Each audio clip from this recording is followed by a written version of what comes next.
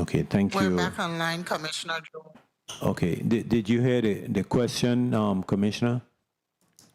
Yes, I did, and we're getting that information for you shortly, Senator. Okay, thank you. You're talking about this being your data registry list. Yes, yes. Senator Carla Joseph, you're recognized for your point. Thank you so much, Mr. Chairman. Again, this is a very great conversation. I really want to applaud you for having. Excuse me, just we recognize the presence of Senator Novel Francis. You may proceed. Thank you. I just wanted to commend you, Mr. Chairman, and of course, the team at DHS. And let me get quickly to my question because you really stimulated that question for me. Are some of the employees still owed retroactive pay, Ms. McGrath Purcell? I will defer to DC Mason. Or DC Mason? Retroactive pay for those, not those, persons who were brought on step and they received their step payments for whatever reason and they haven't received their retro pay. Ralda Mason, Deputy Commissioner of Human Resources and Labor Relations. Yes, we have employees who would not have received retroactive payments. How many of those employees do you have? I'm unable to tell you that definitively, but I can get that information for you, and for what periods as well. Okay, and I hope that information is forthcoming before the close of the hearing, and in anticipated time frame to get them their wages, because I've been inundated. I don't know if my colleagues have been, but I've been inundated with a lot of my former coworkers at Human Services who call me and say, or text and say, Carla, we haven't received our retroactive pay. We're here day in and day out doing the work, as you know, and they definitely are feeling the big pinch because they have definitely earned their retro. So I'm interested in knowing those two things. Thank you so much, Mr. Chairman. Thank you. If I may respond to the senator's inquiry, I can also share that with respect to those retroactive payments, because they're for prior fiscal years, it's not any funding that we will have presently available in this fiscal year to pay those retroactive payments. As such, we forwarded to the Office of Management and Budget request for funding to meet those obligations. Thank you, Senator Carla. You, go ahead. Thank you, Ms. Mason. We would need to know the figure of how much is owed. This is the body that appropriates that. We can't have the people who are day in and day out and sometime overtime, okay, and not putting in any type of a request for overtime or comp time, and they're not getting their pay. So we need to know, this is a body that appropriates. We need to know how much they are owed in their retro payment. I definitely will request that through the chair. Thank you, Senator Joseph. I understand you have the answer to the question about the cistern for the Head Start. Masika Lewis, Administrator, Office of Head Start. At the Bolongo facility, there are 3 cisterns that are being built in concrete, one for day-to-day use that has 3,000 gallons, but overall the cisterns will hold over 70,000 gallons of water. 70,000 well Sapopa. That's a lot of water. Senator Milton Potter, you're recognized for your 6 minutes. Thank you very much, Mr. Chair. I think it's good afternoon. Good afternoon, colleagues. A special good afternoon to the leadership team of the Department of Human Services.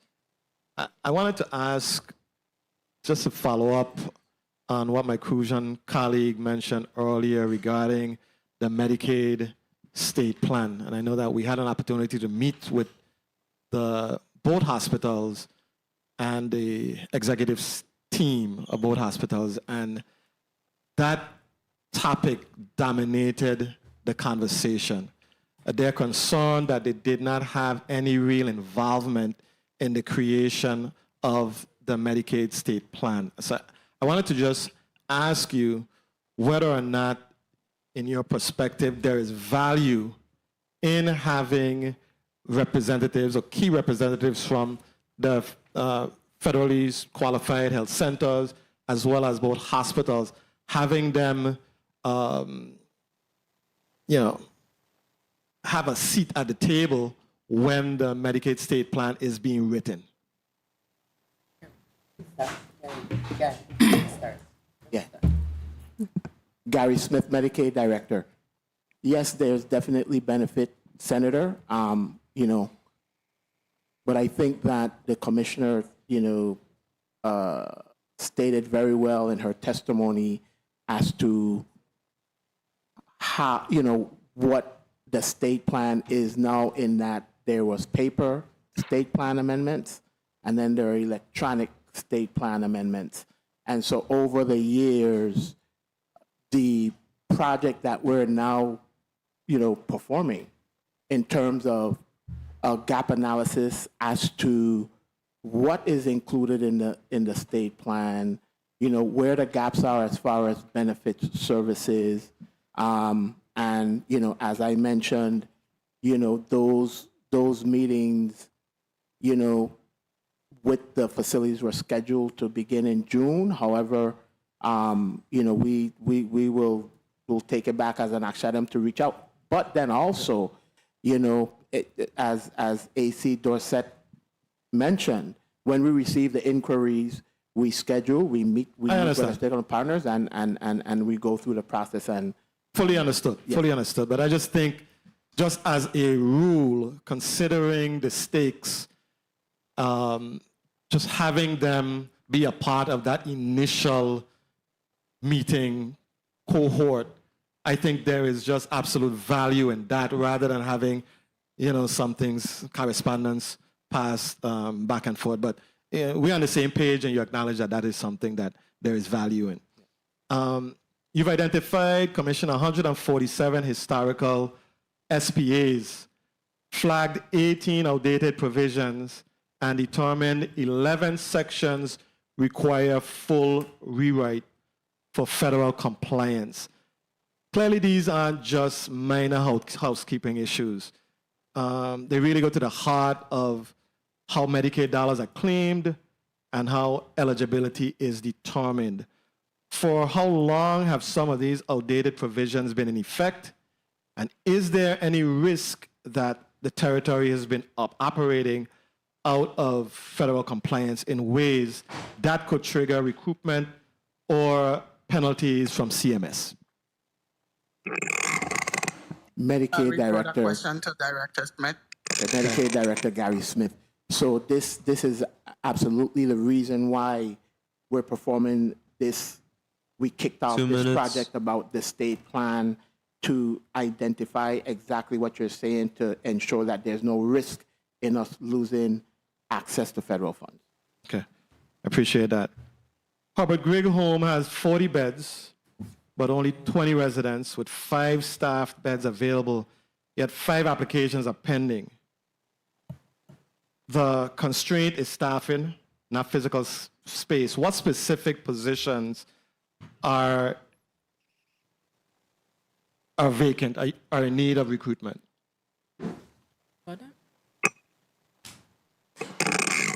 Kishma AC Vincent. Dorset. Kishma, go ahead. Kishma Vincent, Administrator, Senior Citizen Affairs. Currently, let me just make a correction. For the Herbert Grigg Home, our capacity is 25 beds currently, and we are in the process of expanding our staffing. And right now, we would be in need of RNs, LPNs, CNAs. We also need laundry institutional attendants, and I think we have cooks as well as the list on the list. Thank you, Ms. Vincent. Now, the planned rebuild of Queen Louise Home near Schneider Regional is at 30% schematic design phase. What is the projected total cost of construction, And what is the funding gap between secured FEMA PA dollars and the total project cost? And what's the contingency plan if FEMA does not cover the full scope of the rebuild? I'll turn that over to Akila. Good morning, Akila O'Brien, disaster recovery specialist. So that was a loaded question. Okay, so your first question was in regards to the cost of the permanent project. Yes. So we estimated it to be around $73 million. That is what FEMA obligated. There is a 5% local match that we will be trying to work through CDBG to get the local match funding through there. Second part of your question? The funding gap. The funding gap between secured FEMA PA dollars and the total project cost. Is there one? No, so like I said, there's the PA funding is going to be covered at a 95% cost with the local match, which we are working to get the CDBG funding for, would cover their 5% local match. So there's no gaps to where we would have to, at this time, look at picking up the cost. Okay. Thank you. Thank you for your response. My final question, you state that CMS certification cannot be retrofitted, Commissioner. It must be planned and funded from the onset. Yet neither Greg nor Queen Louise currently hold CMS certification. What is the specific pathway, timeline, and cost estimate to achieve CMS certification for the new facilities? Repeat, Senator Potter. You state that CMS certification cannot be retrofitted in your testimony.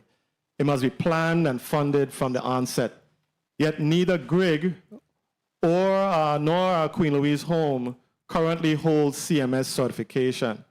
What is the specific pathway, timeline, and cost estimate to achieve CMS certification for the new facilities? And has CMS been involved in any or engaged in a pre-design process as a partner? I'll let AC Dorset answer that question. Tasha Phillips Dorset, Assistant Commissioner. Senator, currently CMS is not involved in the construction of the new Herbert Grigg or the new Queen Louise Home for the Aged at this time. We have embarked, along with the Department of Health, on a CMS assessment and readiness process. Just last week, the Department of Health and their team visited both of our current facilities so that we could take a look at our baseline, and then they will assist us within the next 12 to 18 months to become ready for certification, for us to submit our application package. We know with the current age facilities that we have right now, we're not going to pass CMS certification. We don't have what we need in the current facility layout, design, etc., to pass the certification. We're going to do it for the new facilities, and they're being built to spec for a CMS certified home for the aged, not a skilled nursing center. I want to make sure to put that on the record. So Department of Health is our partner with that, and we have begun the necessary assessments for that. Will CMS be a pre-designed partner in this process so we get it right from Jump Street? Well, we will be following their guidelines and regulations that they already have issued. That is the pathway towards becoming certified. And the Department of Health is the entity that is responsible for the certificate of need process and all facility regulation in the territory. So that's why we're starting with them locally. But it's a partnership effort. Thank you for your response. Thank you very much, Mr. Chair. Thank you, Senator Potter. Senator Fonseca, Ms. O'Brien would like to add something to AC Dorset comments. Yes, Ms. O'Brien, proceed. Akila O'Brien, disaster recovery specialist. So One moment. I would like to recognize the presence of committee member Senator Marvin Blyden. Please mark Senator Blyden as present. You may proceed. And you have a point of So in our- information from Senator Carla Joseph. You may proceed. Akila O'Brien, Disaster Recovery Specialist. So in our pre-design and just the overall design of the Herbert Gregg and Queen Louise facilities, it is embedded in the design what is required for CMS certification. So as we have once we have a facility that's turned over, it will be able to meet at least the baseline for what the CMS requirements are in regards to rooms, services, everything is embedded in the design. So we are working towards preparing for the final certification and approvals. Okay, before we go Senator to... Fonseca, I have Yes, some Commissioner. updated numbers for you. For Okay. the senior registry that you asked about earlier, Yes. St. Thomas has 552 individuals on it, St. Croix 316, and St. John 101, for a total of 969 seniors on our senior data registry list in case of emergency that we can get in contact with, etc. Okay, 969 on that list. So that list... And it's a running list. It's a running list. Yes. It's not only during hurricane season as we go out with our APS team and our homemakers, we add people to the list and we also do outreach efforts. Okay, so those 969 seniors, you maintain contact with them and you find a placement if they need some place to stay during a storm, etc. Give me a excuse me. Give me an update on the list of services and communication activities that the department has with them. Leading up to hurricane season, we reach out to each senior to see what are their needs, and we make sure that we document it, whether they're disabled or not, and we make sure to reach out to see if they need to be transported to a shelter. If there are any medical needs needed, we coordinate with DOH. But this list is not only for hurricane season. Ms. Yvette Henry and her team has been doing an awesome job in just checking in with the seniors, not only during hurricane season, but our focus is making sure that if a hurricane is coming, that we be proactive to get them out of the area they're in if they need to be moved. Thank you, Commissioner. Senator Carla Joseph, you're recognized. Thank you so much, Mr. Chairman. I do have a question for Ms. Mason. I have gotten some information that there are a number of employees who have shifted to a different position, a higher position within DHS, and they haven't received their NOPAs. What's the status of that? How many persons haven't received their NOPAs from HR regarding shifts in their career and their job title? Specifically, it's for the Head Start area. Ralda Mason, Deputy Commissioner of Human Resources and Labor Relations. Senator Joseph, I respectfully ask that you get with me on that and give me some specifics because I have no knowledge of any employee moving to another position without receipt of a NOPA. Okay, so I would to your need you- knowledge, all employees who have been promoted have received their NOPAs. To my knowledge, if an employee is going to be promoted to a position, then it would be the NOPA that pays them. Okay. So I would have no knowledge of an employee being promoted to a position without receipt of a NOPA. If that has happened, please do give me that information so that we can rectify that. But I have no knowledge of that happening. Okay, thank you. And then I wanted to also share with you that I did get the information for the prior years for you. So for Certainly. fiscal year 23, which was effective 10/1/22, we have $20,418. 20,000. In retro, 418, 18. Okay. For fiscal year 24, effective 10/1/23, $56,874. And for fiscal year 25, effective 10/1/24, $175,254.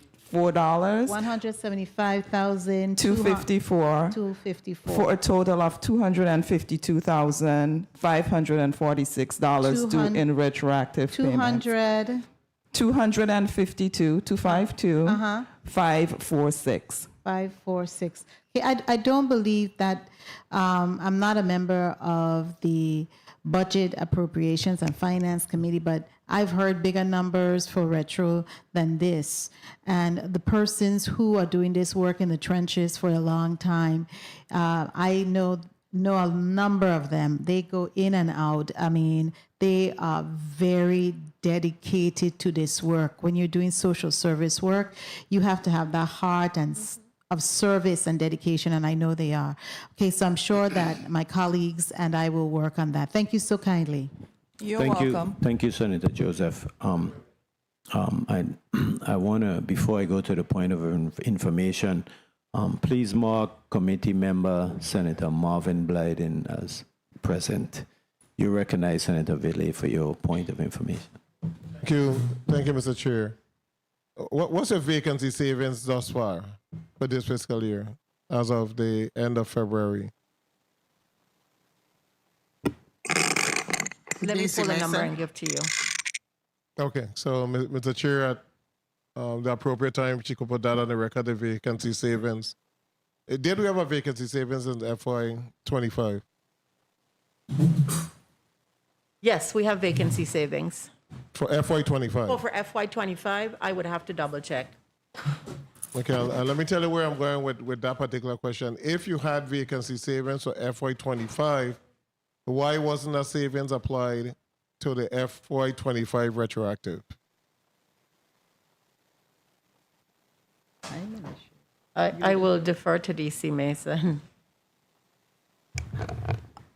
Senator, the only thing that comes to mind would be that it would be a timing issue because your vacancy savings would be determined at the end of the period. Your final number would be determined at the end, but 3-4 months out, if we funded a position at 75% and up to June, that position wasn't filled, that's a vacancy savings from January until June.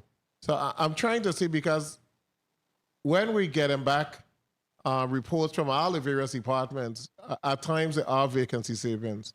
And instead of letting those monies not be utilized and just disappear October 1st, it is best that we apply those monies towards the retroactive. So, because this isn't a lot of money in terms of retroactive, but we definitely have to come up with a way of how we get to fund it. Because if you have somebody that owed retroactive from 24 and then owed 25, I mean, that person is beginning to get a little bit upset and losing some motivation because such a small amount is not being covered.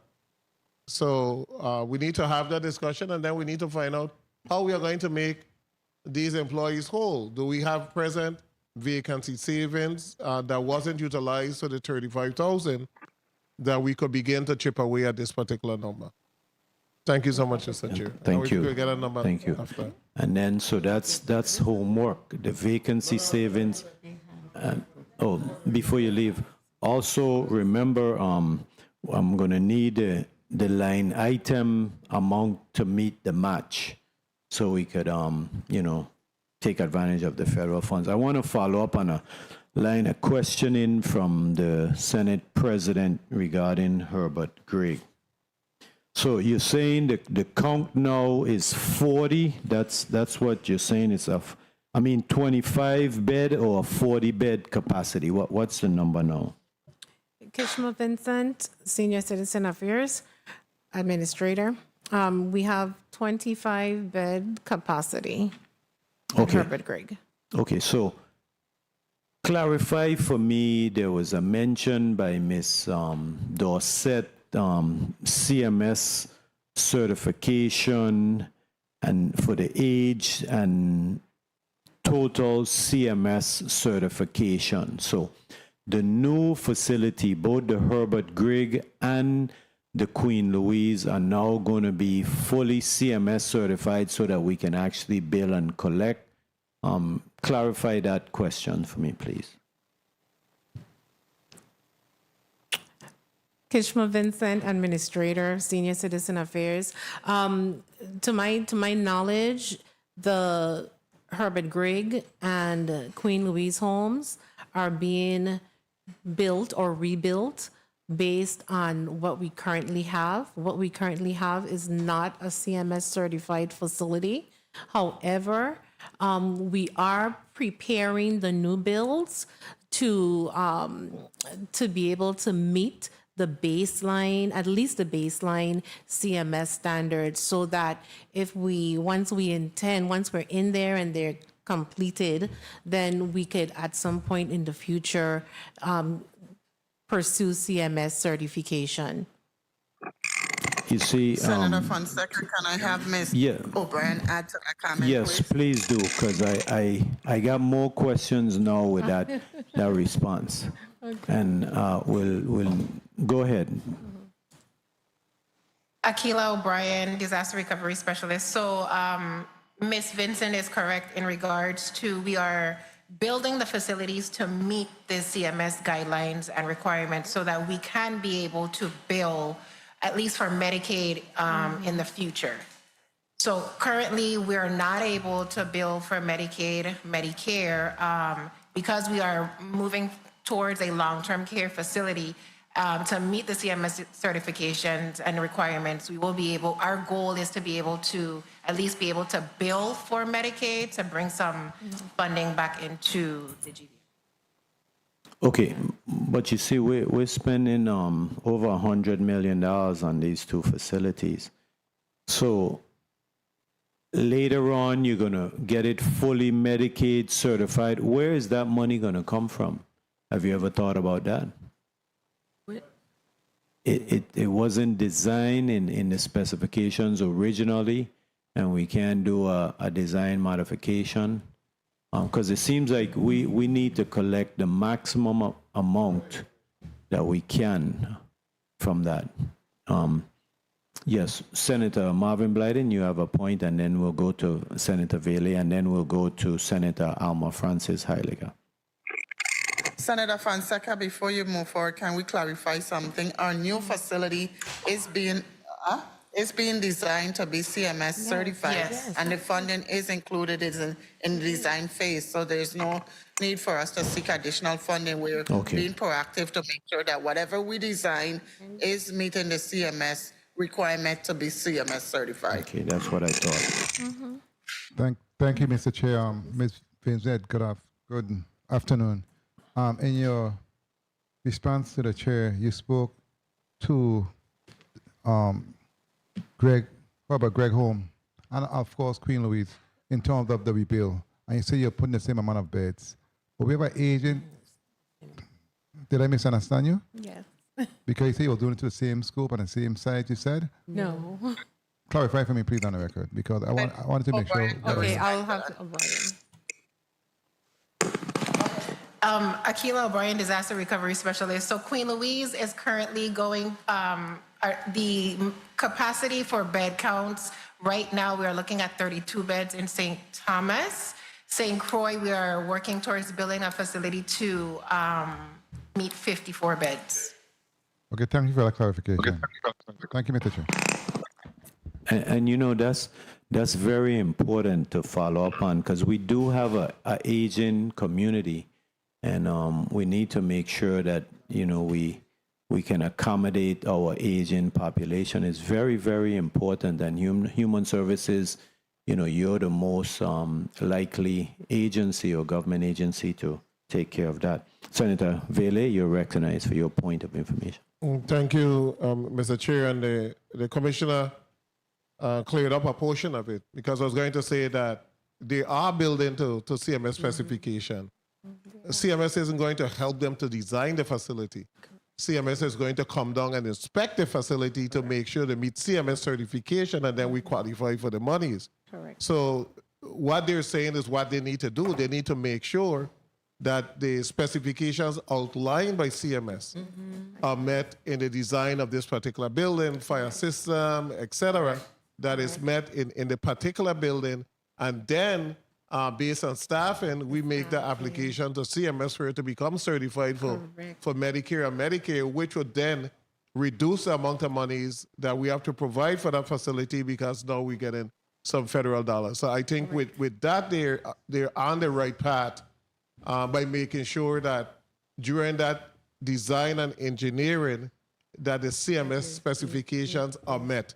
Now, if it is not met, we're going to roll back the tape to what you guys said today and say, why did you guys not do it? Thank you so much, Mr. Chair.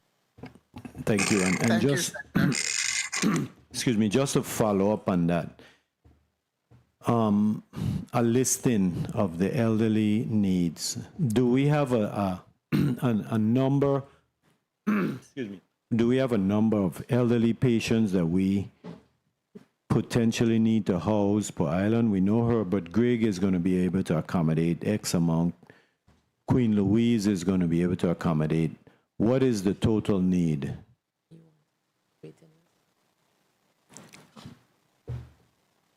Okay. Kishma Vincent, Senior. Kishma Vincent, Senior Citizen Affairs. We have a great need. We have a great need on both islands. We have many elderly persons that are living alone, being cared for by their families, and time is only going to tell as they begin to decline, how much more their families will be able to take care of them. So I can talk to you about a waiting list today, right? In St. Croix, we have maybe about 20 persons on the waiting list, and that's not, applications being completed. In St. Croix, we currently have about 5 or 6 applications that are very near to completion. On St. Thomas, we have 3 applications that are just about completed so that we could accept them into the homes. But as far as, the need, we call this time the silver tsunami, where we have so many people that are, be getting older and are going to require much more assistance and care. Okay, thank you for that. But I would have liked to get an actual number. Okay. Because we need to know what the demand is so that we can address the supply. Okay. And, Sorry. On St. Thomas, as far as the Royal Esther Schneider Hospital goes, my latest update is that they had 17 boarders here, 17 boarders at the Roy Schneider Hospital. One of those boarders, we are in the process of moving them over to our off-island facility because we don't have that person needed more of a skilled nursing home facility. And on St. Croix, we have just one right now that would be eligible for Herbert Grigg, and we are also working on that package as well. And I want to ask a question. Senator, can I add something Yes, to that, yes, please? This is Commissioner. Commissioner George. To provide you an accurate number is going to be difficult because Herbert Grigg and Queen Louise Home is a revolving door. As individual pass, we fill their spot, and we're talking couple years out, and we're not going to know our need for a couple years out. So all we can say is that we're going to try to accommodate as much as possible based on our number we retrofitting for to make sure that our community is serviced. But to say that we can give you an accurate number of our need, it's a revolving door. Sometimes we get to take everybody off the waiting list based on, sad to say, deaths of individuals in the home. But it's a continuous revolving doors. So it's hard to give an accurate number. Thank you. I want to understand more the borders. You have 17 borders. Give me a little bit more of the demographics without getting personal. How many are actually elderly? How many are residents, non-residents, et cetera, et cetera? Senator Fonseca, the borders will come from the hospital. They'll have to provide you the demographics. Our team only get reached out to when we have somebody that meets the requirement for the homes for the age. But to give you an in-depth of the 17 borders and the demographics, that's the hospital, that's not us. Okay, so the hospitals are up next, so we'll ask that question. Senator Alma Francis Heiliger, you're recognized for your 6 minutes.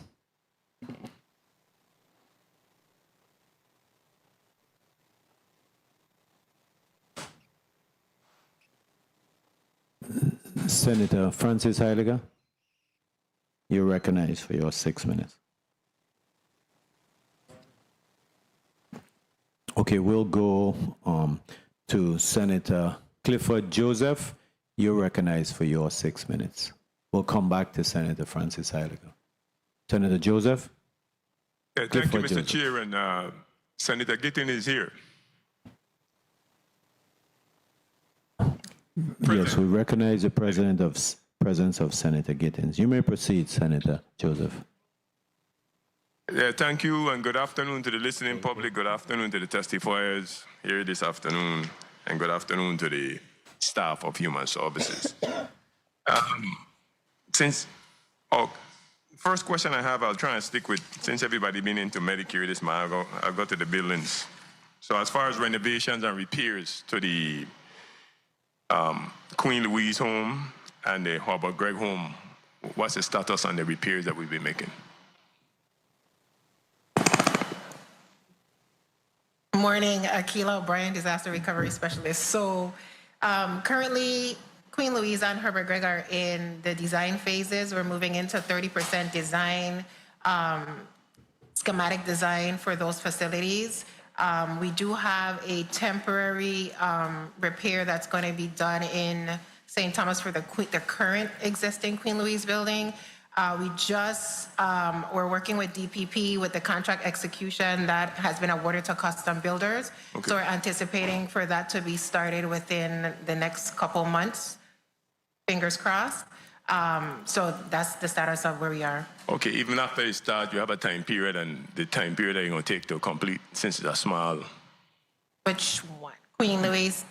The one you just spoke about going through the procurement process. We're hoping, okay, so that, we're hoping to have that completed by first quarter of 2027. It's supposed to be running in line with our relocation of our residents. We got a little bit delayed in regards to the contract award process. So we're expecting a completion of those temporary repairs to be completed in January of 2027. So any temporary repairs here on St. Croix at the Harbor Greg or no? No.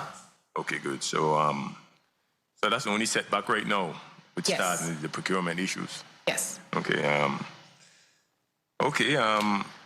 What milestones are being used to measure the department progress for the CMS certification? What milestone are being used? We Yeah. have an assessment tool that was given to us that we gotta follow to make sure that when we're going through the design phase, that we meet all specifications to go through the process of building to meet CMS certification guidelines and having the assessment tool ready. I know earlier we were speaking about staffing, and you guys aware of the minimum staffing that CMS dropped down to? Yes, we are. That's part of the assessment tool. Okay, good. I don't know if, AC Dorset, you wanna speak more on the assessment tool?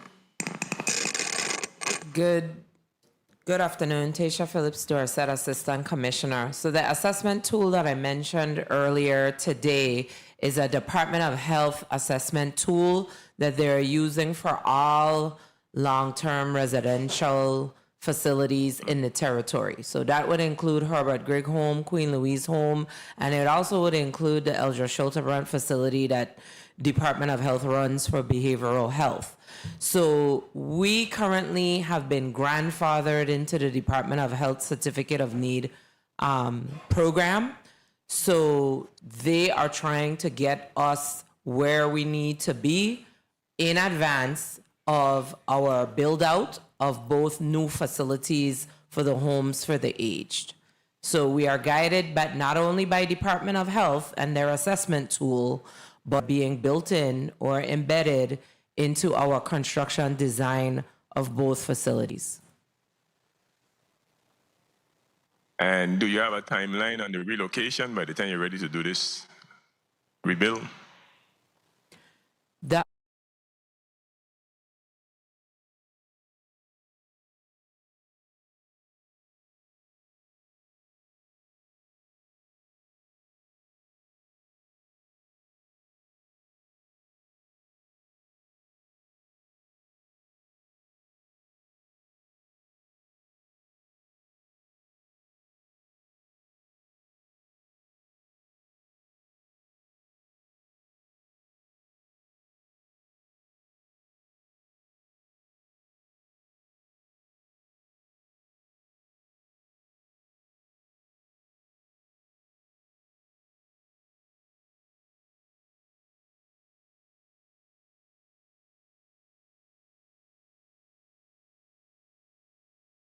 Side window that we were given previously was anywhere between 2028 and 2032.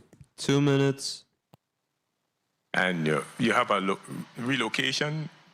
Because I mean, if you're going to be working on these buildings, you need a place to put the residents. Senator If I could just jump, Akila. O'Brien, disaster recovery specialist. I'll take over AC.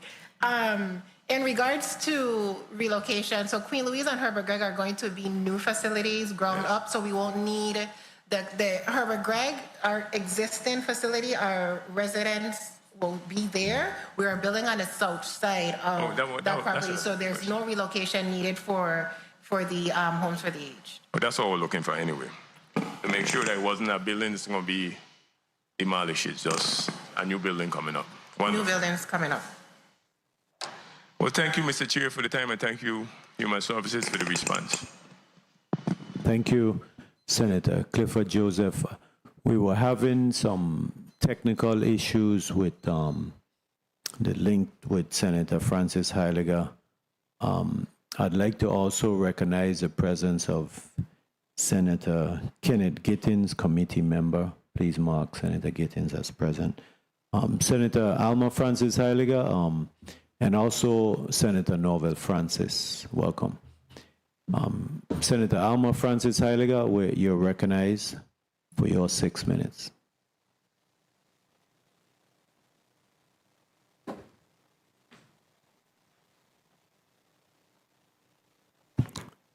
Yes, okay. I want to go back to the Herbert Gregg. On page 5 of your testimony, Commissioner, you mentioned the long-term care facilities have strict clinical staffing ratios and regulatory standards. So give me some more details on how are we meeting those strict staffing ratios for the long-term care. We've been discussing Herbert Gregg, and I want to bring Queen Louise Home also into the mix.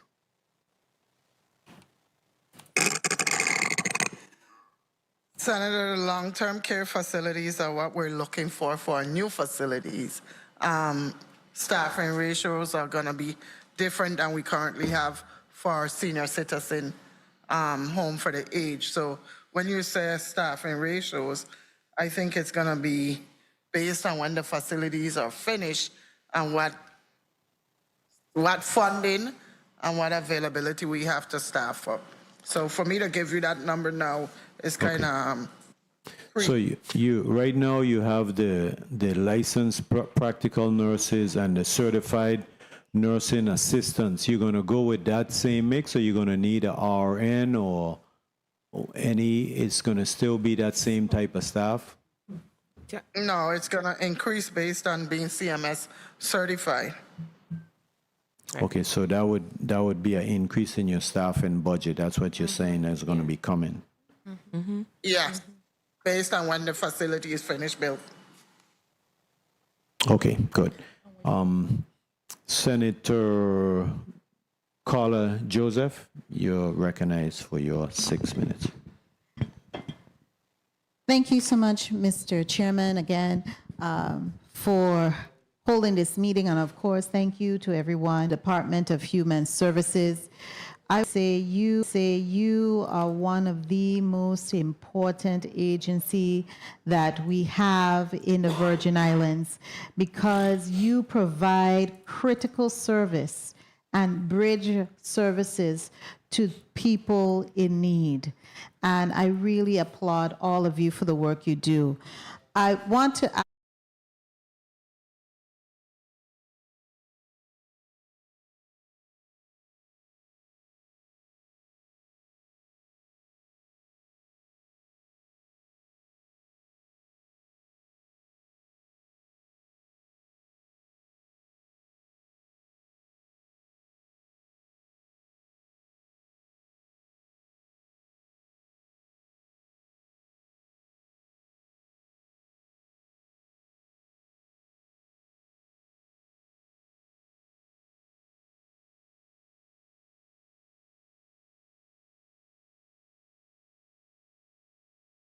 some questions. First, let's start off with Head Start. Head Start, you are 100% funded, or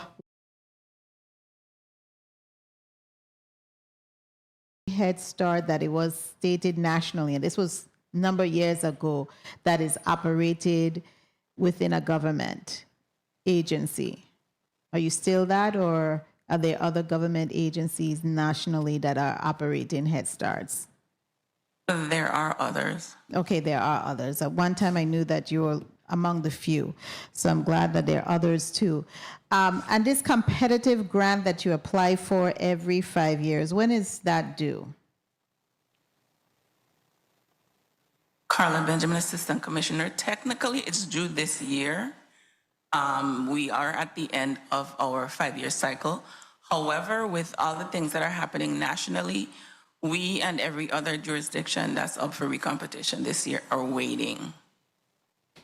You're waiting for funding notice of funding availability? We were waiting for the solicitation to submit applications. In a recent meeting with our program specialist, we were advised that information is going to be forwarded to us and the other jurisdictions. The solicitation has not been issued yet, and so the federal government is making whatever accommodations they need to either extend out the current grant or issue an annual grant. That is my understanding. Okay, and did they give you any timeline on when they are going to be able to do that? Or it's just still a waiting game? They didn't give a specific timeline, but we do know that the Head Start fiscal year ends on June 30th. Okay, and when was your last federal visit? Site visit? That's sort of a difficult question. We've had a number of reviews over the last Head Start year. A lot of those were virtual. And we have had,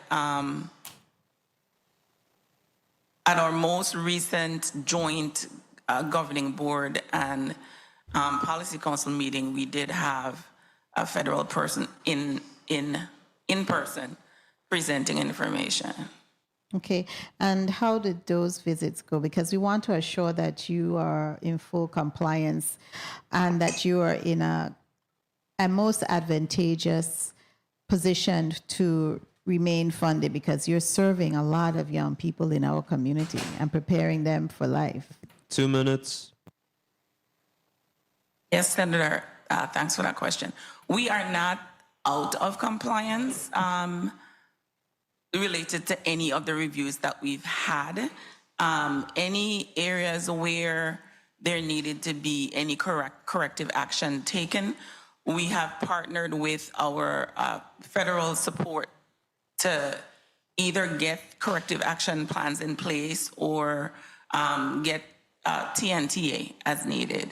Okay, all right. So I know you're working diligently in that, because we don't want to place any of these federal funds in a position of at risk. I wanted to switch now to Medicaid. Kindly indicate, how are you doing today, Mr. Smith? Gary Smith, Medicaid Director. I'm fine. Thank you, Senator. Good. I wanted to ask you, because I saw, I read through some of the attachments really quickly. And I'm looking at this page. It's labeled USVI dashboard for week ending. I'm suspecting it's for you, Medicaid here. Is that your supplemental? That's Gary Smith, Medicaid Director. That's the weekly dashboard issued by our Medicaid Management Information System. Okay, so it is you. So I surmise that from this. Now tell me, how is it that we have all of these off-island providers? It says here under provider enrollment, off-island providers, it's numbered in 118, compared with on-island providers at 290. How is it that you have such a major discrepancy? Do we have a lot of our enrolled members in Medicaid. I'm going to wrap up, Mr. Chair, who Yes, you may. are receiving services off island. Yes, that's relative to when the service cannot be rendered in the territory. We have to send our members off island, and that would be emergency transfers and also outpatient follow-ups. And on average, how much patients you would say monthly that we have to, or members you have to send off island? I wouldn't be able to, I'd have to get that information back. Yeah, that's very important that we aren't providing, that we have that deficiency here in, and we can't provide the services here.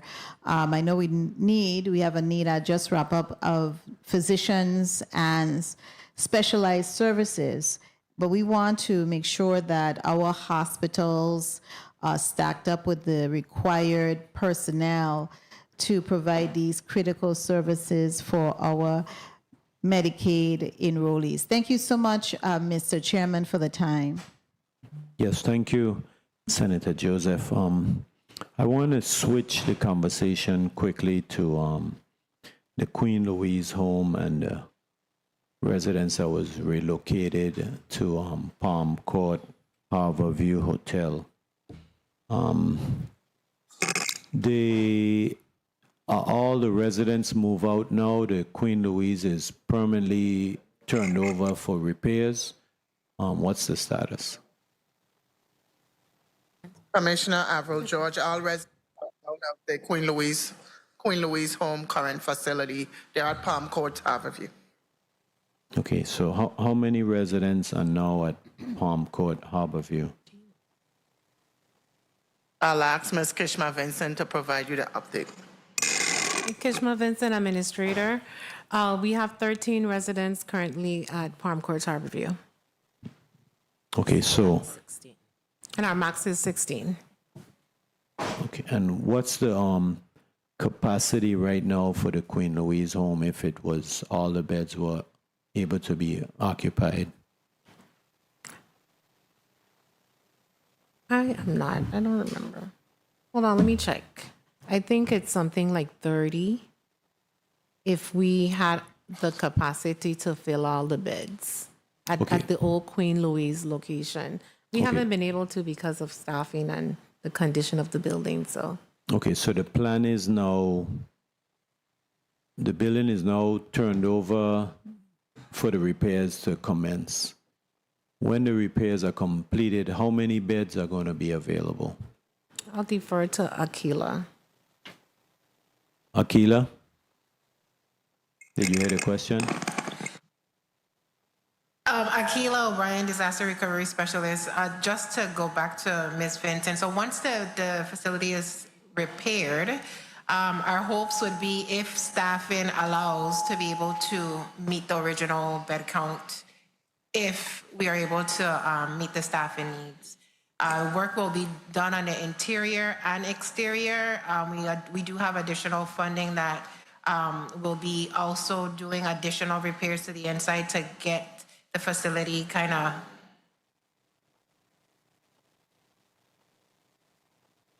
Looks like that. I think we didn't hear you, and we had a freeze. Can you hear me now? Okay, well, can anyone else, Mr. George, Deputy Commissioner, can you answer that question? Sorry. Tasha Phillips Dorset, Assistant Commissioner. So at the temporary location, which is at Palms Court, there's a max capacity of 16 residents. We have 13 right now.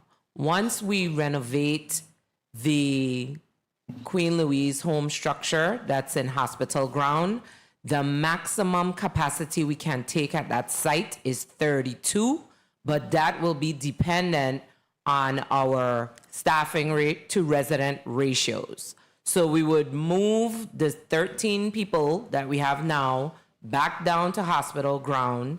So that would be 32 minus 13. And then if we have the exact amount of nursing staff that we need, then we could go to the full max of 32. And then in 2028 or 2032, when the new 32-bed facility is completed over by the hospital building, the hospital next to Paragon building, that would give us an additional 32 beds. So we would be up to 64 beds in theory. But again, this is all dependent on staffing ratios because we run the facilities on a 24-hour basis. I notice a lot of comments is dependent on staffing ratios, and I know the majority leader mentioned earlier about vacancy savings, etc. What are the total vacancies in the department right now? Listen.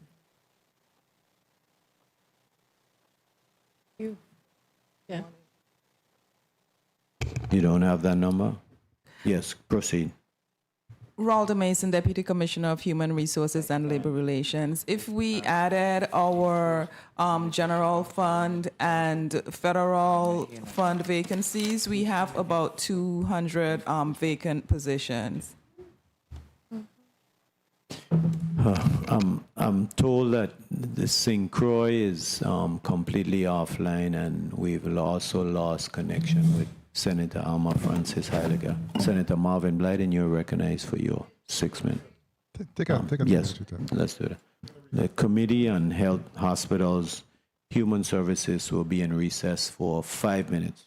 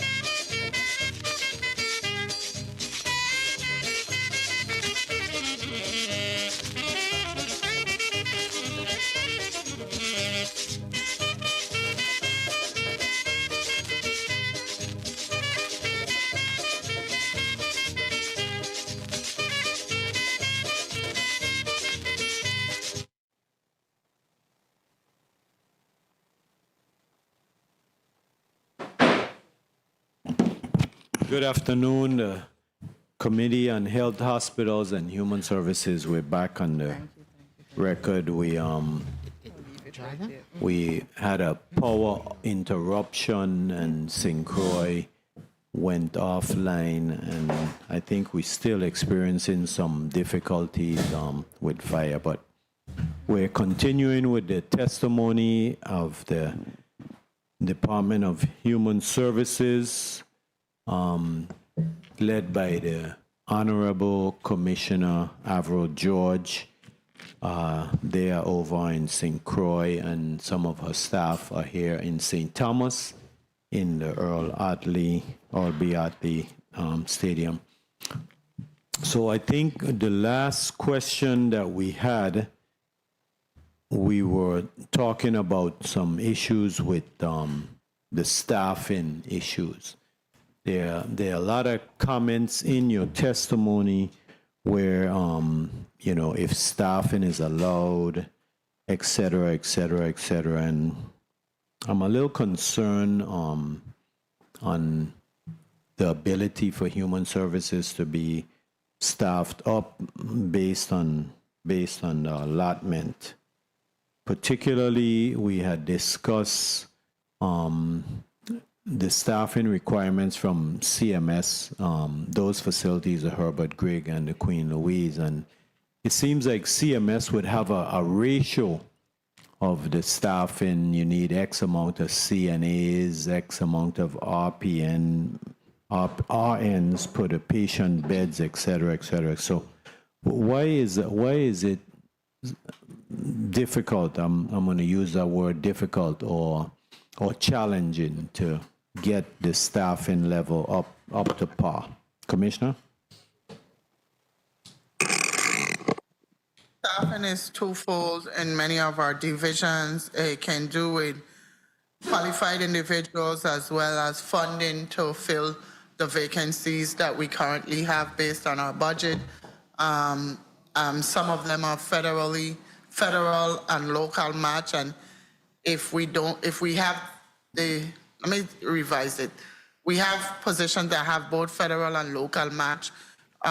If we don't have the funding to fill them, then we can fill them. But there's both sides, qualified applicants as well as funding challenges.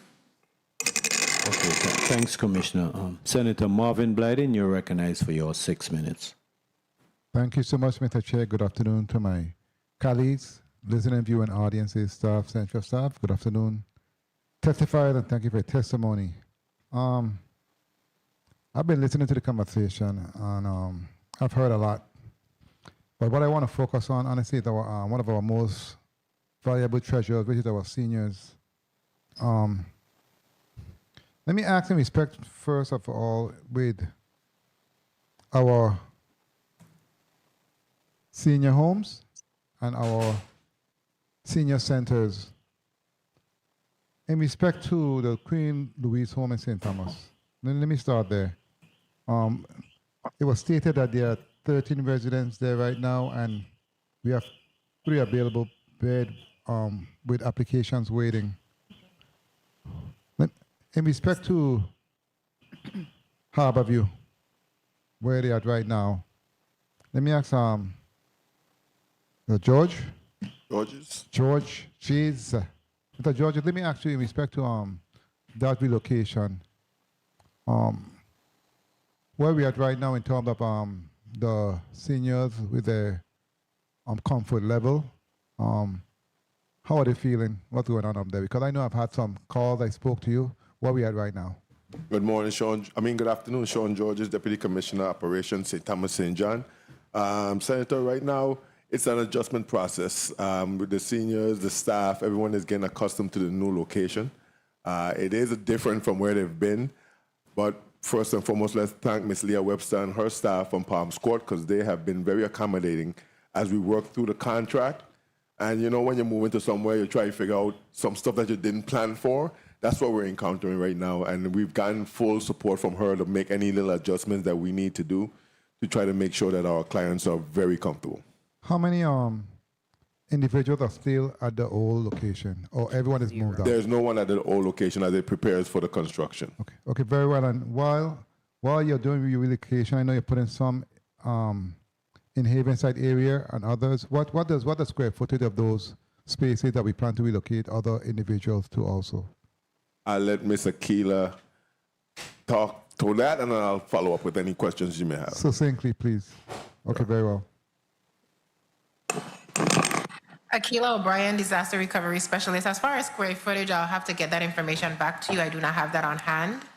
But I will say that the Nude Hansen relocation, respective to this Haven site location that you just mentioned, and via, I mean, we are moving to smaller spaces, so there will be, some adjustment for the staff while we are working on, rebuilding the Nude Hansen facility. But I will be able to, I'll have to get the square footage for each of those locations back. And what the number of the smaller spaces? How many spaces are we speaking about? How much in total? So for the Nude Hansen relocation, we have 2 locations. Haven site is one where in the testimony, it's outlined that we've already moved some of the staff. Then we have the old VIA building out at Tutu Park. That will be housing the client-facing divisions. Okay. Yes, and to add to that, so I think the commissioner likes to state it very, very simply. We're going to do more with less. The spaces are not as large as they are at the Nude Hansen, but they will be able to accommodate our walk-up services, which we will be providing at the Tutu Park location. That includes our Medicaid, our SNAP, our Senior Citizen Affairs, our CSEP program, as well as our Head Start administrative offices. 2 minutes. Where is the senior center going to be located? We're now working in talks to a temporary location. We're hoping that we can probably utilize one of the Head Start locations when they've made their move to move our seniors into that location. So in an interim, what type of activities are we having them do in between all of what's going on in that space? Because as we know, they're active, they're always engaged. So what are we doing for them within the space? Their current location is still fully active. They've been doing all their activities. Ms. Shirish Jorgen and her team on the St. Thomas Center have been doing what they normally do. So they and Ms. Abigail in St. John. So in this district, there's business as usual until we have to make the moves. Okay, sounds good to me. And also I heard in the testimony that between the back and forth that there are 200 vacancies in the department. 200 vacancies. Are they all funded? Are they all funded? I'll have DC Mason answer that. And before this, DC Mason, go ahead. Good afternoon, Deputy Commissioner Mason. All our vacancies are not funded. How much are funded and how much are not funded? That's hard to say. So we have two types of vacancies. We have vacancies that are funded through the local government. We have vacancies that are funded through the federal government. As the commissioner mentioned, some of these vacancies would require, even if it's federally funded, it may require a 50% local government match or 25% government match. And if we don't have the local portion to accompany that federal part, or we may have local funds available, but the position may have been withdrawn on the federal side, then the vacancy really isn't funded. So it's there's a lot of work to be done with our vacancies. I'll leave that there. But we do have a potential plan in terms of staffing to assure that we meet capacity and that we are prepared moving forward. That's part of the plan, correct? Correct. And in closing, before I close, Mr. Chair, let me just add that. Senator Marvin Blyden, if I can just add to that, Sure. The vacancy, the process also includes us being able to, even though a vacancy exists, there's no way for us to fill that vacancy without the requisite approvals. So there's that as well. Understood. And in closing, Mr. Chair, before I go, when it comes to the relocation also, because I know you plan on going in the country also, the old Via building, and we know why they left. Have that whole building been revamped in terms of the air conditioning units and in terms of mitigation, etc.? Can you speak to that, please? Because I think that's very important. Sean George is Deputy Commissioner Operations. During the negotiation for the contract, DPP was very adamant about changing the AC systems in the facility, which they have done. They've changed all the tiles. They've worked on the leaks in the roofs. So when we walk through the facility is prepared and has been improved for us to move into. And I'm glad to see with a contract track also with I'm not going to call a contractor name, with the Head Start for Limburg and Bolongo. I mean, they really did an excellent job. I see the time frame, and most likely it should be done within that time. I look forward to seeing the finished product. Thank you so much, Mr. Chair, for the time. Thank you for your responses. Thank you, Senator Blyden. Senator Potter, you're recognized for your point of information. Thank you very much, Mr. Chair. I wanted to just piggyback off of the Palms Court discussion, and I wanted to know if from a regulatory standpoint, this temporary move to Palms Court, I know it's supposed to be for about 9 months. Is CMS aware of that? Are they fully on board? Is the facilities in compliance with the expectations of CMS? Commissioner George, Senator Potter, our facilities right now are not CMS certified. So there's no compliance for us to meet in regards to CMS certification. Our new facilities are what we're looking for to make CMS certified. Main concern of our move is to make sure that our seniors are in safe and conducive environment, and none of our services is diminished due to the relocation, and I think we have met that quota. Right, I understand. So the key as far as CMS is concerned is that you don't put the residents in a diminished environment, and Palms Court meets that requirement. That's what you're saying. No, what I'm saying, you keep saying CMS certified. Herbert Gregg or Queen Louise Home does not fall currently under CMS certification. So our guidelines is to make sure that we meet safety, conducive environment for the staff right now, not CMS certification. Our new facilities, like we stated, is what we're gearing to be CMS certified. So we're meeting our regular mandate to make sure our homes are up to par, but it doesn't have to go through CMS certification. Okay. So that's basically an internal decision. Department of Human Services, you do your evaluation to make sure that seniors are placed in a safe and sanitary environment. That's basically the threshold that has to be met. Yes. Okay. Thank you. Thank you for your response. Thank you, Senator Potter. Commissioner, I wanted to switch to the SNAP program. Before you go to the SNAP program, Ms. O'Brien has an update for you, Senator Fonseca. Yes, proceed. Akila O'Brien, so there was a question asked in regards to the square footage for the relocation spaces. So for Tutu Park, we'll be utilizing 20,000 square feet. Haven site, there's 2 phases. Phase 1, which we already have some of our staff, that's 3,245 square feet. And then for phase 2 is 15,860 square feet of space. Senator Blyden, you're recognized for your point of information. Thank you for that information in terms of the 20,000 square feet, but can you break it down in terms of the space? I'm talking about the living space for those individuals, the living space. That's hard, Commissioner, for us to do right now. We're going through the rebuilding, the build out of the area to make sure that we have enough space for each division that is going to be placed there. We don't currently have that breakout for you right now. Okay, thank you. Thank you, Mr. Chair. Yes, thank you. I do have a follow-up on that before we go to the point.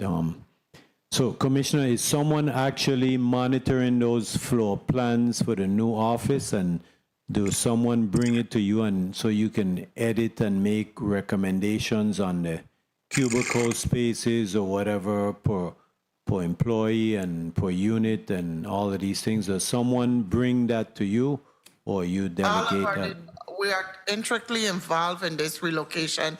Senator, all divisions have went out to the area and made the SLT member has reviewed the plans, and we're working cohesively to make sure that we have every avenue filled in regards to the employees being in a safe, conducive working environment. So it is a work in progress, and all hands are on deck.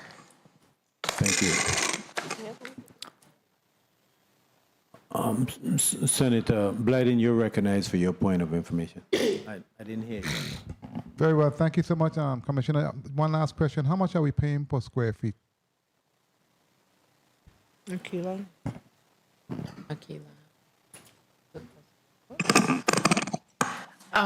Akila O'Brien, disaster recovery specialist. I don't have the dollar per square feet. I could just tell you the total annual rent that we're paying for the spaces. That works. Sure. Please. Okay, so for payment site phase 1, the annual rent is $226,000. $226,050 per year. I want to also make sure that we add that these relocations are 95% funded by FEMA. So all 3 of them will be covered at a 95% coverage on the federal end, and then we have a 5% local match that we would be responsible for. Haven Site Phase 2, we are paying. Annual rent there is $769,000, $989.24. That is for Havenside Phase 2, and for Tutu Park, I believe we are around 40,000. Let me get that for you. And give us the Palms Court also. With Palms Court is being, we're paying Palms Court at a nightly rate. So it's at a hotel rate. I want to say we are paying about $247 per night, but I will get that. Give me 1 second, let me pull that up for you. 147 times 13, that's what you're saying? 247 times 13? Give me 1 second, I don't want to put the wrong thing on it. Okay. Get the numbers and we'll go, Senator Gittins, you're recognized for your point of information. Thank you, Mr. Chair. There were 2 points. Earlier, I was listening to the response regarding the vacancies. We didn't get a number, so I'm asking through the chair if they could provide us that breakdown of the number of vacancies and break it down between federal funding and local funding and per district, please. Also, the second point of information was regarding what the president just asked about. I wanted to ask the commissioner through the chair, Herbert Gregg and Queen Louise Home are both classified as skilled nursing facilities. AC Dorset, can you respond, please? Tasha Phillips Dorset, Assistant Commissioner. No, the 2 nursing homes are not CMS skilled nursing facilities. They are homes for the aged, and they are currently not CMS certified. Do they provide clinical or medical care? We have medical physicians that are contracted to round on our residents. We have 2 in St. Croix and 1 in St. Thomas. That's the highest level of care that we have available at those 2 facilities.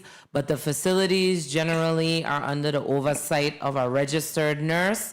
And then under them, there are licensed practical nurses and certified nursing assistants.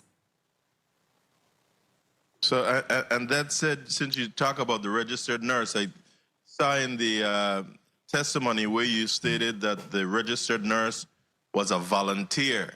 Why is this person a volunteer? Do you have any registered nurse vacancies So at this time? for the Queen Louise Home for the Aged, we have a full-time RN that is starting on April 20th. The person that you were referring to earlier was a part-time registered nurse through our volunteer program. That's how she was paid previously, because that was the existing arrangement. We do want to have Deputy full-time. Commissioner. Deputy Commissioner, I know what I read. You had one volunteer nurse and one part-time nurse. I'm asking if you had those vacancies, why weren't they filled? I'm trying to find a page where you stated, the commissioner stated actually that there was one volunteer registered nurse and one part-time nurse. Senator, as I just mentioned, the full-time nurse will begin on April 20th. We had a transition between the volunteer RN and this new person that is starting on April 20th. And then we have one part-time RN. Thank you. Thank you, Mr. Chair. Thank you, Senator Gittins.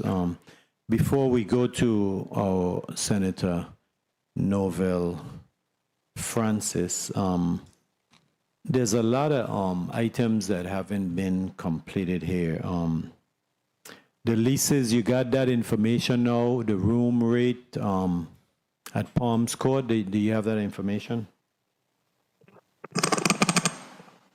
Akila O'Brien, disaster recovery specialist. So I think we left off with Tutu Park. Tutu Park, we are paying $40,671.43 per month. Again, 95% of that is covered through FEMA.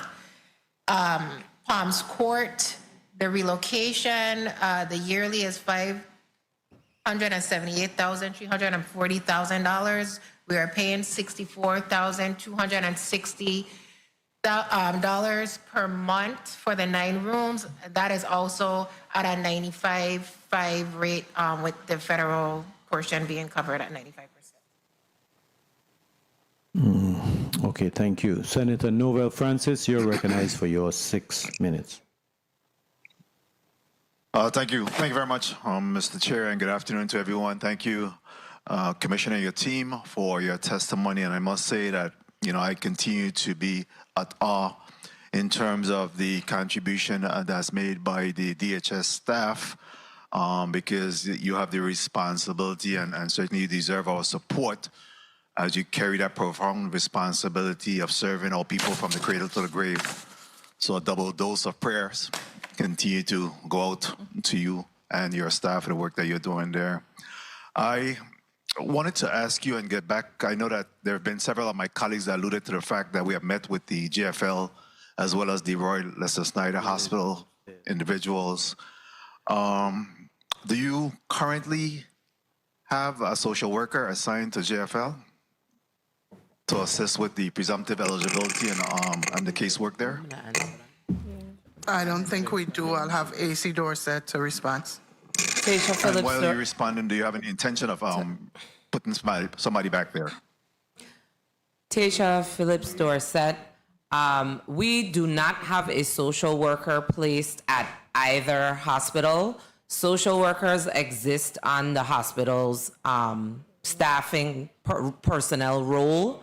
What we do have is eligibility caseworkers that exist at the Department of Human Services, and they work in partnership with the hospital staff because presumptive eligibility occurs at the level of the hospital. The hospital makes the determination at the time when they see the patient if they qualify for presumptive eligibility. Then the patient has 30 days to come to Department of Human Services and complete a full Medicaid application Deputy- so that Deputy they can Commissioner, be eligible. One second. I'm aware of what's involved in the process of having that individual there. My question is, that this have worked well in the past to support and assist in ensuring that there's payments that's made to the hospital. I'm just asking whether or not there's any intention to put somebody back there or work in consort to ensure that we're having that support and assistance at the hospital. The answer is no at this time, Senator, because we barely have enough staff to see clients at the DHS site. Understood. Have this worked well in the past, having someone assigned there? I will let Director that there's Smith answer that question. Director Smith? Gary Smith, Medicaid Director. Yes, it did work very well. But as AC Dorset mentioned, due to the lack of staffing at our facilities, both in St. Thomas and also St. Croix, we had to pull those representatives. However, we did have a meeting with CEO Baptiste on Friday, and she requested if we could at least have someone there for one day. So I'll go back to the team and we'll discuss and see what we can work out to have someone there one day or a couple of hours for 2 days. Whatever will work well. But it was a great partnership. Very well. Very well. Again, I'm encouraging this to occur. I think that it worked well in the past. It allowed for expeditious payment as well as to be able to exhaust some of the functionalities there. So I hope that happens. In regards, what I have you, Mr. Smith, in regards to the Medicaid state plan, I noticed or I heard you under response from one of my colleagues, I think it was the majority leader. 2 minutes. You say you were unaware of any situation with the doctors or some concerns that they had raised in respect to the Medicaid state plan. Is that's true? That a fact? Gary Smith, Medicaid Director. I believe the question was services not being covered. And, as I had stated when we were on recess, our Medicaid program is one of the most comprehensive in the nation. We provide the majority of the mandatory required services by CMS. The only two we don't provide are birthing centers, which we don't have here in the territory, and rural health clinics. And we have no clinics here of a rural health clinic status. So that is one of the state plan amendments we're taking a look at. Now, regarding optional services, we provide the majority of the optional services available, which is provided by CMS. So, I would need specific details as to what service or benefit was not covered by us for our service rendered at the hospital. Can I ask that you meet with them and have that discussion so that we could close whatever gap or shortfall that we're seeing in that area sometime in the near future?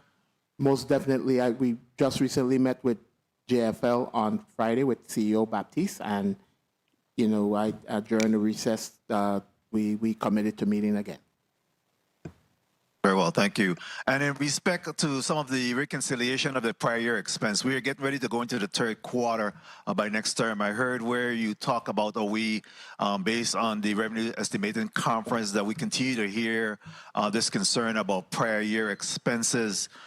Time. What is the situation in respect to ensuring that we're actually addressing these prior year expenses? As I know that my colleague mentioned about creating a line item earmark, which I totally support, moving forward for the Medicaid match. When and what is the issue with ensuring that we have all of the prior year expenses covered? Gary Smith, Medicaid Director. So we have two types of prior year expenditures. One would be claims, and then the other would be contracted vendor payments. Excuse me. The contracted vendor payments, we're working closely with fiscal, and I know they're having conversations with the Office of Management and Budget. Regarding the claims, that's a different dynamic in that you have various reasons why claims may not have been paid in a current fiscal year. We do our best to ensure that we process those, but staffing can be a factor. Provider enrollment can be another factor. Denied claims, rejected claims, system issues. So that's something that is a work in progress. But I will add that more consistent claim payments to the providers would assist as well. Okay, Mr. Chair, if I could just wrap up with 2 points, real quick. Go ahead. So, Mr. Smith, thank you. And Mr. Smith, in regards to that, this is definitely creating a tailspin in our budget. And we need to be able to address the issue of the prior year expenses because this really throws the budget into a tailspin and something that needs to be addressed. Commissioner, real quickly, would you agree that the Herbert Gregg 32 beds moving forward would be woefully inadequate in terms of the new? It's 32 beds that was mentioned for the new? Keila O'Brien, the Herbert Gregg is going to be designed for 54 beds. 54 beds, very well. And my final question is in regards to the senior centers. Any intention of bringing one or getting one in the Frederiksted area and the West area? I believe that there is a tremendous issue, and I always say that we have a disease that's called loneliness. With our seniors, and we just have them pining away at home. Is there any efforts or anything that we could do to support the reopening of a senior center in the Frederiksted area? There'll be some, Senator Avril George, Commissioner, there'll be some we have to look at to see how it's feasible. I know the Walter I. M. Hodge facility have an area that they wanted to do a senior center, but our problem was it just being for Walter I. M. Hodge residents. But that is not off the table. That is something we can look into. Very well. Thank you. Thank you, Mr. Chair, for the time. Thank you for your responses, DHS. Thank you. Commissioner, I just want to follow up quickly on the leases and the rental. So Palms Court is about 578,340. That's based on the 40,671 per month. In Haven site, you had 226,000 per year. And at Tutu Park, it was 488,052. I didn't get the second Haven site amount. What is the second Haven site amount? I think it was 769,000 approximately. 769. So that's Can I about. make sure that we put on the record that all these numbers that are being thrown out, it's matched 95% federal and 5% local. So the only thing that's coming out of our general fund budget is the 5% local match. Okay. I wanted to put that on the record. The rest were funded by FEMA in regards to the relocations. Okay, so that's about $2 million a year in rent and leases. Are you renting and leasing any other areas other than those that we just discussed? Are there any others? We have, no. When you say we have our Head Start, we have our leases in No. St. Croix. I'm talking It about varies. due We to have the different locations. no, just due to the construction. Just for the move? No. Yes. Okay. No, just for the move? No. No, we're not leasing any other facilities other than those two. Okay. Thank you, Senator Kenneth Gittins. You're recognized for your 6 minutes.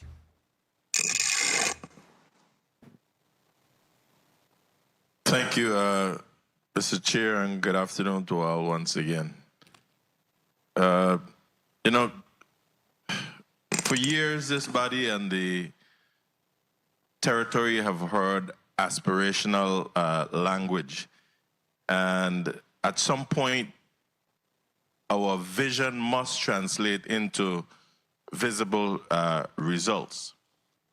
And I say that because Herbert Gregg, Nude Hansen, Queen Louise, we've been at this for so many years.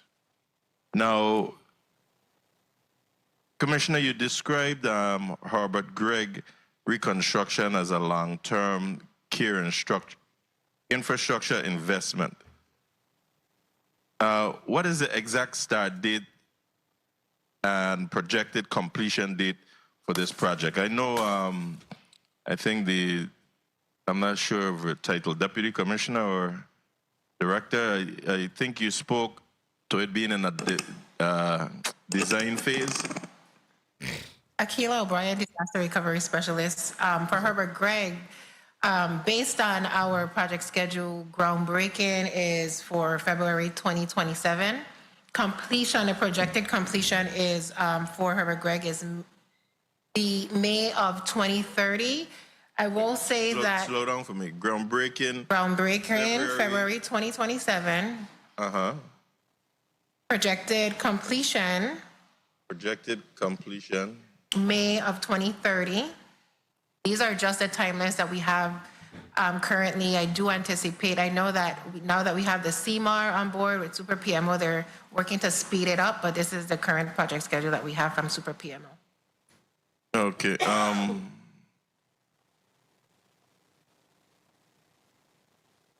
What contingency plans are in place if those deadlines that you have are missed? And who will be held responsible, Commissioner? I will say we try not to miss deadlines, but if they are missed, it's based on what scope of work that were missed and whether it's the contractor, the designer. But I'll have Akila answer that. Thus far, no, that was for you. Thus far, you had any missed deadlines? No, we haven't. Okay, good. So regarding Nude Hansen, you referenced coordination between Department of Human Services and the Department of Health. Is this a jointly funded project, and what is the cost sharing agreement between the two agencies, if any? Because I think you said Department of Health is going to be on the second floor. Yeah, so we are co-locating at St. Thomas it's part of the St. Thomas Healthcare Bundle. So yeah, DOH is going to be housed within the same building as DHS. Their project is also going to be covered by FEMA as well. So it's separate funding sources. Future-wise, the only thing that we do anticipate is kind of figuring out the operations internally of the facility. But as far as funding for the building of the facility, separate funding through FEMA. So I think you just alluded to it. So would the Department of Health be financially responsible for its occupancy once they move into the building, Commissioner? Yes, they will be. Okay. And not the sweetheart deal like what's taking place at the hospital in St. Thomas? Okay. No. Now, how are you, Commissioner, ensuring that this integrated approach does not result in a blurred accountability or duplicated spending? What we've been doing is we have weekly meetings, sometimes twice a week, and all parties are in line to make sure the design is going through the right stage and to make sure our requests are being met. So it's not being done behind closed door. All parties are involved, both Department of Health and Department of Human Services, in regards to what our mandate and our requirement is with this project. Excellent. So you also acknowledge that Nude Hansen facility has been outdated for decades. I think you even stated that the building, it's old. Yeah. You know, that statement is truly telling. It reflects not just aging infrastructure, but also a systematic failure of government planning. Continue to talk about planning. We as a government need to know that timely intervention is definitely necessary. So for both Herbert Gregg and Nude Hansen Complex, can you provide firm timelines on that? You gave me the one for Akila O'Brien, I gave you Herbert Gregg, but what about Nude Hansen? For Nude Hansen, the projected completion for Nude Hansen is April of 2030. Again, these are just projected timelines. Could be sooner, could be later. the demolition for New Hampton. Slow down. So if you're giving me a projected completion, can you give me a projected start time? So in regards to New Hampton, Yeah. the projected, we're in design, the projected, we're looking at demolition this year, July of this year to do the demolition. So Demolition will technically be July this year. of 2026, June, July of 2026 is the projected timeline for demolition to bring the building down. Okay. A projected start, since you could give me a projected completion. Let me look at the project schedule. Are any of these timelines tied to funding obligations? No. Okay. So let me come back. Let me look at the projected. Okay, stuff. and I'll skip over my skilled nursing facility question because you already answered that. What is it, Assistant Commissioner? Tell me, we continue to hear from child care providers about delayed payments. What is causing these delayed disbursements? Carla Benjamin, Assistant Commissioner. Delayed payments are always a combination of all of the pieces that are necessary for the payment to go through. What's the chief reason? Okay, so for the informal providers right now, and sometimes with the formal providers, the biggest culprit right now is SAM.gov registration. Is what? SAM.gov is the entity that entities have to register with in order to receive any kind of federal dollars. So tell me, let's go straight to the perfect scenario. Everything is in place, all documents are in place. What's taking so long on an average to get disbursements to these child care providers? Very transparently, sometimes it's human error on the program's part, people just not moving as expeditiously as they should. And when that happens, what's the repercussions? Well, the repercussions is scolding, retraining, putting guardrails in place in terms of threats of additional consequences. But sometimes the human error is also on the part of Okay, so provider. any immediate corrective actions being taken right now? Yes, yes. And is there a staffing issue in these areas in getting these disbursements out timely? Payment is a multi-part thing, but in terms of the Office of Child Care, No, but I'm talking specifically staffing in that area. Do you have a staffing shortage in that area? we do. You do? Yes, especially in licensing. Do you know how many?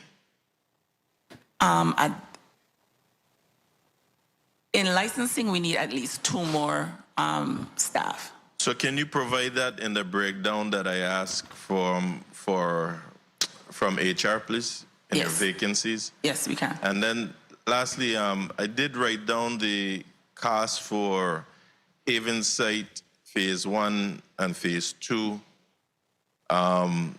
Tutu Park Mall, I don't remember hearing what you said. You said approximately, and then you were verifying, but you didn't come back to give us the exact amount per year. Tutu Park is $40,671.43 per month. Per year, it is $518,359.26. Repeat that one again per year. $518, $359.26. And the Palms Court, you said it was $247 per night? $238 per night. $238 per night. That would be times 9 rooms. Okay. Well, they're per night times 30, so it's on a 30-day. On a 30-day? Yeah. Okay. So what it came out to for the 9 months? The total, I thought I gave that. For Palms Court, the total per month, that you want or per year? For the 9 months. For the Okay, it's 9 9 months. months you're gonna be there, right? Oh, for the 9 months, it's $578,340 flat. For 9 months. And then I wanted to go back and you asked about construction start for For Newt Hansen? Newt Hansen. Yes. So demolition is scheduled June, July. Construction start should be July, August of this year. If all goes well.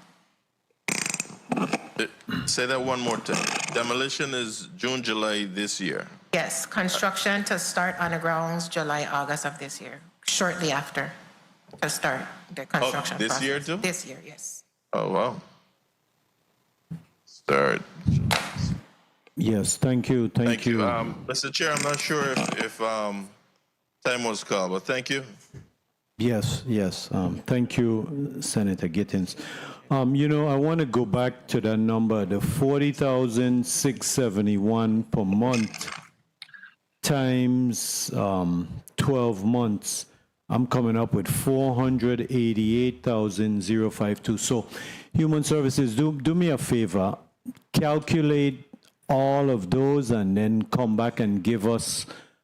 Take a couple minutes, calculate it, and come back and give us the total lease and the rental for Palm Courts, etc. I want to follow up on a question, though, with the demolition of Nod Hansen, which will be renamed the Joe Malloy Human Services Office building. You said June, July, you're going to start the demolition. That's what is planned now? Correct. Okay. In that Nod Hansen building, I want to make sure of what is going to be demolished. There's a building that the health department occupies. They call it the towers. Is that going to be demolished as well? Yes, Akila O'Brien, disaster recovery specialist. So on the site is going to be our Newt Hansen facility, the DOH tower, and then there's a mental health building as well. Yes. That's a part of the demolition. Yes, that's what I was going to ask. So then the Department of Health is also going to be relocating. They have to be out of there before that demolition can start, right? Currently, the tower is not being utilized, so that part of the building is vacant. It's vacant. The mental health building is not in use as either. So the only, and I can't speak for DOH, I could only speak for DHS, as far as relocating of staff, that is only, to my knowledge, we are the only agency that's doing relocation. Oh, actually, I got to congratulate you because that old mental health facility in the back needed to be demolished a long time ago. So that's good that we're going to clean up, raise that whole site. So, colleagues, we're going to go to a burning question, and I have two burning questions. Commissioner, threats to the federal programs.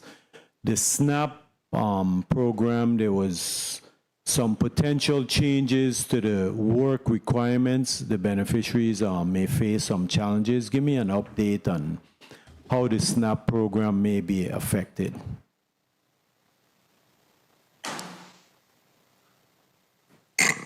I'm pulling it up for you, Senator. AC Dorset, you want to talk while I pull it up? Just to make sure we get the correct information. Keisha Phillips Dorset, Assistant Commissioner. Our SNAP team has done several rounds of press releases and social media postings with regards to a population that we call the ABODs, that's able-bodied adults with no dependents. So on a national level, that particular group between the ages of, I believe it's 18 and 64, they are required to demonstrate that they are working 20 hours per week or volunteering for the same amount of time or in a training program in order to qualify for SNAP. So I recommend that the listening and viewing audience please defer, if you have social media, defer to the Department of Human Services Facebook page. There's a lengthy explainer video that will give you all of the information that you need, and we will continue to push out additional press releases and other information to keep you updated. If you have any questions and you're already a SNAP beneficiary, contact your caseworker, and they will also assist you with this process. Thank you, E.C. Dorset. Senator Fredericks, you're recognized for your burning question. Senator Fonseca, before you go to Senator Frederick, Ms. Yes, O'Brien has yes. a clarification. Akila O'Brien, disaster recovery specialist. So Senator Fonseca, you mentioned about the numbers for Palms Court. Palms Court is for a 9-month time frame, not a 12-month time frame. So that's where you may see some discrepancy in the number. We're only there, hopefully, for 9 months. Hopefully. So what is the total lease and rent moving that you project for the fiscal year, for the 12-month? Just use 9 months for Palm Courts, but the 12-month for Havenside 1 and 2 and Tutu Park. It'll be the same numbers that I put on record, Senator, Okay. for the 12 months. So Havenside and Tutu Park is at a 12-month. Palms Court is at a 9-month. No, what I'm talking about, the total combined for all of them. I didn't write that down. I'm getting 1.1 million something, but I'm not sure that my number is correct. Okay, we'll go to Senator Frederick, and then you give me that number. Senator Frederick? Yeah, thank you very much, Mr. Chair. Commissioner George, I just wanted to commend you and the team again for your outstanding work that you guys are doing. I know it's not easy work, and it's a very important agency to the community. I also wanted to get an update, if you can. Can you provide us with what's been done since the arrests that took place recently to make sure that the service delivery is still in place and that systems are being currently put in place to avoid that from happening again, so that we could put this issue behind us and move on? This is an ongoing investigation, so I'm limited. Our services has not been curtailed. We have made the appropriate changes to make sure that our community needs are met, and we're going through process and implementation of new policies and procedures to be put in place to avoid this from happening again. I hope that answers your question. Yes, it did, because someone did make a call asking what's going to be the situation, since that there's so many people that were affected, the number of employees. And so I said, I'll ask the question, and thank you so much for that response. You're welcome. Thank you, Senate President Potter. You're recognized for your burning question. Thank you very much, Mr. Chair. I wanted to really ask about the grant applications for solar and battery backup at the Head Start facilities. What's the estimated award amount per site, and what is the decision timeline? And if the grants are not awarded, does Department of Human Services have an alternative plan to address energy resilience at those facilities, given WAPA's challenges? Ms. Lewis, I'll turn it over to you.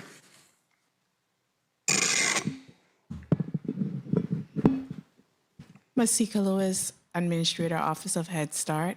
I think the question you had was the value, the grant application. Well, the application was through the Department of Energy, and they were the persons that were going to be responsible for sourcing the material, the labor cost, and everything. So there was not an exact value for Department of Human Services. Specifically, in the event of we're not able to get it through Department of Energy, if we're not successful, the process we will probably take on that cost ourselves, where we will start doing those different solar energies within our facilities, one facility at a time. Currently, our new facilities are built with generators, but we also know that we have some of our older facilities, and those are the facilities that are included in the application, and that's the reason why we specifically targeted those areas for solar. The solar exploration, I think, is an excellent option. It's an excellent issue to prioritize. Any sense of the timeline when you'll get some feedback as to the awarding of this grant? So currently, Department of Energy, they're actually scheduled again to come out. They're doing follow-up evaluation. So they're scheduled to come to our St. John office again, our St. John facility this Friday. So right now, they're still actually doing further evaluation as far as getting the specs at the different spaces in order to give us timelines. Thank you, Ms. Lewis. Thank you very much, Mr. Chair. Thank you. Senator Fonseca, before you move on, our total rent we calculated is $2,092,738.50, and a local match of that amount is $104,636.93. That's our 5% match from the general fund. The other amount is being paid for by FEMA. Thank you, Commissioner Avril George, for that number. Senator Kurt Vele, you're recognized for your burning question. Thank you, Mr. Chair. Commissioner, the $1.6 million that was given for the expansion of Herbert Creek, how was that spent? And what is remaining? We have a spending plan. I'll turn it over to CFO McGrath. Good afternoon, Lydia McGrath Purcell, Chief Financial Officer. The first year, $400,000 was released. Can you speak into the mic, please? Hold the mic to you. Sure. Is this better? Yes. $400,000 was released. Of that, we encumbered $222,663.44. We expended $98,956.68. We do have $27,093 of invoices pending at finance, and the remaining balance for the $400,000 was $51,296. What was it spent for?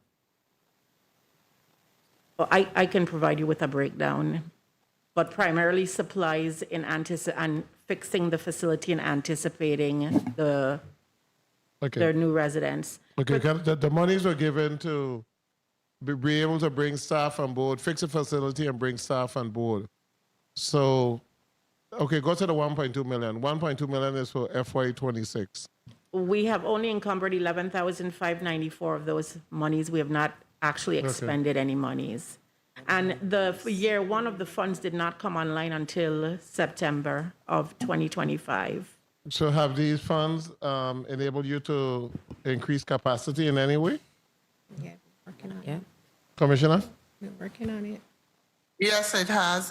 We are bringing on staff repeatedly, and we are getting ready to bring on new beds and stuff so we can assist with both borders and community citizens. So the money that you legislature have appropriated has helped us tremendously. Okay. The Gainwell contract, Mr. Smith, what is that for? Gary Smith, Medicaid Director. The Gainwell contract is the system. Gainwell is the vendor that manages the Medicaid Management Information System, which processes and pays claims. We also just went live with provider enrollment, and we also perform our prior authorizations and referral process. Who had the contract before? Gainwell has been that vendor since 2013, August. Okay. So there's no need for providers to re-register and all of that? Is the system transferred over? It's the same vendor. So they were once, they started out as Molina, then they were acquired by DXC, and then DXC was acquired by Gainwell. So this is the old Molina? Yeah. Okay, so they've been with the government for quite a while. Yeah. Okay. And we are mandated to go out to RFP in 2027. Okay, thank you so much. Last question, Ms. Black Grant for Head Start Program, Ms. Alliance. How is that going? How has the progress been in terms of making sure everybody's continuously paid? Have you made inroads? You're pleased? Give me some feedback. Tishma Tuckerlant, the Administrator for the Office of Child Care and Regulatory Services. From our last visit, Senator, I have to say we have made some improvement. We will continue to make that improvement. As AC Benjamin indicated, we have set more guidelines and rules within the office, as well as making sure that we work well with our providers as much as possible. So you don't have that large amount of outstanding that you previously had before? At this present time, no, Senator. Okay, you're going to continue to chip away at that? Yes, sir. Okay, well, I thank you so much for the improvements that you have made in reference to paying those individuals. That's it for me, Mr. Chair. Thank you. Thank you, Senator Bailey. One other question, Commissioner. The Meals on Wheels program, the wait lists and your funding needs, I know that was an issue. Can you update the committee? I'll turn it over to AC Dorset, but we did make some, thank you to the committee for assistance in helping us with our Meals on Wheels department, but I think AC Dorset can give more in depth. AC Dorset? Senator, repeat the question for me, please. The Meals on Wheels wait lists and your funding issues. So in terms of Meals on Wheels, we currently have a waiting list in both districts. Our Meals on Wheels program is funded primarily by the Social Services Block Grant. Generally, we receive about $7 million per year for that grant, and we're able to pay our vendors from that funding source. For the current fiscal year, we've only received about $2 million, and we just had another quarterly meeting with our project officer for the SSBG, and she indicated that she didn't know when they were going to be able to release another allotment to us. So the waiting list has to stay in place because we don't have another funding source to fund it. We can only fund the current people that we have receiving the services right now. And I have the number for you for how many clients that is. Yes, please. So in St. Thomas, we have for Meals on Wheels, for the whole Virgin Islands, Meals on Wheels, 708 persons. And then we provide congregate meals at some of our senior center sites. So that's an additional 141 persons. So the grand total currently is 849 persons in the territory that are receiving meals 5 days per week. We do also have a subset of clients that are deemed critical. They receive meals 7 days per week, and that total is 126 persons that meet the 7 day per week critical category. And I can break down the criticals by island if you would like that information. No, that's 126. Total. No, that's okay. How about the waiting list? What's the number on the waiting list? Can you answer on the waiting list? The waiting, Kishma Vincent, Administrator. Our waiting list on St. Croix is about 21 persons on St. Croix. And on St. Thomas, our waiting list is 15 people. And it changes. It changes every day because we're getting calls constantly. Okay, thank you. Senator Clifford Joseph, you're recognized for your burning question. Thank you, Mr. Chair. Question, Commissioner. Do you anticipate any issues with the CMS approving the plan that you're working on? The state plan that you guys are working on? I don't see any issues at this time. That's the only question I have. Okay. Thank you for your response. You're welcome. Thank you, Senator Marvin Blyden. You're recognized for your burning question. Thank you so much, Mr. Chair. In respect to the rebuild and redevelopment of our senior home living facilities, right? Let me ask in respect to green technology, because we know up to last night we still have rotating power on St. Thomas.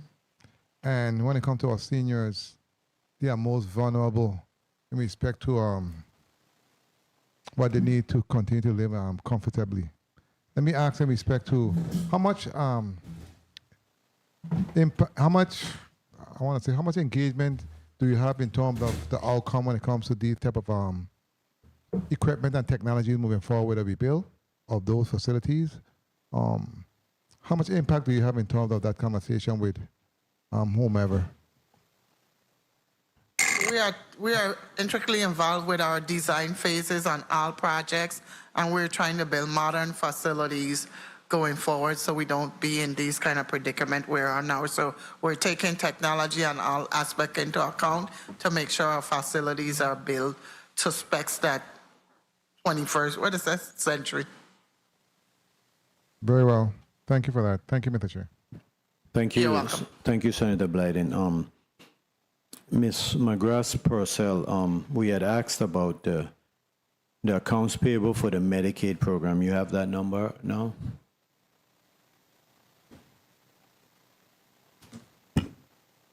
Lydia McGrath Purcell, our general fund, our need is $1,897,224 for prior year expenses.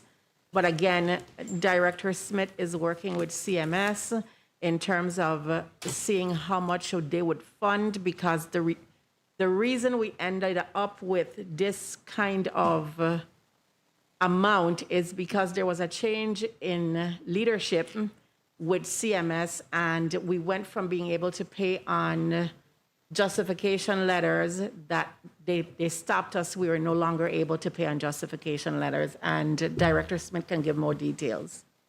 No, give me the Medicaid AP, and then we'll go to Director Smith. Give me that one. Give me that number. $1,897,224. That's the general fund, but any federal funds? There's a federal fund portion to that. Yes, give me that, please. I don't have that number. Okay. Yeah, I can provide that to you with the breakdown of what this 1.8, the vendors involved. Yes, please. Thank you. Director Smith, go ahead. Excuse me, Gary Smith, Medicaid Director. The prior year relates to an amendment not being executed, and also a couple of purchase agreements for technology vendors, technology projects, which are vital to the operation of the Medicaid program. But again, we're working with the fiscal office and also the fiscal office working with the Office of Management and Budget to come up with those funds to make those payments. Senator Bailey, you had a point of information. Yeah, I'm trying to understand what you're saying. Go back again. The amendment you said. Yeah, an amendment to a contract amendment. And what's the issue with that? So the availability of local funding at the time. The availability of local funding. Yes, sir. So who has that request been made to? When you say who has a request for local funding for this amendment been made to, and what's the amount that is being requested? I don't have the details, but I could get those details for you. Okay, I just want to put on the record, the legislature is a funding source for government. OMB executes what was passed by the legislature. It's not the next way around. So the legislature need to be involved in these conversations, because a lot of time we don't know that there's a need for X amount that would allow us to get more. And we need to just be involved in that conversation. I'm sure you're talking about less than $1 million. Yeah, so I'll have to get the details, because that was a couple of years ago. A couple of years ago?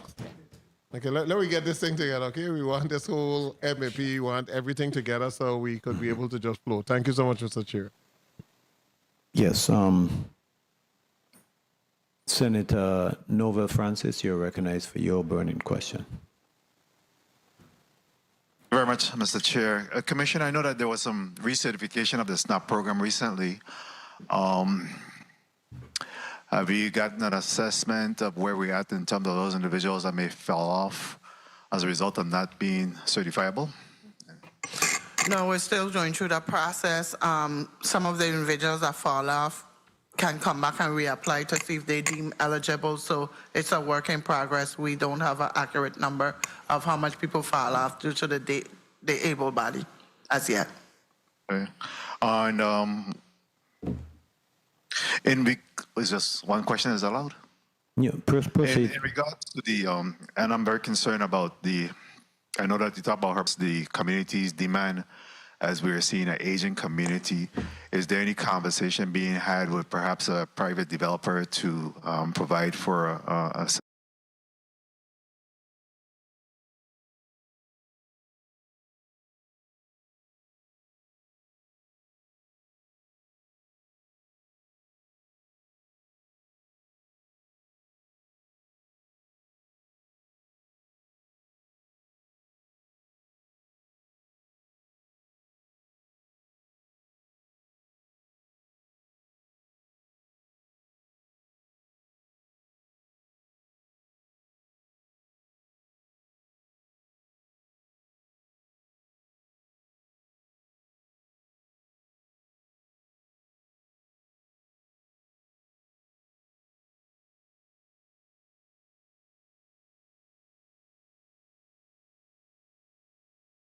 live-in home or nursing home or skill nursing home? And we did have some individuals go through the certificate of needs. One bid and you do a justification. Explain to me how that goes for the smaller process in human services, the procurement. If it's a sole source where there's one entity that provides those services, we got to provide a justification letter stating why we only had one person that we solicited for that service. If it's a service that's provide wide range, we got to have 3 quotes. And that justification letter is normally provided by the person solicited the service, or the letter comes from that you? Justification letter is done by DHS in regards to our need and go through the procurement process for approval. It's not necessarily it's a letter and then it's done. It has to go through the procurement process of the GVI in regards for approval. Okay, thanks for that clarification. Senator Kenneth Gittins, you're recognized for your burning question. Thank you, Mr. Chair. I must say, first off, that as I review these documents all the time, I see that the structural challenges facing our aging facilities are the result of decades of neglect. We know that. However, we must also acknowledge that some of the issues that we see today stems from shortcomings in management. And so I'm hopeful that you will hold individuals accountable so that we can see the fruits of the labor.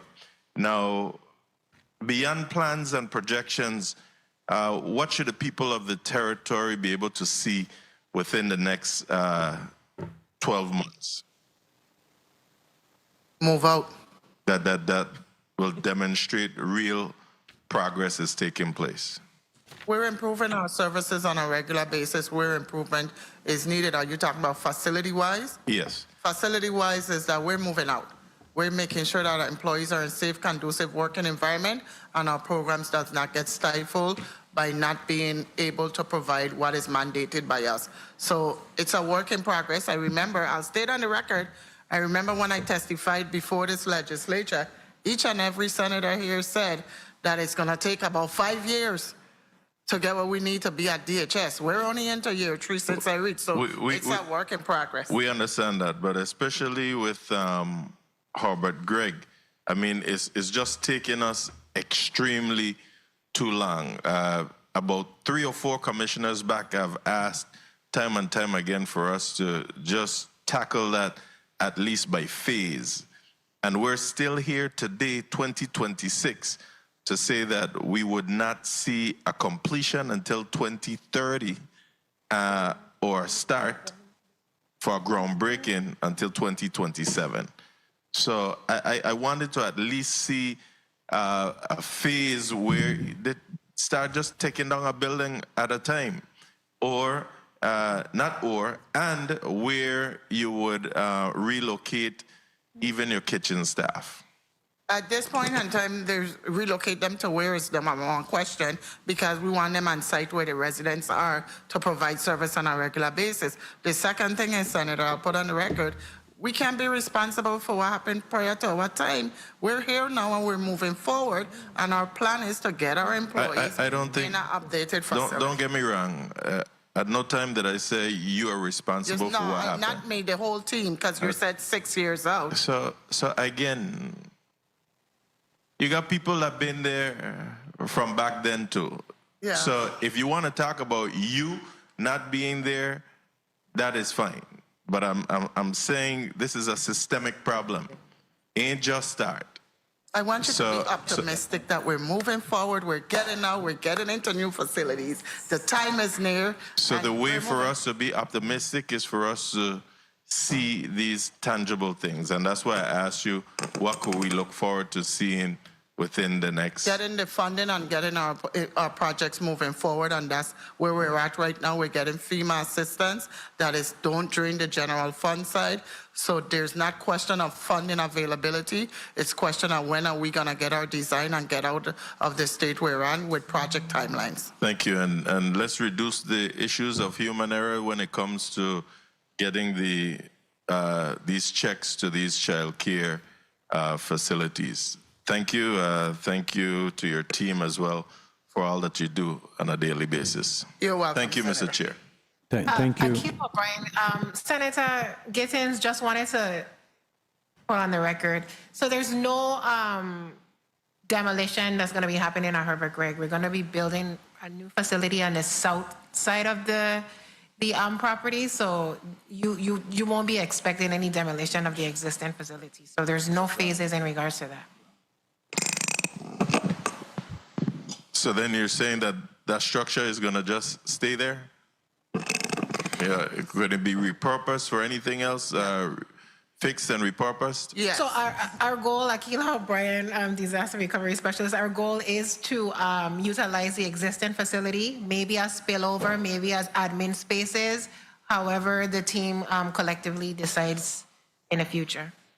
Thank you. Hopefully we could have a different roundtable meeting outside of this setting so that we could get a clearer understanding as to what the plans are for that entire property. Thank you again for your responses. Thank you, Senator Gittins. Colleagues, I think we've exhausted our round of questioning for today. Commissioner, I'd like to thank you for your update. It was a very thorough and detailed report. We particularly received the updates on the border issue and also the Medicaid state plan. This Department of Human Services is the department that actually, I think, receives more different federal grants than any other department in the entire government of the Virgin Islands. So, Commissioner, I'll allow at this time a 2-minute closing. Chairman Fonseca, members of the committee, thank you for the opportunity to appear before you today and for the in-depth discussion. Before closing, I want to take the moment to acknowledge the staff of the Department of Human Services across every division, in every district. They continue to show up each day and carry out this work under demanding circumstances. Their commitment to the people of this territory is what keep these programs operating and moving forward. DHS remains focused on carrying out its responsibility and continuing to work across of all areas discussed here today. We are committed to maintaining our efforts, strengthening operations where needed, and ensuring that services are delivered as effectively as possible. We appreciate the committee's continued oversight and partnership, and we remain available to provide any additional information as needed. Work is underway. Systems are being stabilized, facilities are being rebuilt, capacity is being expanded, and decisions are being made with a focus on long-term sustainability, not short-term fixes. We remain committed to doing the work, to being accountable for the outcomes, and to continuing this dialogue as we move forward. Thank you very much for the time, to your entire committee. Thank you so kindly, Commissioner, to you and to all of your staff.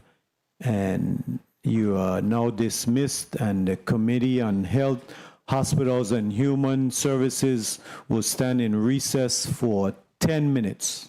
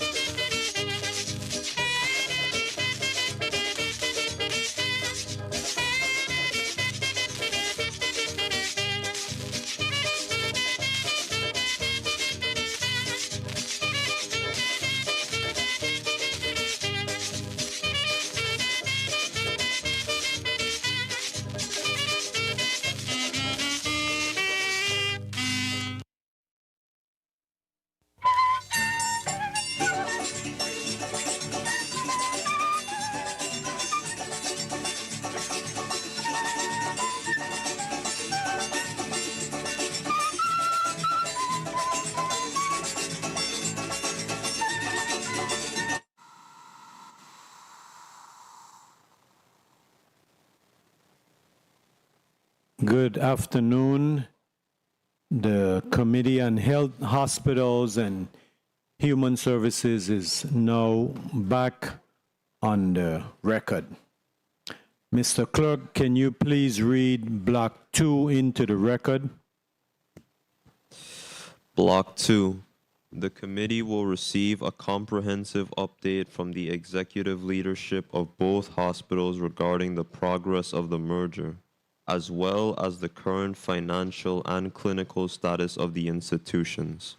Testimony will address several critical operational areas, including emergency room wait times, staffing levels and workforce stability, the condition and availability of medical equipment and infrastructure, supply chain and procurement operations, payroll administration, and the hospital's overall financial condition and revenue cycle performance. Invited testifiers, Ms. Darlene A. Baptiste, CEO, Territorial Hospitals. Dr. Jerry Smith, Chairman, Virgin Islands Government Health and Hospital Corporation. Engineer Darrell A. Smalls, Executive Director, Facilities and Capital Development, Territorial Hospital Redevelopment Team. This concludes the reading of Block 2, Mr. Chairman. Thank you, Mr. Clerk. Testifiers, welcome. Today, we're going to start with a mic check. We'll start with Director Darlene Baptiste. Please, your name and your title. Pleasant good afternoon to everyone. My name is Darlene Baptiste, CEO of the Governor Wang F. Louis Hospital and Media, Mike, one moment.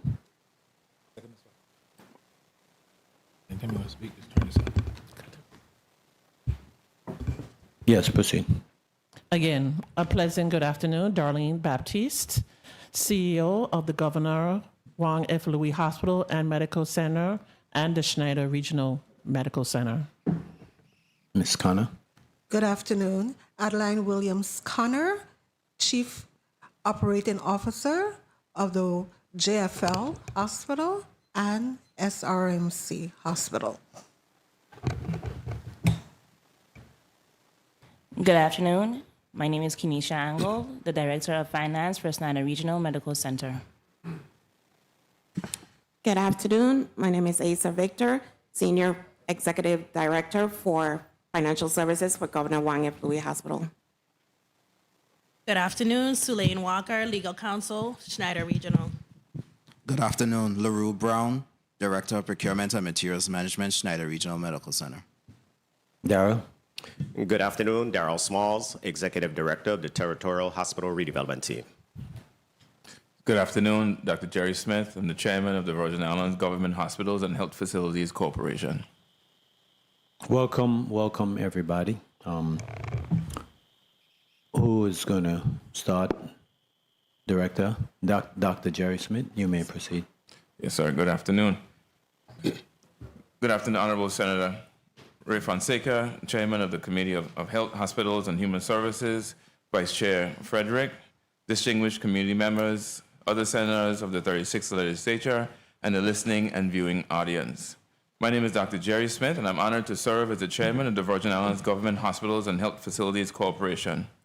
It is a privilege to appear before this esteemed body to provide an update on the progress of our territorial healthcare system, with a specific focus on administrative integration, operational performance, and financial sustainability. I would also like to acknowledge the ongoing efforts of our executive leadership, including CEO Darlene Baptiste and her team, as well as the dedicated staff across both districts who continue to deliver care under challenging circumstances.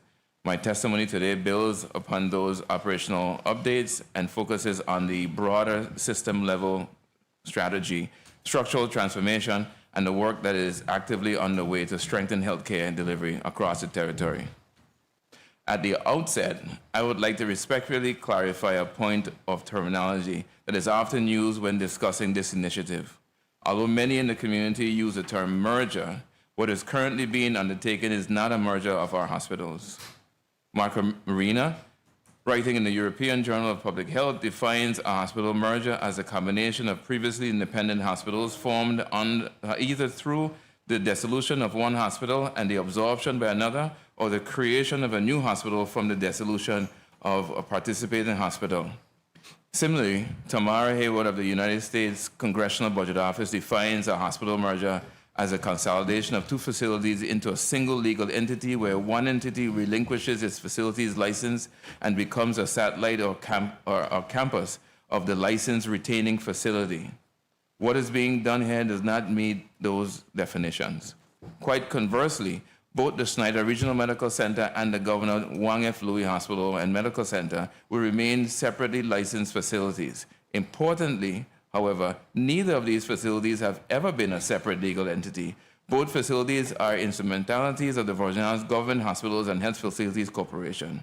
From the initial separation from the Department of Health created by Act number 6012 in 1994, the legislative intent was to create decentralized operational control over health facilities while still maintaining the benefits of a territory-wide healthcare policy structure. Arguably, that balance has never fully been achieved.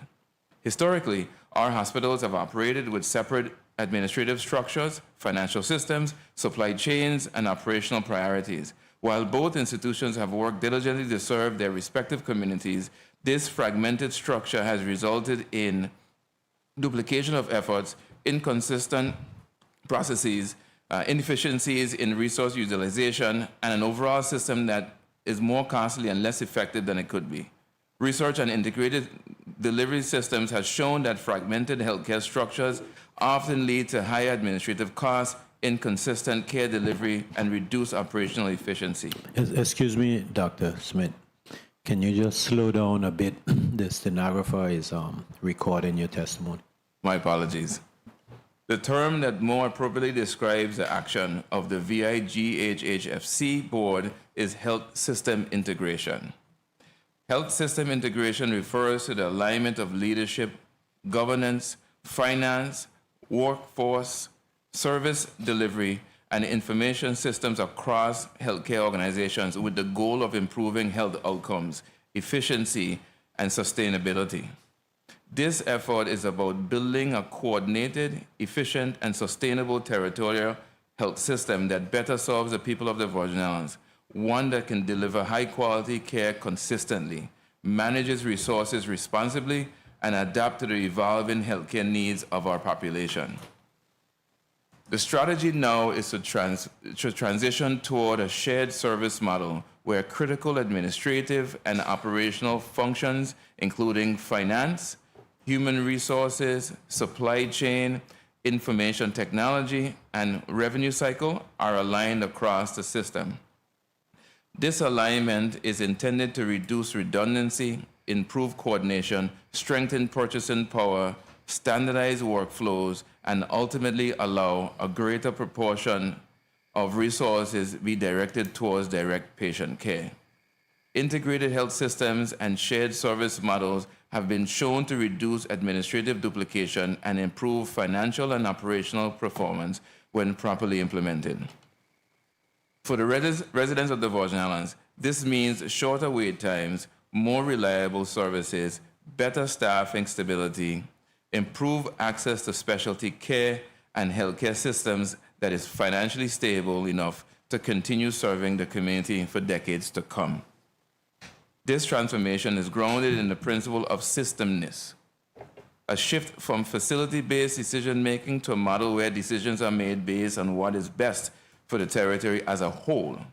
It is about creating one system of care supported by aligned leadership, standardized processes, unified accountability, and a shared commitment to improving outcomes for all residents of the Virgin Islands. We have now moved beyond Phase 1 planning and are actively engaged in implementation across multiple areas. The focus at this stage is to establish the leadership structures, operational frameworks, and external partnerships necessary to support a coordinated territorial health system while maintaining continuity and care and operational stability. A critical component of this effort is the strengthening of system-level leadership. The historical model of decentralized administration limited the corporation's ability to achieve consistency in financial management, operational execution, and strategic alignment. To address this, A centralized leadership structure has been established, and several senior system-level leadership positions are expected to be discussed and considered at tomorrow's VIGHHFC's meeting. These roles are designed to bring alignment across finance, operations, human resources, quality, and infrastructure, ensuring that policies are implemented consistently and performance expectations are uniform across both districts. Leadership alignment is a core component of successful integrated health systems and is necessary to ensure accountability and consistent performance across facilities. With respect to financial leadership, the recruitment of a system chief financial officer remains a top priority. 2 highly qualified final candidates have been interviewed, and the selection process is currently underway with a decision expected in a matter of days. This role is foundational to the success of the integrated effort. A system CFO will be responsible for implementing unified financial controls, improving cash flow management, standardizing budgeting and reporting processes, strengthening revenue cycle performance, and enhancing fiscal transparency. Just as importantly, this position would provide leadership with the system-wide visibility necessary to make informed, data-driven decisions. Financial integration and centralized financial oversight are widely recognized as key components to improving the financial sustainability of public health systems. In parallel, we have achieved a significant milestone through the completion of the request for proposals process for strategic planning services. The RFP has been successfully advertised and is now closed, with 7 proposals received. A procurement committee has been assembled and is actively engaged in a structured evaluation process. This step is critical to securing a strategic partner with expertise to support operational redesign, financial performance improvement, and the implementation of shared services. The work to follow this will be highly operational and execution focused, with an emphasis on delivering measurable improvements in efficiency, cost management, and overall system performance. At the same time, early steps have already been taken to align key administrative functions across the system. Efforts are underway to stabilize financial reporting, improve coordination in procurement and supply chain operations, and align human resources policies and workforce practices. For the first time in the history of the corporation, there is now one territorial human resources manual, rather than 2 separate district manuals. Previously, differences between district policies created inconsistencies in employment practices. The new uniformed manual establishes consistent policies and expectations across the entire system. Standardization of administrative policies is a foundational step in transforming from fragmented organizations to integrated systems. It is important to recognize that this process is occurring within a system that continues to face significant operational and financial challenges. Prolonged emergency department wait times remain a concern, largely driven by throughput constraints and limitations in patient flow. Workforce shortages and retention challenges continue to impact both clinical and non-clinical operations, placing strain on existing staff and limiting capacity. Aging infrastructure and deferred maintenance needs affect the reliability and efficiency of our facilities. Supply chain inefficiencies and financial constraints impact the availability of critical resources. Additionally, revenue cycle challenges, including delays in billing, collections, and reimbursement, continue to affect cash flow and overall financial stability. These challenges are deeply interconnected. Constraints in capacity affect patient flow, which in turn impact emergency department congestion and patient experience. Operational inefficiencies contribute to financial strain, and financial strain further limits the system's ability to invest in improvements. Addressing these issues requires a coordinated, system-wide approach that aligns leadership, resources, and strategy across the entire healthcare system. The direction of the organization is clear and intentional. We are transforming from a fragmented model of care delivery to a coordinated territorial health system defined by centralized leadership, unified operational strategies, standardized processes, and integrated planning.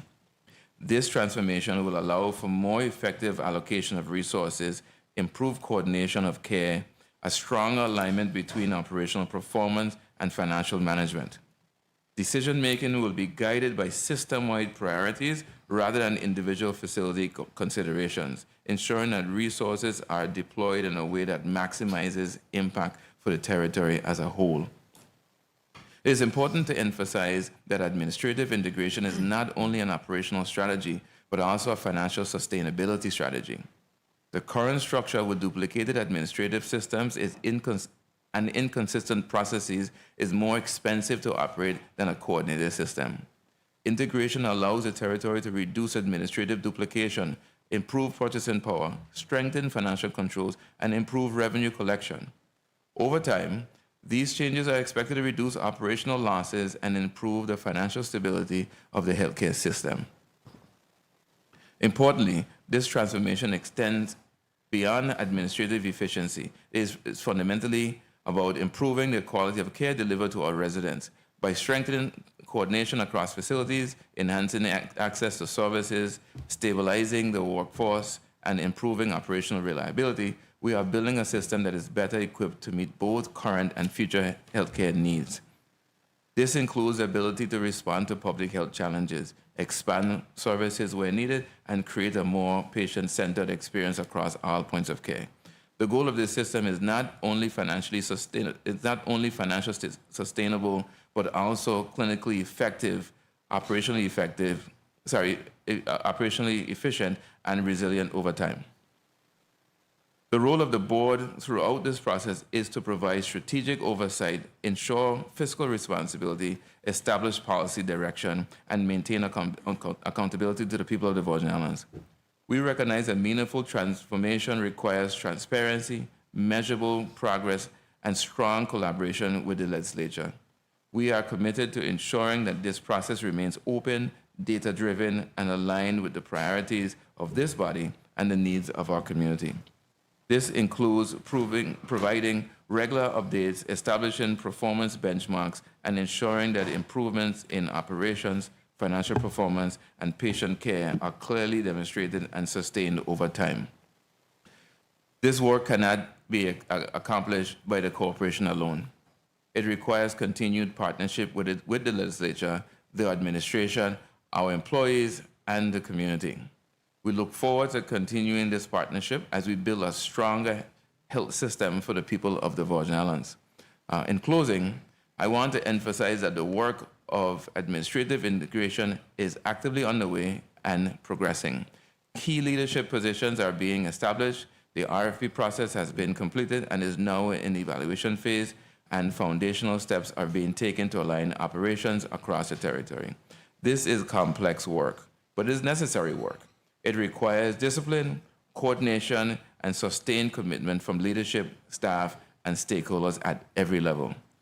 The people of the Virgin Islands deserve a health system that is not only functional, but strong, coordinated, and built for the future. This is the work we are committed to doing. I appreciate the opportunity to provide this update and welcome any questions from the committee. Thank you.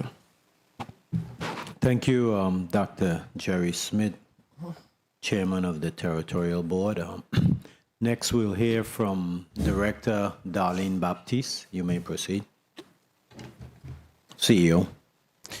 Good afternoon again to all. Honorable Senator Ray Fonseca, Committee on Health, Hospitals, and Human Services, esteemed senators of the 36th Legislature of the United States Virgin Islands, and to the hard-working staff at the Governor Wang F. Louis Hospital and Medical Center, the Schneider Regional Medical Center, and members of the listening and viewing audience.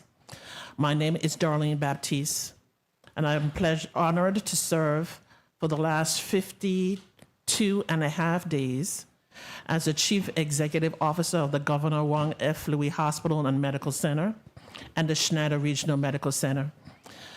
Assisting with today's presentation and to take any questions are Adeline Williams-Connor, the Chief Operating Officer, Kenisha Angle, SRMC's Director of Finance, Asa Victor, JFL Senior Executive Director of Finance, Attorney Sulaine Walker, SRMC Legal Counsel, and LaRue Brown, SRMC Director of Procurement and Materials Management.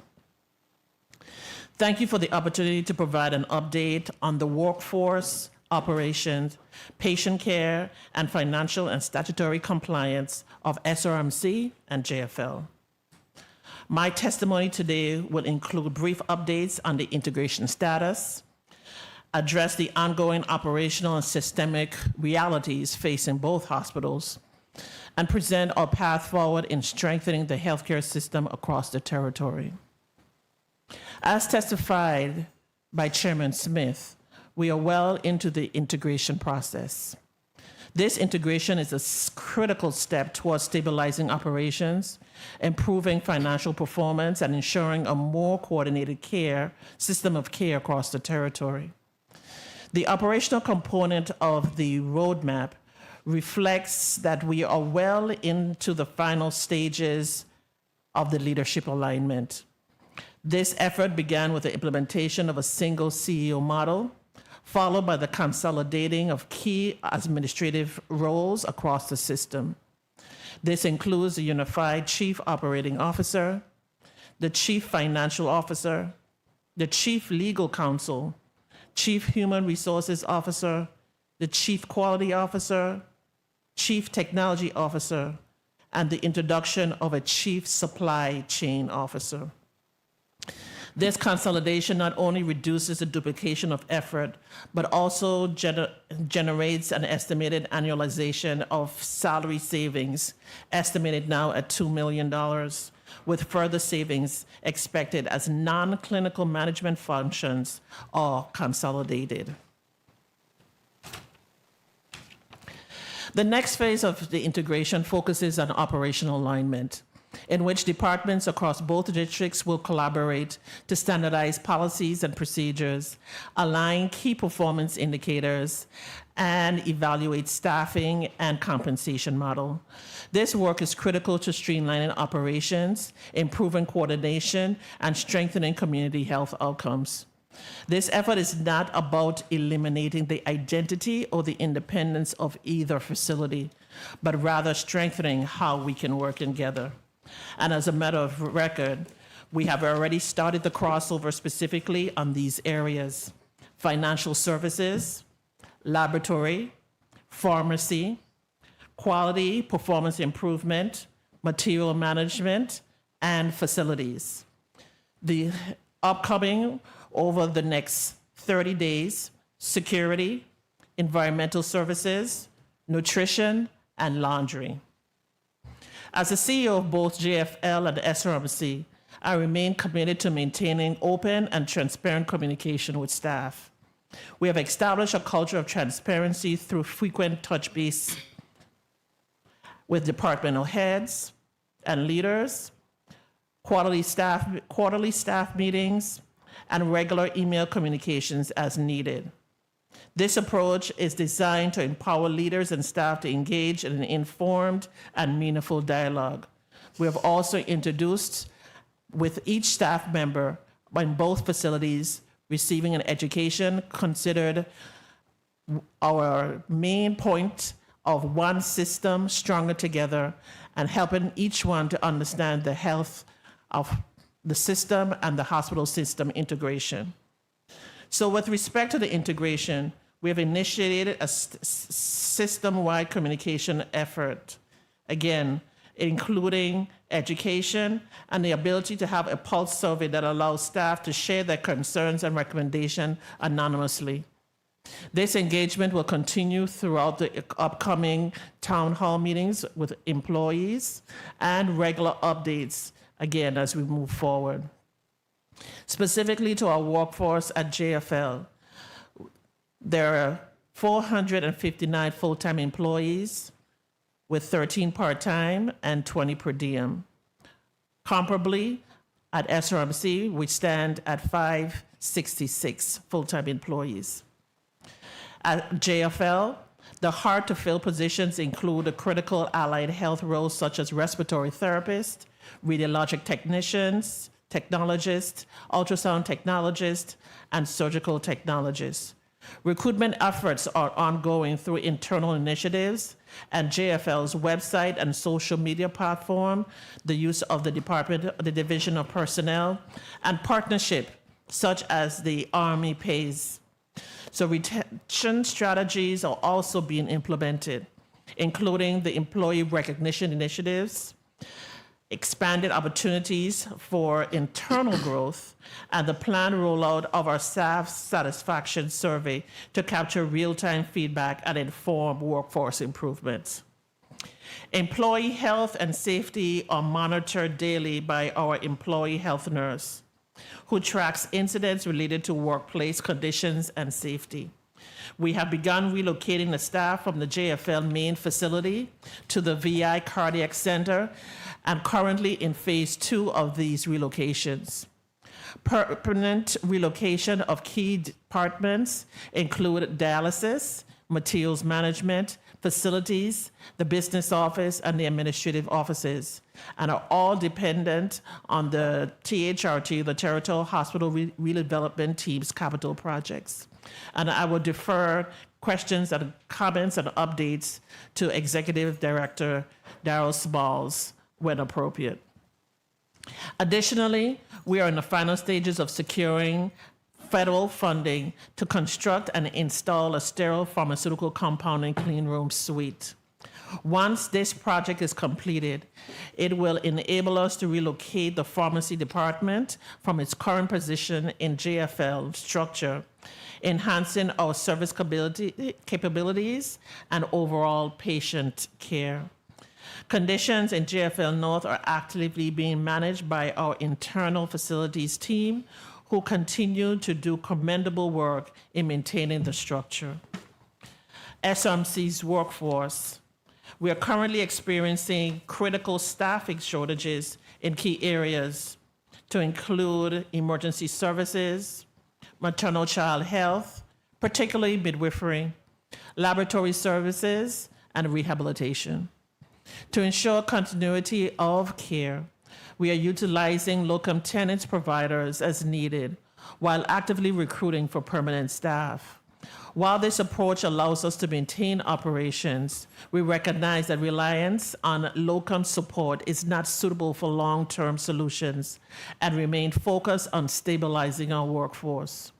Recruitment efforts are ongoing through targeted outreach, including advertisement in Indeed, LinkedIn, and Facebook, as well as employee referrals, and of course, through professional networking.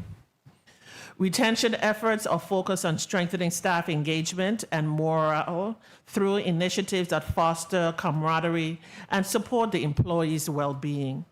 Additionally, we have implemented physical and financial wellness initiatives to support the overall well-being of our workforce. These efforts are essential to building a stable and sustainable workforce to support continued patient care delivery.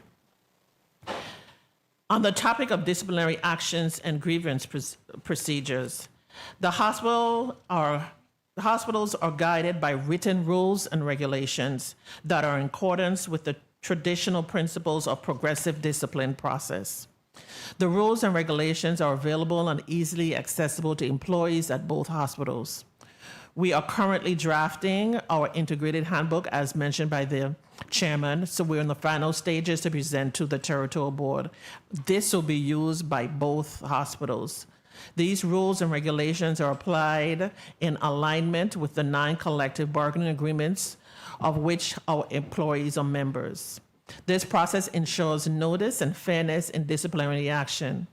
As to be expected in any business setting, there are disagreements between management and employees. The hospital works collaboratively with our employees and their union to settle the matters efficiently and in accordance with the relevant agreements. This is shared during the orientation, and all employees are encouraged to visit the Human Resources Department if they have any questions. To the topic of our emergency department ED wait times, it does remain, and it is a major priority because it is directly affects the quality and efficiency of care and patient satisfaction. It is important to note that the ED wait times are a result of cascading set of challenges affecting patient throughput, including supply constraints, staffing shortages within the ED, and key support areas such as the lab and radiology, limited bed availability, and the ongoing border situation, resulting in ED beds occupied by admitted patients awaiting placement, and the increasing influx of uninsured and underinsured patients. Both JFL and SRMC continue internal improvement efforts to improve our patient throughput. Additionally, we've expanded our public education and patient engagement initiative, including Know Before You Go, Plan for It, Urgent versus Emergent, and Mythbusters on ED wait times. These campaigns are designed to educate the community on the appropriate use of the emergency department, clarify the triage and the intake process, and encourage preparedness to help minimize delays in care. We remain focused on implementing targeted operational improvements to reduce wait times and enhance patient experience. Our supply chain and operation. JFL and SRMC face ongoing supply chain challenges, including fluctuating demand, limited on-island inventory, vendor constraints, logistical delays, and disruptions to cash flow that can affect timely procurement and replenishment of critical supplies. Differences in product standardization, inventory practice, and legacy systems across both facilities further complicates visibility and efficiency. Despite these pressures, the two facilities have quietly collaborated for years at the department level, sharing supplies, coordinating redistributions, and ensuring continuity of care long before any formal integration. This behind-the-scenes cooperation has established a foundation of trust, proactive communication, and mutual accountability that continues to support patient outcomes across the territory. Looking forward, the system supply chain is being transformed through the Reboot framework into a resilient, efficient, and clinically aligned system. The future state emphasizes a supply chain that can withstand disruptions, including cash flow constraints, while ensuring the right supplies reach the right clinician and patient at the right time.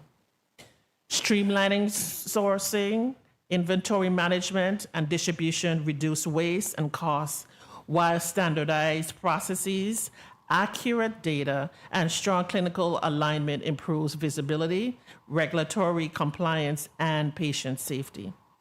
Technology, analytics, and the automation will enable real-time decision-making, forecasting, trackability, supporting growth, innovation, and value-based care. By formalizing this unified technology-enabled approach, the system strengthens its ability to optimize resources, reduce shortages, and enable equity access to care, creating a supply chain that is resilient today and prepared for the future. To the topic of medical equipment and infrastructure, both JFL and SRMC continue to pursue opportunities for growth and expansion through the procurement of new medical equipment and infrastructure improvements, while also actively maintaining and optimizing existing equipment and facilities to ensure the continuity of care. Much of this work is supported through grant funding and funding efforts led by each hospital's respective foundation. In addition, we have submitted federal funding proposals totaling $13.5 million to support critical infrastructure and equipment needs across both hospitals. These proposals include the replacement and upgrade of essential operating room equipment, the purchasing of a PET CT scanner, the acquisition of key patient care and diagnostic equipment to enhance hospital operations and emergency response capabilities in both districts, replacement of critical imaging and laboratory equipment, upgrading to aging anesthesia delivery systems, and associated monitoring equipment, and the purchase and installation of an MRI system to provide on-site magnetic resonance imaging services. To the topic of financial and statutory compliance. Our financial operations are central to a long-term sustainability of both hospitals. With our combined vision and mission, our strategic pillar of financial stability, sustainability is vital. Through our integrated efforts, we're advancing a more coordinated effort to key financial functions, including billing and collections. A system-wide revenue cycle transformation initiative is in process across both JFL and SRMC, with SRMC further along in the implementation. I will begin with an overview of these efforts, followed by a hospital-specific update. To support these efforts, we have taken deliberate steps to strengthen our revenue cycle performance.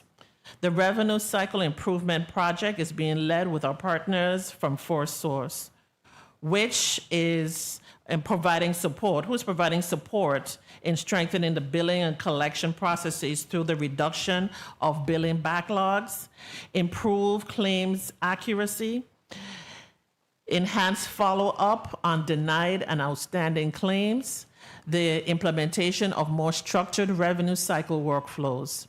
These efforts are critical to improving our cash flow and accelerating our reimbursement cycles. Additionally, we're in the final stages of selecting, again, as stated by our chair, a chief financial officer for this system who will play an integral role in turning around the financial health of both JFL and SRMC. Specific to SRMC, we are taking meaningful steps towards improving our financial position and strengthening the foundation for long-term sustainability.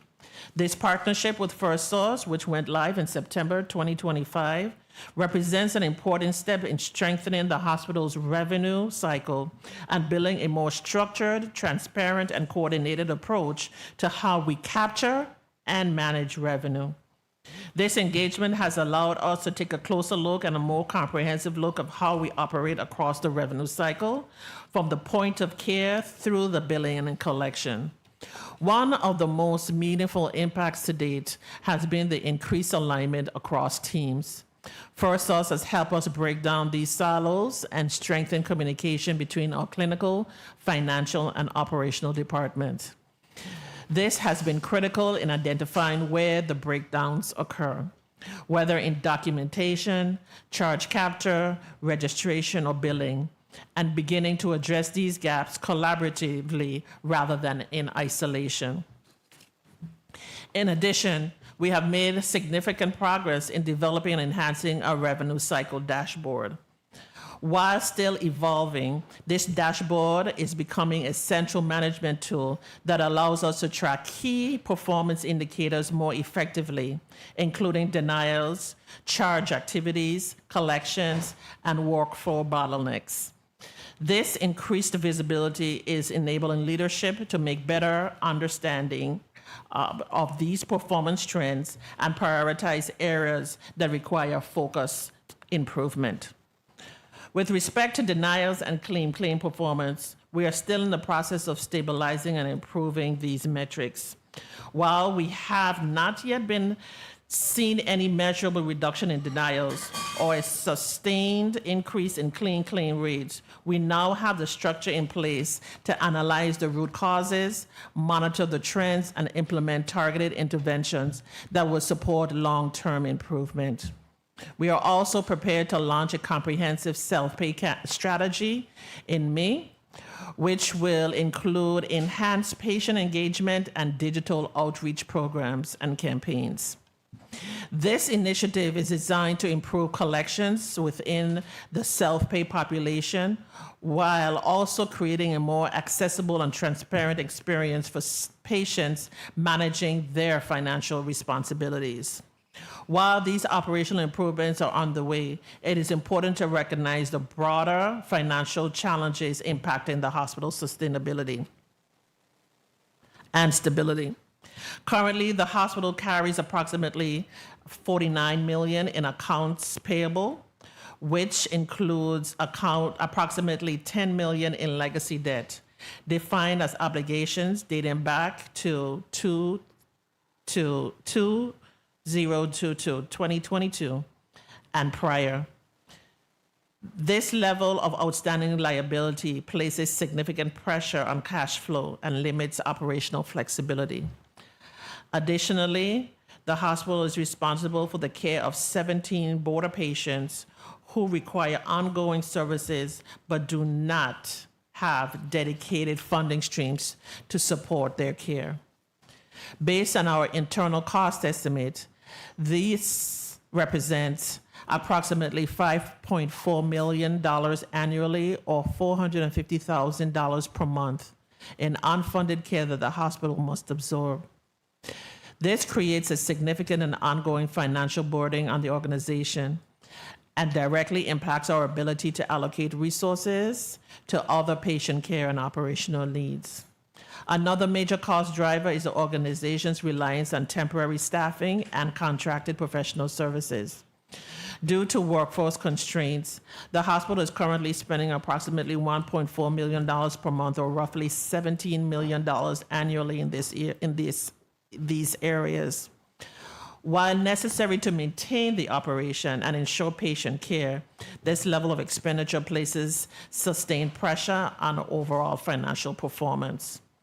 We are also navigating challenges related to outstanding receivables, including government-related balances. Government receivables currently total approximately $1.17 million, which impacts cash flow timing and the hospital's ability to meet its financial obligations in a consistent and predictable manner.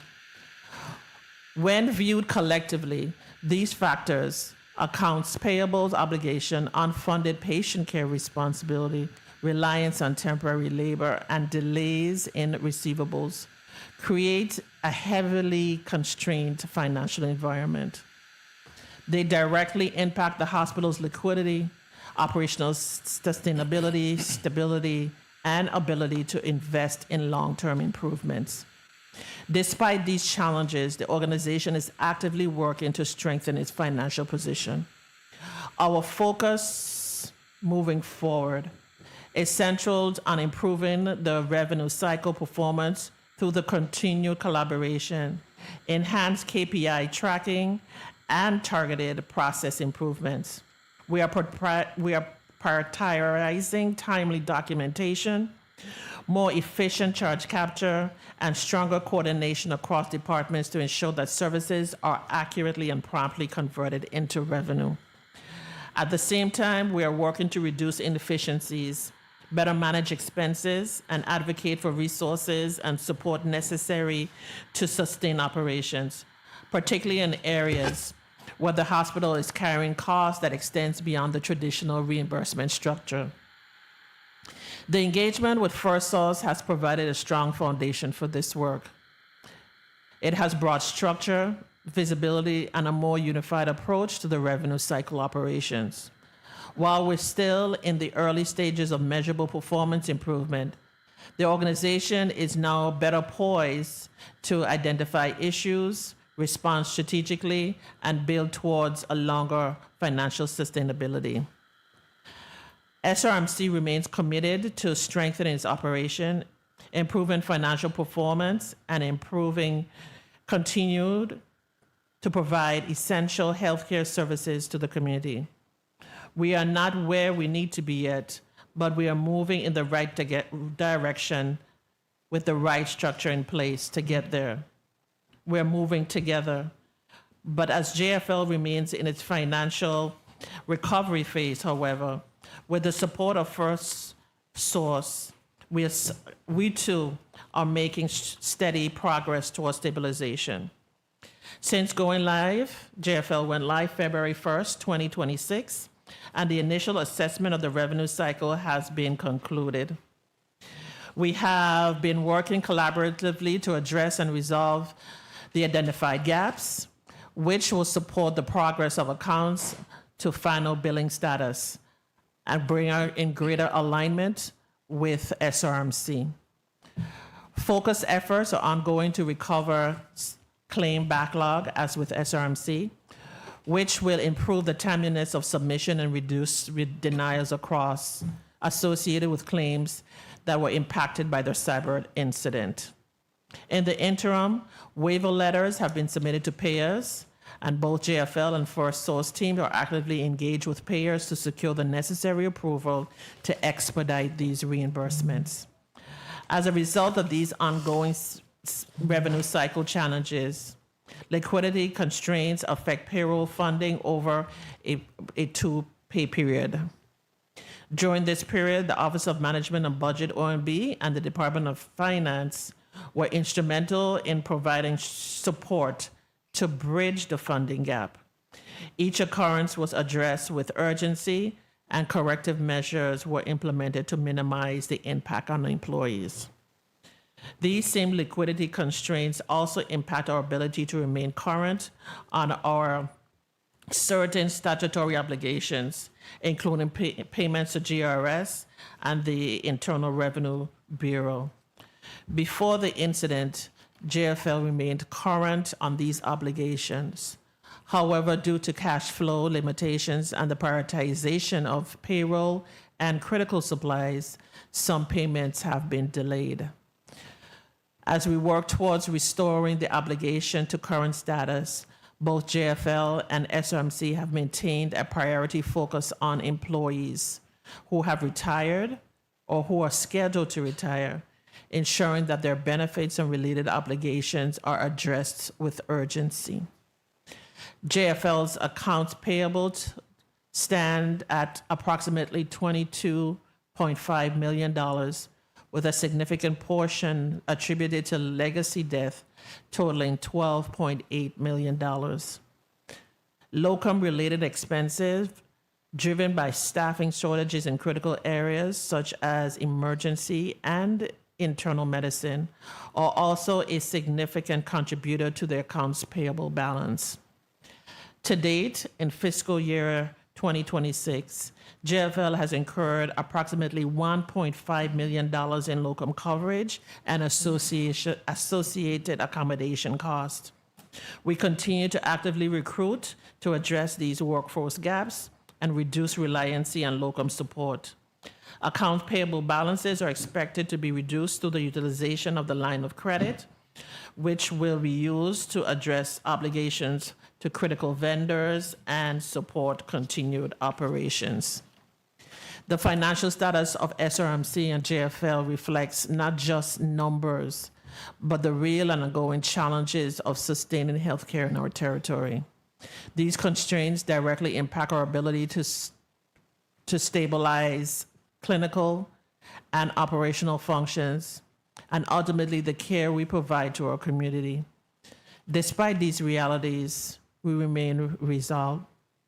Through improved practices and strengthening revenue cycle processes, we are working diligently to generate the resources needed to sustain and grow our operations.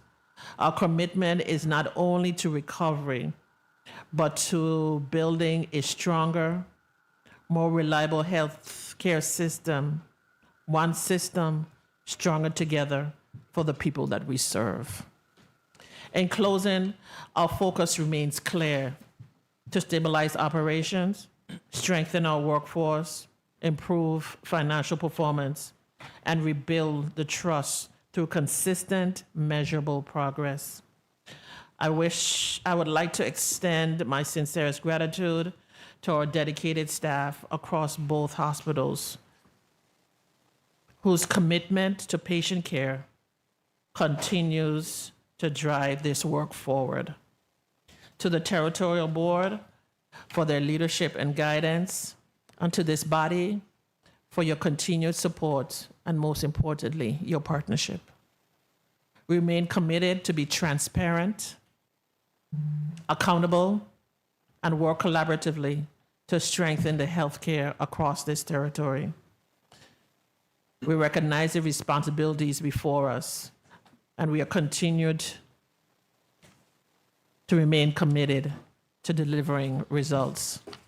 Thank you. I'm prepared to answer your questions. Peace, and may God bless. Thank you, CEO Darlene A. Baptiste. Next, we'll hear from Engineer Darrell Smalls, Executive Director, Facilities and Capital Development, Territorial Hospital Redevelopment Team. You may proceed. Good afternoon, Honorable Senator Ray Fonseca, Chairman of the Committee of Health, Hospitals, and Human Services, Honorable Senators of the Committee on Health, Hospitals, and Human Services, other Honorable Senators of the 36th Legislature, Senate staff, fellow hospital testifiers, and the listening and viewing audience. My name is Darrell A. Smalls, Executive Director of Facilities and Capital Development for the Territorial Hospital Redevelopment Team, which I serve under the Virgin Islands Government Hospital and Health Facilities Corporation. As the Executive Director of the THRT, on behalf of the board, my team and I have continued to manage and oversee the planning, programmatic design, final design, bidding, project management, construction, procurement, and closeout for the redevelopment of our territorial health facilities to include the Governor Juan F. Luita Hospital, the Roy L. Schneider Hospital, the Charlotte Kimmelman Cancer Institute, and the Myra Keating Smith Community Health Center. Equally important, we have been actively engaged in several enabling projects for which the THRT oversees that are essential to the redevelopment of our 4 facilities. I come before you today, as requested, to present to the committee updates regarding the planning, funding, design, and construction progress of the Territory's hospital rebuilding initiatives. Since I last testified before this committee on February 25th, 2025, there have been significant developments. Our major objectives, while primarily centered on the island of St. Croix, have been the completion of major enabling projects which are vitally important to the eventual demolition and reconstruction of the Governor Juan F. Luita Hospital. To date, we have facilitated the completion of JFL North in 2021 at a cost of $79,168,194.82. The CMU building mechanical completed in 2023 at a cost of $11,816,194.82. The critical administration building completed in 2024 at a cost of $7,200,379.61. Current active projects. The 5-acre development is currently underway with completion expected in May of 2026. I was waiting for the media to highlight some of these in the PowerPoint. The project cost to date is $36,912,037.28. The scope of work entails the development of the leased 5-acre tract of land adjacent to the existing Governor Juan F. Luita Hospital campus. This additional land will accommodate facilities necessary to support hospital operations during the construction of the JFL facility. In addition to the structure, the site development will include the installation of more than 200 ADA-compliant parking spaces. The project has moved from early site clearing, grading, and preparing pads to ongoing structural and infrastructure work with consistent progress throughout. You can advance the slides. I'll let you know when to stop. This is right there. The slide previously was just a rendering of the entire site that is being renovated. On the screen right now is the 10,000 square foot building that will be erected shortly. The next project that we're actively working on is the pre-construction work for the St. Croix Interim Dialysis Project.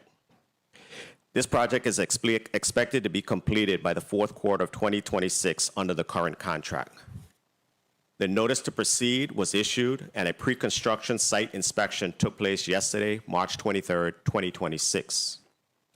You could advance. The value of this project is $8,281,670.85. The work effort, once completed, will accommodate a fully functional hemodialysis outpatient care center capable of providing comprehensive end-stage renal disease services for up to 18 patients at a time. In addition to the construction efforts, there are 2 additional projects that will occur concurrently. One is the water treatment system. This contracted project involves providing a comprehensive water treatment solution for the hemodialysis center, including filtration, pretreatment, purification, and reverse osmosis water storage. A qualified contractor will perform the installation concurrently with the ongoing construction activities. The FF&E, fixtures, furniture, and equipment. A solicitation will soon be issued to select a qualified vendor who will procure, deliver, and install the FF&E for the hemodialysis outpatient clinical care facility. A public solicitation will soon be issued within the next 2 weeks to select a qualified vendor. St. Croix Cassava Gardens project is currently underway and is expected to be finished by May of 2026. You can advance the slides, please.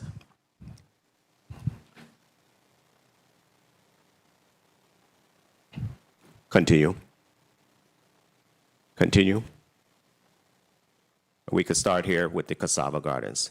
The work effort consisted of the build-out of an existing facility to provide off-site administrative offices for all non-clinical support staff while the existing JFL is demolished. The site will also include warehousing for bulk hospital supplies as well as nutrition services storage for both dry and refrigerated goods. Similarly, a solicitation will be issued to select a qualified vendor who will procure, deliver, and install the FF&E for the non-clinical administrative facility. A public solicitation will be issued within the next 2 weeks to a selected contractor. Similarly, on the island of St. John, we are facilitating the completion of one remaining component essential to the eventual demolition and reconstruction of MKS. Currently, we requested proposals from qualified firms to build a secure concrete structure for water storage, ensuring an uninterrupted domestic water supply for the interim MKS during demolition. Only one bid was received by the deadline of Friday, March 20th, 2026, and will be reviewed during the following week. Each of these projects, whether completed or nearly done, are essential for vacating the current Governor Juan F. Louis Hospital and MKS facility, respectively, thus enabling the commencement of the demolition activities. In my previous testimony, which included an appearance from Adrian Williams-Ockerlund, the Director of the Office of Disaster Recovery, this body was provided an update as to the efforts of her office and the Super Project Management Office in spearheading the overall rebuilding efforts across the territory, which includes both of our territorial hospitals, as well as the project bundling efforts for the island of St. John that included the Myra Keating Smith Community Health Center. While the initial bundling effort for our hospitals, both the Governor Juan F. Louis Hospital and Roy Schneider, did not materialize, a contractor was selected and is presently under contract for JFL. You can advance the slides. A notice to proceed was issued by the Virgin Islands Public Finance Authority to Suffolk for Construction Management Services, or CMAR, effective March 3rd, 2026, for pre-construction services. Pre-construction services are one of the most critical phases that must occur before any physical construction commences. The main objectives are: 1, ensure alignment between the hospital, the architect, the CMAR, and ODR Super PMO, where informed decisions are made. 2, assess project feasibility. And 3, develop a clear plan for execution, including budget, schedule, and risk management. This phase is critically important as it ensures that the project is realistic, cost-effective, and most importantly, in alignment with the Government Hospital and Health Facilities Corporation's mission to transform healthcare delivery throughout the United States Virgin Islands. The kickoff project meeting was held on March 3rd, 2026, that include participation of Suffolk, the ODR Super PMO, FLAD, as well as the leadership of the Governor Juan F. Louis Hospital and the THRT. A regular schedule for meetings to include the corporation has been set up, guaranteeing that both the corporation is actively involved in the project delivery process. Our meetings thus far have focused on establishing various milestones which are critical to developing a realistic project budget and construction schedule. Collaboratively, FLAD, the architect of record, as well as the government hospital facilities, the leadership of JFL and THRT, are about to embark on a design optimization effort, which is essential to ensuring the primary functions of our hospitals, the delivery of quality patient care, are maintained and remain as priority number one. The design and construction documents for the new JFL were first finalized in December of 2024. As considerable time has passed, both construction and construction materials and equipment costs have escalated exponentially. Equally concerning, the global economy, due to world events, will significantly impact costs.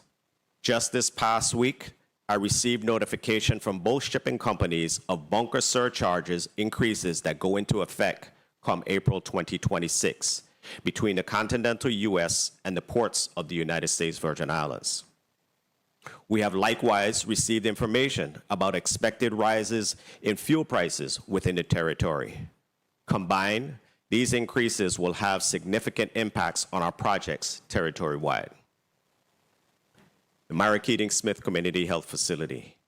A notice to proceed was issued by the Virgin Islands Public Finance Authority to Consigli Benton for construction management services effective October 2nd, 2025 for pre-construction services.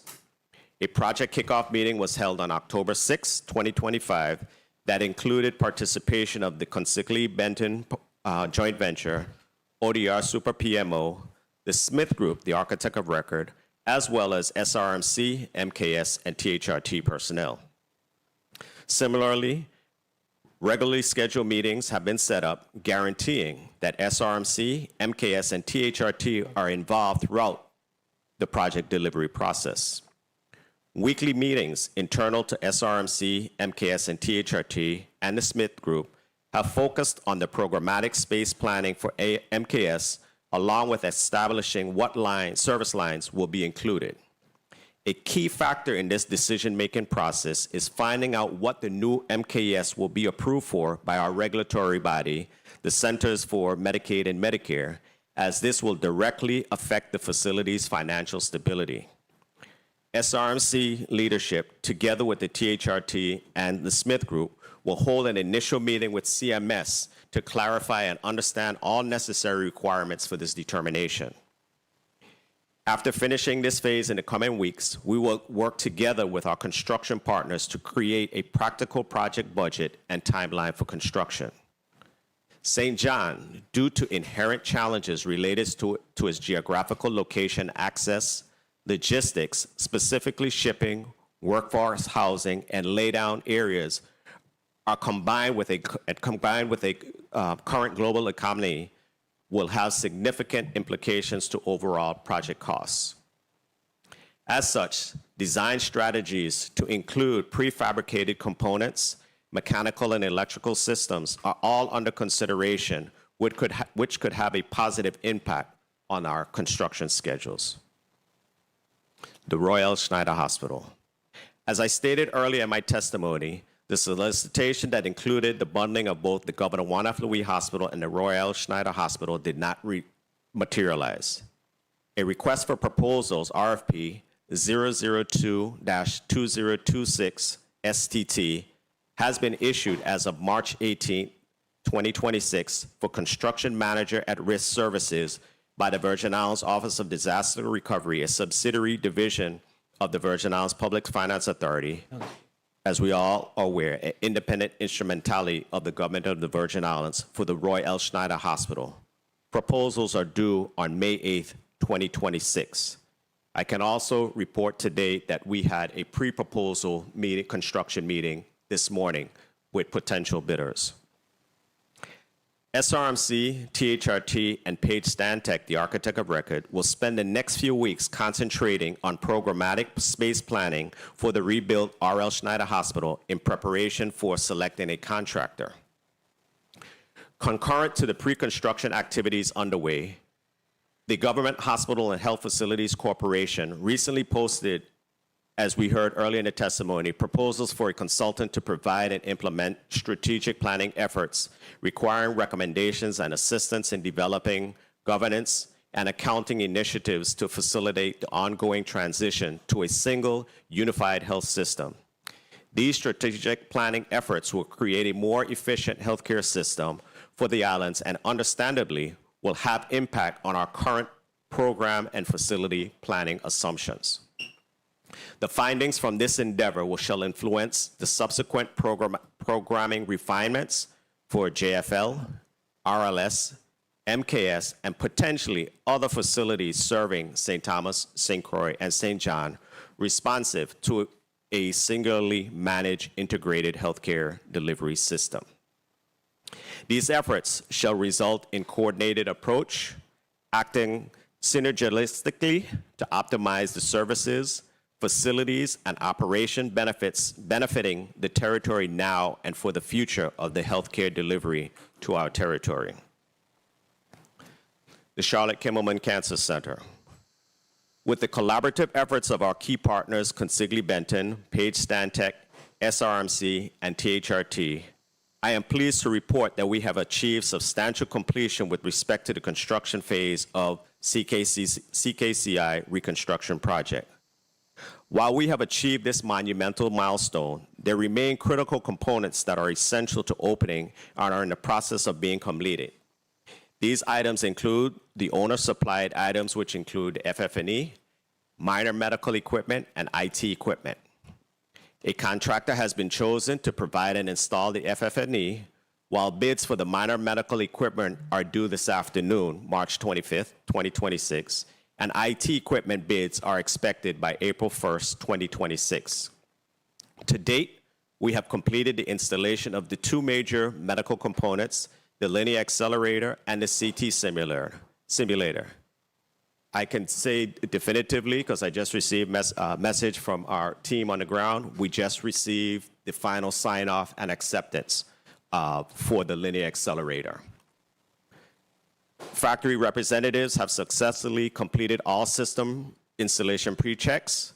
The next steps include independent QA checks to include the completion of regulatory requirements to ensure compliance with all standards. Over the coming months, staff will undergo training alongside the equipment manufacturers, both of which are vital for meeting relevant regulatory standards.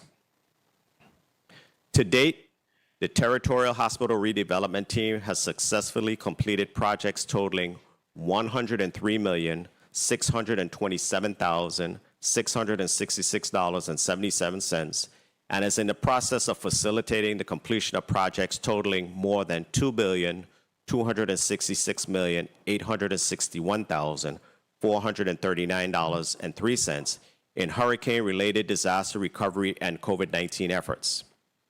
Equally important, the THRT was instrumental in a total FEMA award for both Category B projects temporary and Category E projects permanent, as well as COVID-19 funds for a combined total amount of $2,379,105.80, a testament to the hard work, tenacity, dedication, and commitment of our territorial board, the Governor Juan F. Louis Hospital, the Schneider Medical Center, as well as the THRT. Local match funding. Local match funding has been one of the greatest challenges faced to date. Immediately after the hurricanes, all projects were subjected to a 90-10 cost share, wherein FEMA funded 90% of project costs and the territory was responsible for 10%. Shortly thereafter, permanent projects had a cost share of 95.5, but are now awarded at 98.2 cost share. Although HUD funding provides the basis for the local match, initial project applications have required multiple revisions and resubmissions to align with the changing guidance and compliance standards, resulting in extended review and processing periods. Additionally, there has been no definitive timeline provided by the reviewing agencies regarding the application approvals. This lack of predictability has made it difficult to effectively plan and sequence submissions, contributing to prolonged project progression. Collectively, these factors, ongoing revisions, and uncertain approval timelines have significantly contributed to delays in the overall process. Risk management. Territorially, almost all projects face similar challenges, consisting of the following phases which require identical competing building trades. Site preparation. Civil contractors who are generally responsible for the preparation of the existing site, which includes demolition, site excavation, and debris removal, along with excavations for new foundations and site utilities. Utility contractors for installation of electrical and drainage structures. Foundation work. It is the structural base for all new construction that focuses on below-grade concrete structures, which ensures the stability and support for all subsequent construction phases. Structural framework. This provides the shape and support for the eventual building, which starts with the structural steel components to support walls, floors, and roof structure. Roofing and exterior wall system. This phase facilitates a watertight building envelope to include the roof, exterior walls, and windows. Mechanical, electrical, and plumbing systems, otherwise known as MEP. These systems are critical to the building's functionality to include climate control or AC systems, electrical distribution, and both domestic and wastewater system. Insulation and drywall. The installation of these systems is essential to energy efficiency, soundproofing, walls, and ceilings. Interior finishes. The installation of these systems to include paint, flooring, cabinetry, millwork, and fixtures creates the aesthetics and functional elements of a building. Exterior, landscaping, and outdoor features. The installation of these systems to include landscaping, parking areas, signage, and exterior lighting are the final touches that enhance the beauty of a newly constructed facilities. I note these universal phases for a few reasons. One, although the territory has access to highly qualified contractors capable of delivering many necessary services, the primary challenges lies in the securing of the sufficient workforce and equipment to execute these tasks concurrently across 3 islands. 2, these projects require significant resources, both human and financial, to undertake this Herculean task, along with logistical coordination for procurement, shipping, staging, and eventual installation. Equally challenging is the fact that most, if not all, construction materials are required to be obtained from outside the territory. 3, timely payments to the construction managers, who in turn must facilitate timely payments to its subcontractors. These subcontractors are tasked with sourcing the components needed for their respective responsibilities and ensuring that both their employees and vendors remain satisfied.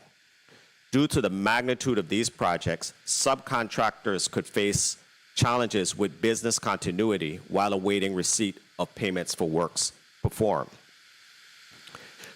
To address the workforce challenge, there are models that have been developed by the territory's consultants who have estimated that the workforce required to undertake all territorial projects simultaneously will require an additional 5,000 workers encompassing multiple trades to that which already exists here combined on all 3 islands. Compounding the workforce challenge, workforce housing for the workers who must be brought into the territory at varying intervals during the construction phase is also a challenge that must be addressed. identifying suitable and safe locations on each island, providing utilities such as water and power from WAPA, as well as wastewater services from the Virgin Islands Waste Management Authority to those sites once identified, and other logistical challenges such as transportation to and from the sites are all in various stages of consideration.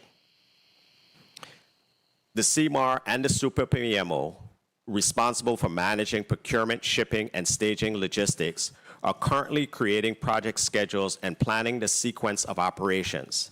Their goal is to pinpoint potential challenges early and implement strategies to address them. Addressing timely payments to our contractors is paramount and will always be a priority to successfully deliver our projects on schedule and within budget. Through the unified project management system that has been instituted by ODR, each stakeholder, to include the contractor of record, the architect of record, the owner, the Super PMO, and the PFA, the payments processing system is streamlined to facilitate prompt payments to mitigate concerns that we have historically experienced. It will be important to monitor this streamlined process at every stage, from contractors to subcontractors. On a similar path to timely vendor payments, as a territory, we must remain vigilant and ensure our subcontractor community are engaged and are included throughout this construction process. As a former contractor myself, I continue to hear concerns raised of inclusion. I actively promote participation among local contractors in job fairs and pre-construction meetings organized by the respective CMARs. Each CMAR has presented themselves to the community at their hosted events, seeking to engage local businesses in these opportunities. Since our projects are still in development, it is too early to detail specific risk management strategies. I can, however, assure this body that the discussions are ongoing and remain a priority as we move forward with developing our projects. The THRT, Territorial Board, executive leadership teams from both JFL and SRMC are collaborating to establish unified standards so that the medical and clinical programs remain consistent at all facilities. This is vitally important for the sustainability, resiliency, operability, and maintenance of these major investments. Once completed, our facilities will be state-of-the-art healthcare facilities for the people of the Virgin Islands. Our residents deserve no less. In conclusion, I extend my sincere appreciation to the Territorial Board, the executive leadership team of JFL and SRMC, all hospital employees, and our many public and private supporters for their recognition and support of the Territorial Hospital Redevelopment Team's efforts. And to the consummate professionals of the THR team, I thank you. This concludes my presentation. I remain available to answer questions you may have at the appropriate time. Thank you, Darrell Smalls, Executive Director, Facilities and Capital Development Corporation. Okay, so we have all the testimony. Colleagues, we're going to go into a 5-minute round of questioning, and we'll begin with Senator Hubert Fredericks, Vice Chairman. You're recognized for your 5 minutes. Thank you very much, Mr. Chair. Pleasant good afternoon, colleagues, testifiers, people of the Virgin Islands, my office, and central staff. Glad to finally have an opportunity this year to sit and speak to the hospital. Start off really slow and fast. You guys made it clear during your testimony that, and I'm going to refer to Dr. Smith on this, that this is not a merger. You use the word, this is a hospital system integration. And the primary reason was for uniformity, not fragmentation, but to have a coordinated approach to healthcare in the territory.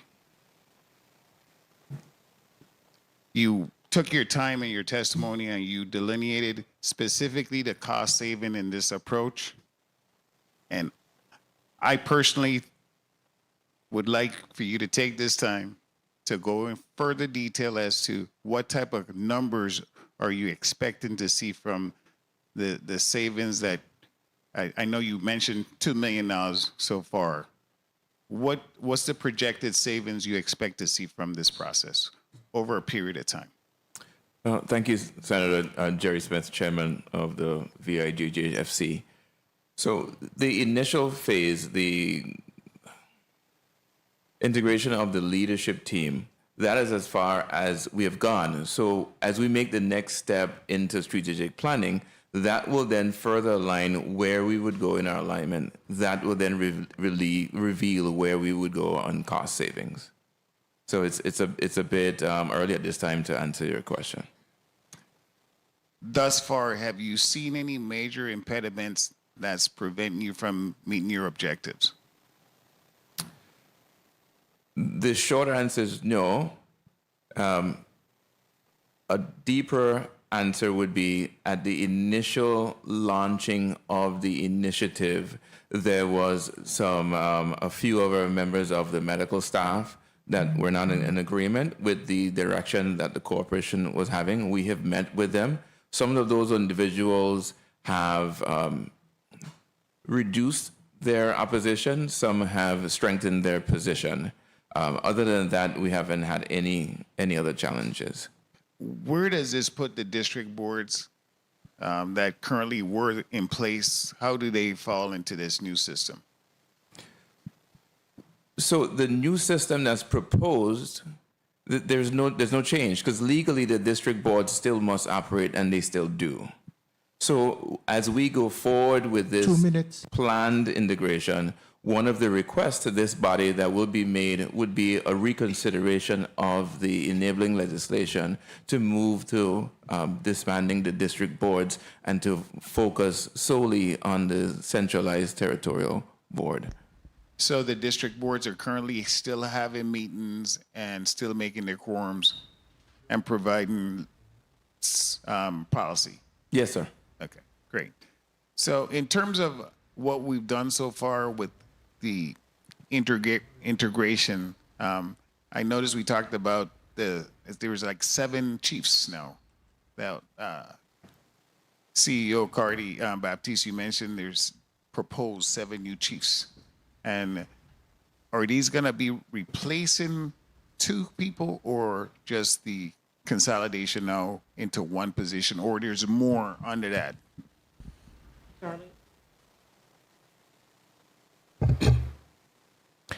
Darlene Baptiste, CEO, SRMC JFL. There is internal promotions that we'll be offering to some of our senior directors. So it's not the replacement, it's just the opportunity for us to align with the future movement within the system itself. So in point in case, there are 2 positions that must remain, which would be the chief medical officer for both districts and the chief nursing officer for both districts. Those are going to remain, but the others will be either retooled or restructured. Great. And that's important that we understand how the structure is going to be, because some people have the impression, change is one of those things. People don't like change. This is new, but it's not new. Time. The legislature is a perfect example. You've got 7 senators, St. Croix, 7 St. Thomas, and 1 St. John. But we're still integrated as one working unit. So at some point, people will understand that it can work, and it should have worked a long time ago, because these duplication of services for such a small territory is expensive, and we are not in a position to afford it. I ran out of time. Thank you so much for your responses, Mr. Chair. Thank you so much. Thank you, Senator Hubert Frederick. Point of information, Senator Marvin Blyden. Thank you so much, Mr. Chair. Board Chair Smith, based on the last Senator point of questioning, right? You said that the board is still operational. Does the board have a quorum? They do, yes, sir. They do. St. Croix Board? Both do, yes. Okay, very well. Thank you. Information? Yes, Senator Potter, you're recognized. Thank you very much, Mr. Chair. Good afternoon to the leadership of the hospital board. Through the chair, Mr. Chair, to legal counsel, based on our request for a legal opinion concerning the legality of the actions of the hospital board, I wanted to give legal counsel an opportunity to give us some guidance, maybe a brief overview of her findings. Yes, to legal counsel. Good afternoon. Through the chair to President Potter. Our office was requested a legal opinion, and we provided a legal opinion surrounding the question of whether the powers granted to the Virgin Islands Government Hospitals and Health Facilities Corporation under Title 19, Virgin Islands Code, Part 2, Chapter 16, Subchapter 1, gives the board the authority to consolidate services and appoint one chief executive officer to oversee both hospitals. The brief answer is no. Under applicable statutory law, there's a clear legislative intent to have one chief executive officer for the Roy Lester Schneider Hospital and Medical Center and one chief executive officer for the Wang F. Louis Hospital, and therefore the action of the corporation is in direct contravention to the legislative intent and the law. And the opinion is rather lengthy, so I will just discuss certain brief points as it pertains to the statutory provisions. So the introductory phrase of Section 244A states that the chief executive officer shall serve as the head of the hospital to which he is appointed. The word here used is officers, which is plural, denoting more than one. Further, in subsection B, in pertinent part, it provides that the chief executive officer shall serve as the head of the hospital to which he is appointed, and shall, with the assistance of the chief negotiator, negotiate all non-economic provisions of collective bargaining agreements which affect the management and operation of the healthcare facility. It goes on to state that the chief negotiator, in consultation with the chief executive officers, shall negotiate all economic provisions of the collective bargaining agreements. This language establishes a legislative intent that each hospital will be managed by a chief executive officer. Moreover, we have subsequent legislation enacted October 6, 2000, and the corporation was enacted in 1994. So we have subsequent legislation in 2000 which specifically designates the chief executive officer of the Roy Lester Schneider Hospital and the chief executive officer of the Governor Wang Louis Hospital, along with the Commissioner of Health, to authorize the disbursement of monies from the Tobacco Settlement Healthcare and Capital Improvement Fund, which is in Title 33, Section 301B, subsection C. That subsection also provides that any health-related capital improvement projects authorized under subsection C shall be administered at the direction of the Public Finance Authority under the supervision of the Commissioner of Health and the Chief Executive Officers of the Roy Lester Schneider Hospital and the Governor Wang Louis Hospital. Further, on November 8, 2001, Title 3, Virgin Islands Code, Chapter 25, Subchapter 8, Section 631 was amended by Section 5 of Act Number 6480 to add the Chief Executive Officers of the Roy Lester Schneider Hospital and the Roy Lester Schneider Hospital and Medical Center and the Wang F. Louis Hospital as members of the Advisory Committee to the Health Insurance Board. The Title I of the Virgin Islands Code, Chapter 3, Section 42 provides that words and phrases shall be read with their context and shall be construed according to the common and approved usage of the English language. Technical words and phrases and such others as may have acquired a peculiar and appropriate meaning in the law shall be construed and understood according to their peculiar and appropriate meaning.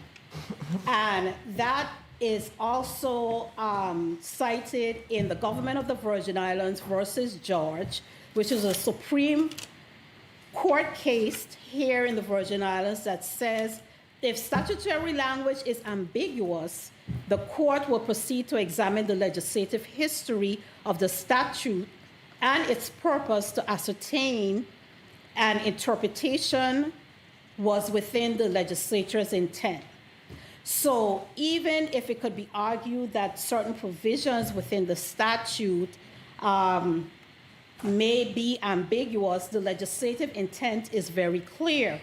And you find that also in Section 240 of Title 19, where it talks about effective healthcare delivery requires a new management structure that preserves decentralized control over health facilities and yet incorporates the benefits of territory-wide planning and coordination. So decentralized, of course, means to be controlled by several local authorities rather than a single one. Our research found that there are sufficient statutory provisions evincing the legislature's intent to have each hospital administered by a chief executive officer. The legislature has given the corporation the authority to appoint and remove chief executive officers, but has not given it the authority to appoint a single chief executive officer for both hospitals. And for this, we cited a case, Hotel on the Key, Time-Sharing Association versus Government of the Virgin Islands, in which the Superior Court held that the governor, the commissioner of property and procurement, and the attorney general, although they were authorized to act on behalf of the government, they were without authorization to extend the term of the lease without approval of the legislature. And any attempt to extend the stipulated agreement was ultra vires.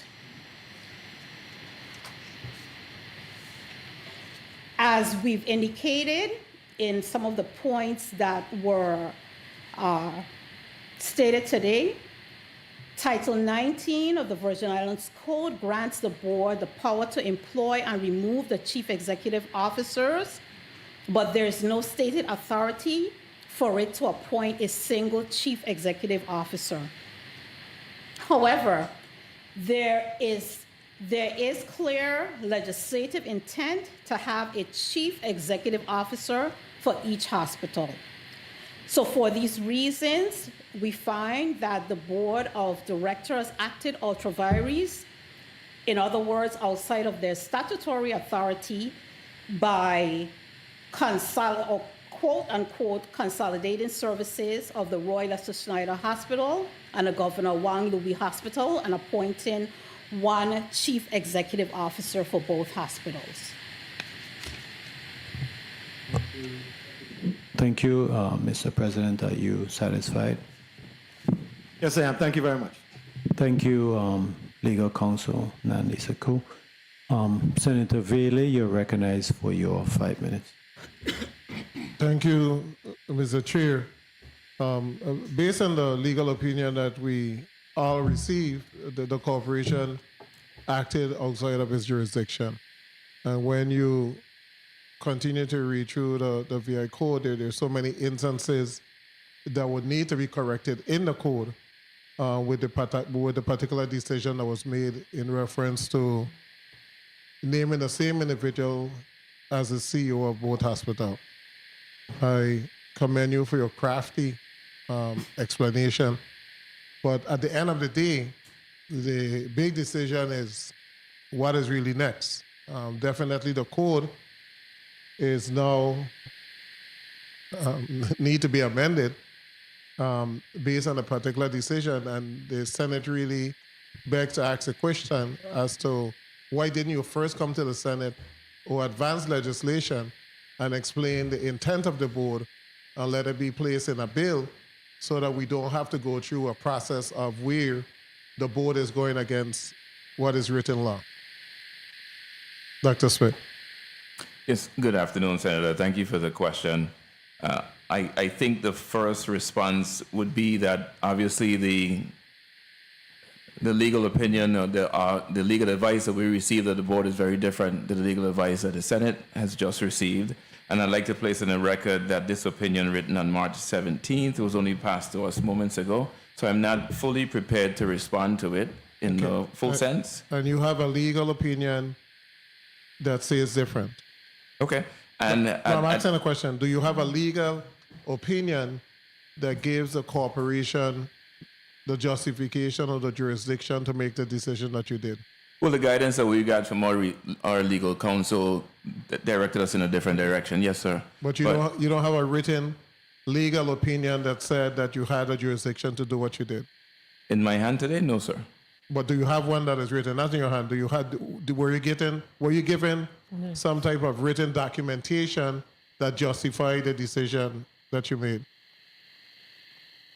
Analysis from your legal counsel that said based on title this, section this, you do have the authority to do what you did. Sir, the reason for my pause, I'm trying to remember in what manner the legal opinion or the legal advice that we got was given to us, whether it was verbally or written. So I can't answer your question directly without potentially giving you false information. But I will tell you that we received advice that was different. I can't say whether it was oral or written in an email or a full letter. But I will be happy to take this on advisement and have a full response back through the chair from our legal team. Yeah, at the end of the day, we all want the same thing, which is quality health care. 2 minutes.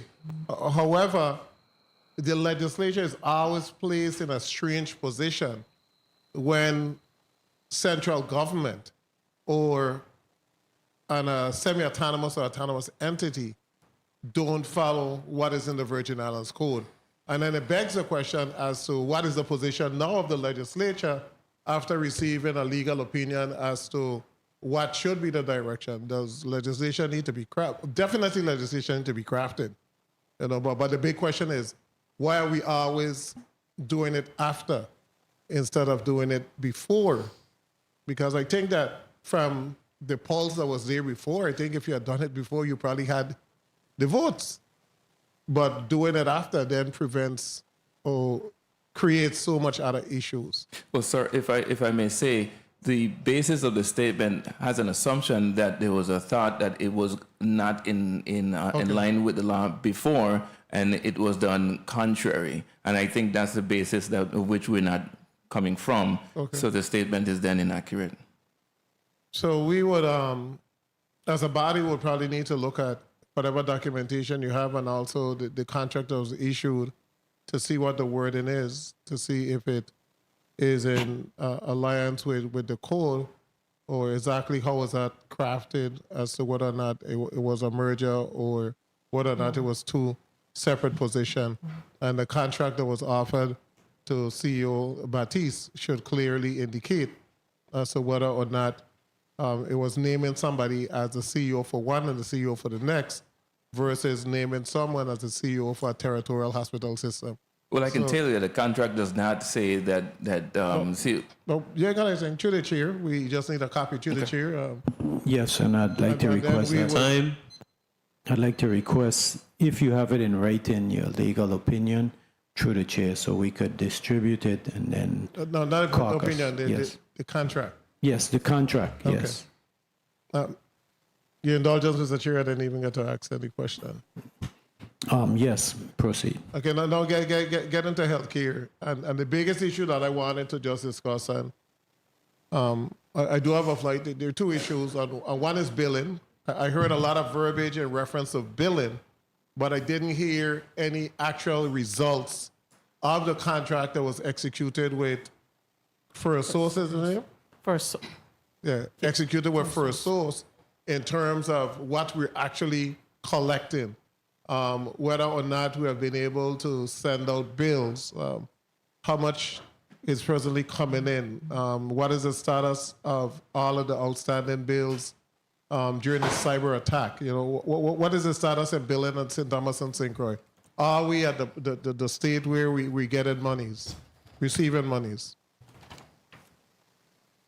Through the chair, Darlene Baptiste, I'll defer after my initial statement to each one of the financial leads for each one of the islands.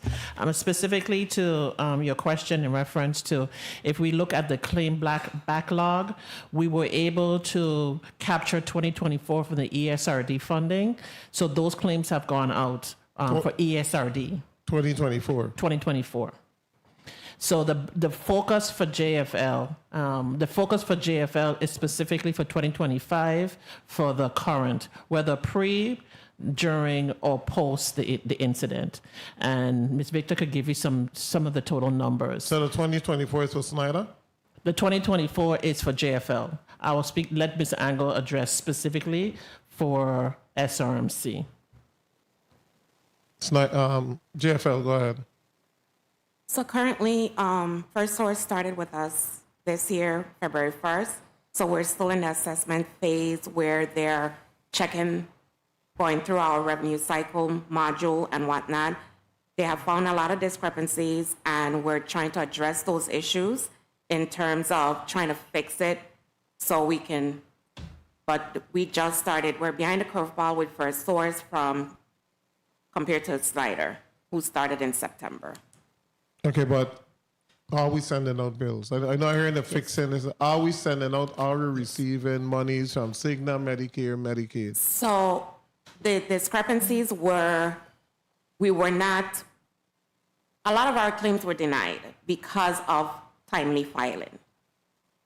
We did send out waiver letters during the cyber attack, but when the claims went out, we had to resend the waiver letters. So far, only Cigna gave us approval. Okay, but 2024 is prior to the cyber attack. What happened in 2024 that bills were not sent out? That, Darlene Baptiste, CEO. Specifically to your question about prior years, that was a human capital discrepancy. Okay, human capital mean individuals who aren't doing the job.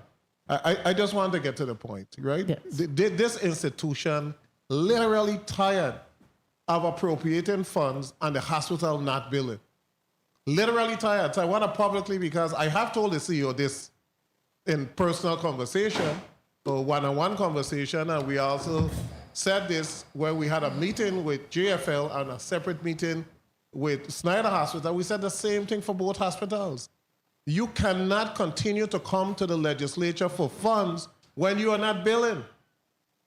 And every month that we don't bill, we go back farther and farther. So if we have an issue from last year, and we're trying to catch up with last year, no, we're not billing for January, February, March, then we're also behind on that. How are we going to come up with a solution as to billing for the current and also a process to bill for all of those outstanding bills that had a deficiency, something wasn't done, so they're being denied?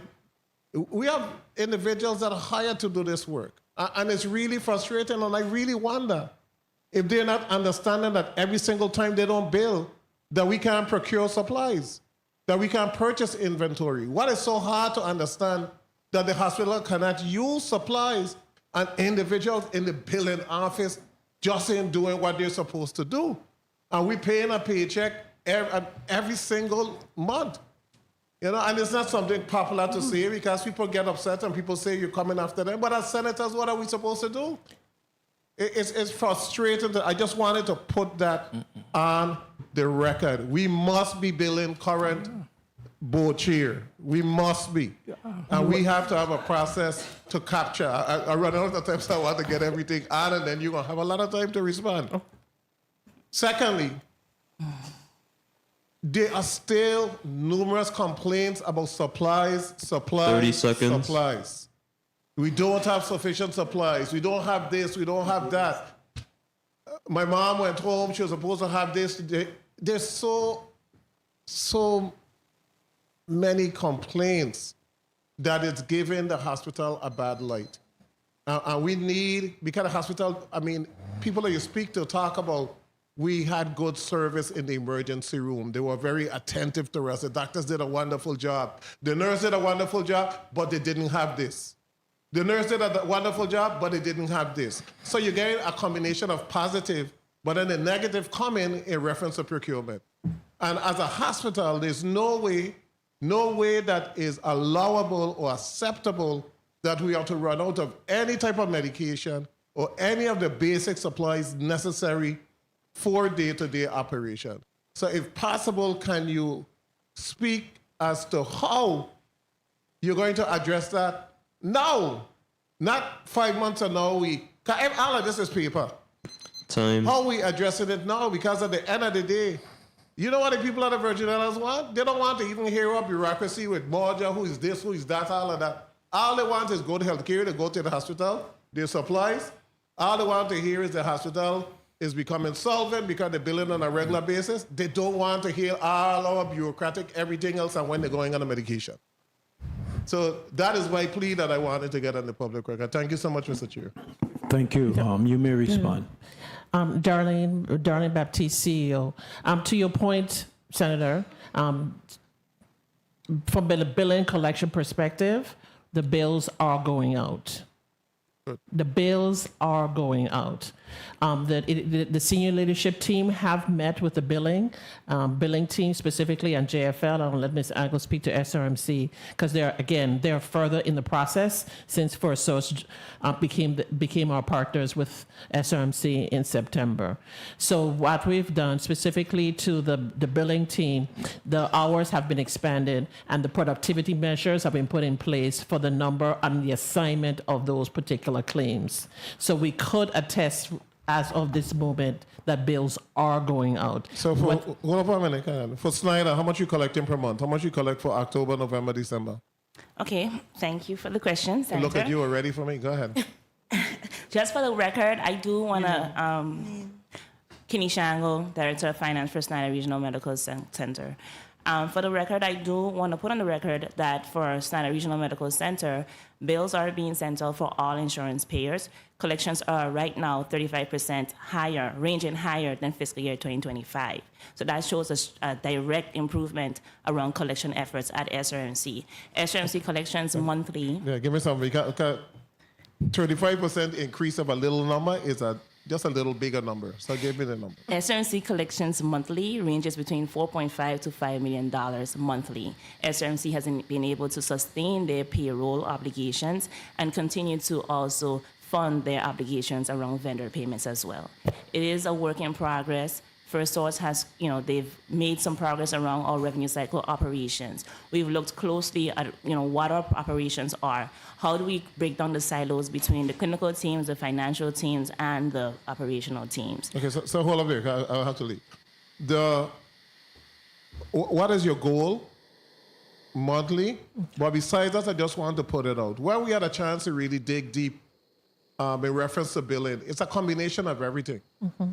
To include from doctors not capturing charges, not turning in. So it's everybody. So the same individuals that complain to this body at times aren't billing themselves or not turning in the requisite information in order to bill. Exactly. And this is the only hospital system where that is allowed. Any other system, they couldn't even continue to work if they're not turning in bills on a timely basis and the hospital waiting and waiting and waiting, where stuff is going down to billing and codes around this as well. We're doing this too long. We have individuals working for 10, 15 years in billing. How you could get something wrong and you're working for 10, 15 years? I mean, if somebody could kind of explain that to me. How can you consistently get something wrong and you're working in the same department for 10 to 15 years? You don't think something really wrong with that? Something is strange about that? But I will rest there and I'm sure my colleagues are going to dig in. Thank you so much, Mr. Chair. Thank you and have a safe flight. Senator Gittins, you're recognized for your point of information. Thank you, Mr. Chair, and let me thank the Majority Leader for that last line of questioning as well with regards to billing. But I want to go back. I didn't want us to get too far. Based on the legal opinion that was just read into the record and given the seriousness of a potential statutory violation. I'd like to know and seek clarity from council on the appropriate course of action for this body to take. And I'll allow them to respond to us in writing with that, since they gave that legal opinion, please, through the chair. Yes, Attorney Sekou, you may proceed. Through the chair to Senator Gittins, let me make sure that I understand your question. You're asking what is the legislature's course of action in light of the legal opinion? Yes, and I'll allow you to get back to your supervisor and your team so that you could give us in writing the appropriate course of action that this body should take. Through the chair to Senator. Your recommended course of action, that is. Okay, through the chair to Senator Gittins. So the recommended course of action, you're requesting that that be placed to the body in writing? Yes, ma'am. Understood. Through the office of the Senate President. Thank you. Okay, thank you.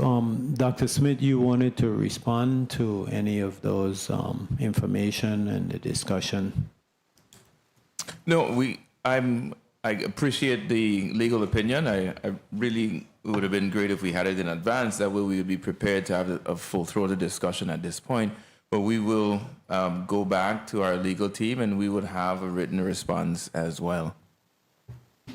Okay, thank you. So I got some couple questions too with the recent situations, and I know Director Baptiste, you mentioned that you're now been able to make the payroll at Wang Louis. As you know, we had a meeting with yourself and the staff at Wang Louis, and we also had a meeting with the staff at Roy Snyder. And I wanted to know, what are you doing specifically for employee morale and also to support the employee well-being during this time of, I would call it, intense changes and distress and concerns?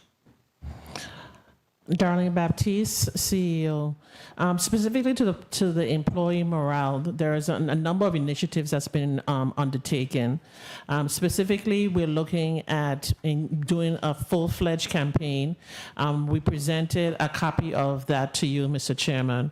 So what is it talking about specifically? What is integration, what it looks like, how it will be phased, some of the expectation, and of course, sitting with staff, whether it's in individual department heads, staff meetings, town halls that have been scheduled, and talking through and allowing their voice to be heard.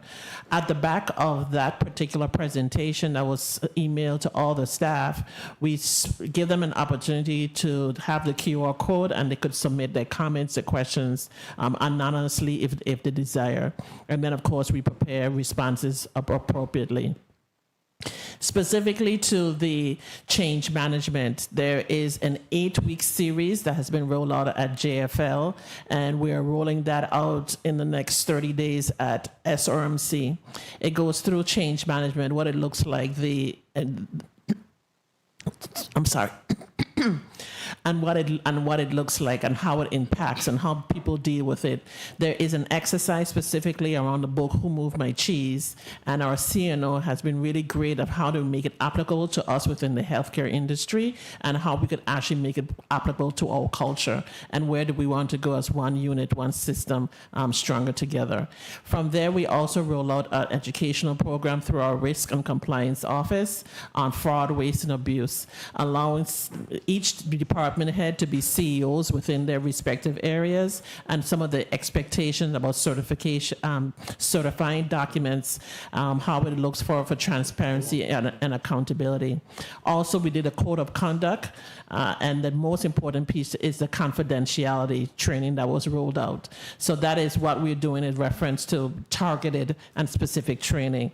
The acts of the senior leadership as we put these packages together to roll it across both facilities and go to the board and ask them for the ability for us to make it mandatory. The chairman did speak a little bit about the integration of the manual. So our human resources, we actually act. So we actually said what is the standard for our particular system, and thereby allowing us the ability to, again, standardize across both systems. So that's some of the pieces for the morale. Again, we're still encouraging them to go to HR. We have our labor relations, and we also have our employee relations. So not only there's no change in the way for consistency of how we do business. It's just the fact of us rolling out these pieces specifically to organizational alignment for policies and procedures. Okay, thank you. I know Dr. Smith has to leave, and I know Senator Maurice James, you have a point of information, but I know Senator Potter was next. If anyone has a question for Dr. Jerry Smith, you can proceed. You do? Okay, you're recognized, Senator James. Thank you, Mr. Chair. Good afternoon, testifiers. Good afternoon, colleagues. Good afternoon, everyone inside and outside the room. I know that Dr. Smith said he has a legal opinion, but I wanted to ask him if he has ever, Mr. Chair, actually this question is more for the legal counsel, I realize then, but it has to do with Dr. Smith, with the legal opinion. If I may, I just wanted to ask in section 244 where it says powers of the corporation, and it specifically says employ and remove the chief executive officers. Do you interpret that to mean only 2 executive officers? Because I see you're relying on plural. So is it then not possible for the corporation to employ 4 chief executive officers, 2 on each island? Seems to me as if your opinion speaks only to 2. But if it speaks to 2, then they can employ 4, can't they? Or 10? Or 20? Through the chair to Attorney Sacco, you may respond. Through the chair to Senator James, no, it would not be more than 2 because there are only 2 hospitals. If you look at the intent of the legislature as well as the statute, it only provides for a chief executive officer for the Roy Lester Schneider Hospital and a chief executive officer for the Governor Wang Louis Hospital. The corporation has authority over 3 entities, and that is the Governor Wang Louis Hospital and Medical Center, the Roy Lester Schneider Hospital and Medical Center, and the Myra Keaton Smith Center, which is not a hospital. And according to Title 19, Section 245C, these are the 3 health entities that the corporation has jurisdiction over. And so there would not be more than 2 chief executive officers because there are only 2 existing hospitals. Mr. Chair, I just want to follow up on that quickly with legal counsel. Yes, go ahead. But there's only a single parent organization, and as you're pointing out, 3 subsidiaries. So in the corporate world, you can have the single parent organization can decide to have a CEO for each of those entities, the 3, or they can decide to have 1. I'm just saying that I think it's very ambiguous, and again, a parent organization has the authority to decide how many CEOs it will have, whether it's 1, 4, 10, 20. That's not based on the subsidiaries, but on the board's belief in what's the most efficient method. So I just want to point out that when Dr. Smith said they have a different legal opinion, again, legal opinions are opinions of the persons issuing it, and when statutes are ambiguous, they can lead to different interpretations. Thank you very much. Thank you. You may respond, Attorney Sekou.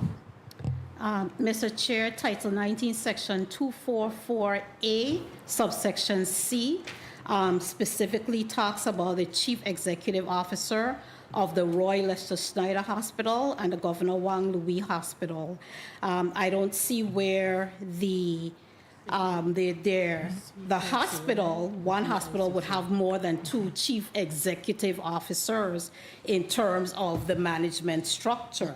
So Section 244A subsection C is where it points clearly to a chief executive officer for the Roy Lester Snyder Hospital and for the Governor Wang Louis Hospital.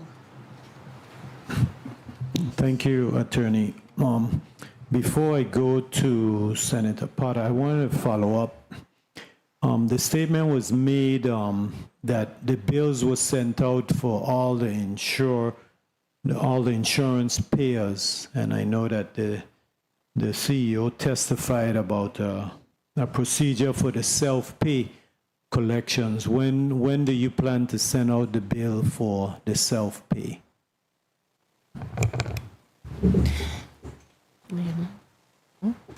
Kenisha Angle, Director of Finance for Snyder Regional Medical Center. Self-pay implementation is scheduled for a go-live in May of 2026. So what's happening? The self-pay are not even given a manual calculation and a bill? Right now, it's not being done? Letters are sent out to patients as the accounts are being worked, but an official bill with our billing system is being completely revamped. We are planning to do an electronic campaign to have an outreach to the self-pay population that will allow self-pay individuals to be able to access their bills online, to be able to view their outstanding obligations to the hospital, to get reminders of their bills, to be able to access a portal online and request financial assistance from the hospital as well. So we want to revamp it in a way that is going to work for the community. So when was the last time the self-pay, the uninsured, received a bill? When was the last time you did a billing? Officially, self-pay billing went down during the first cyber attack, which was July of 2025, I believe, was the first cyber attack. So you're telling me that since July of 2025, the self-pay have not received a bill? Correction, the first cyber attack was July of 2024. And I mentioned, although bills are not being sent out, letters and reminders are being sent out to self-pay individuals. An official bill has not been sent out from the first cyber attack. Senator Potter, you're recognized for your 5 minutes. Thank you very much, Mr. Chair.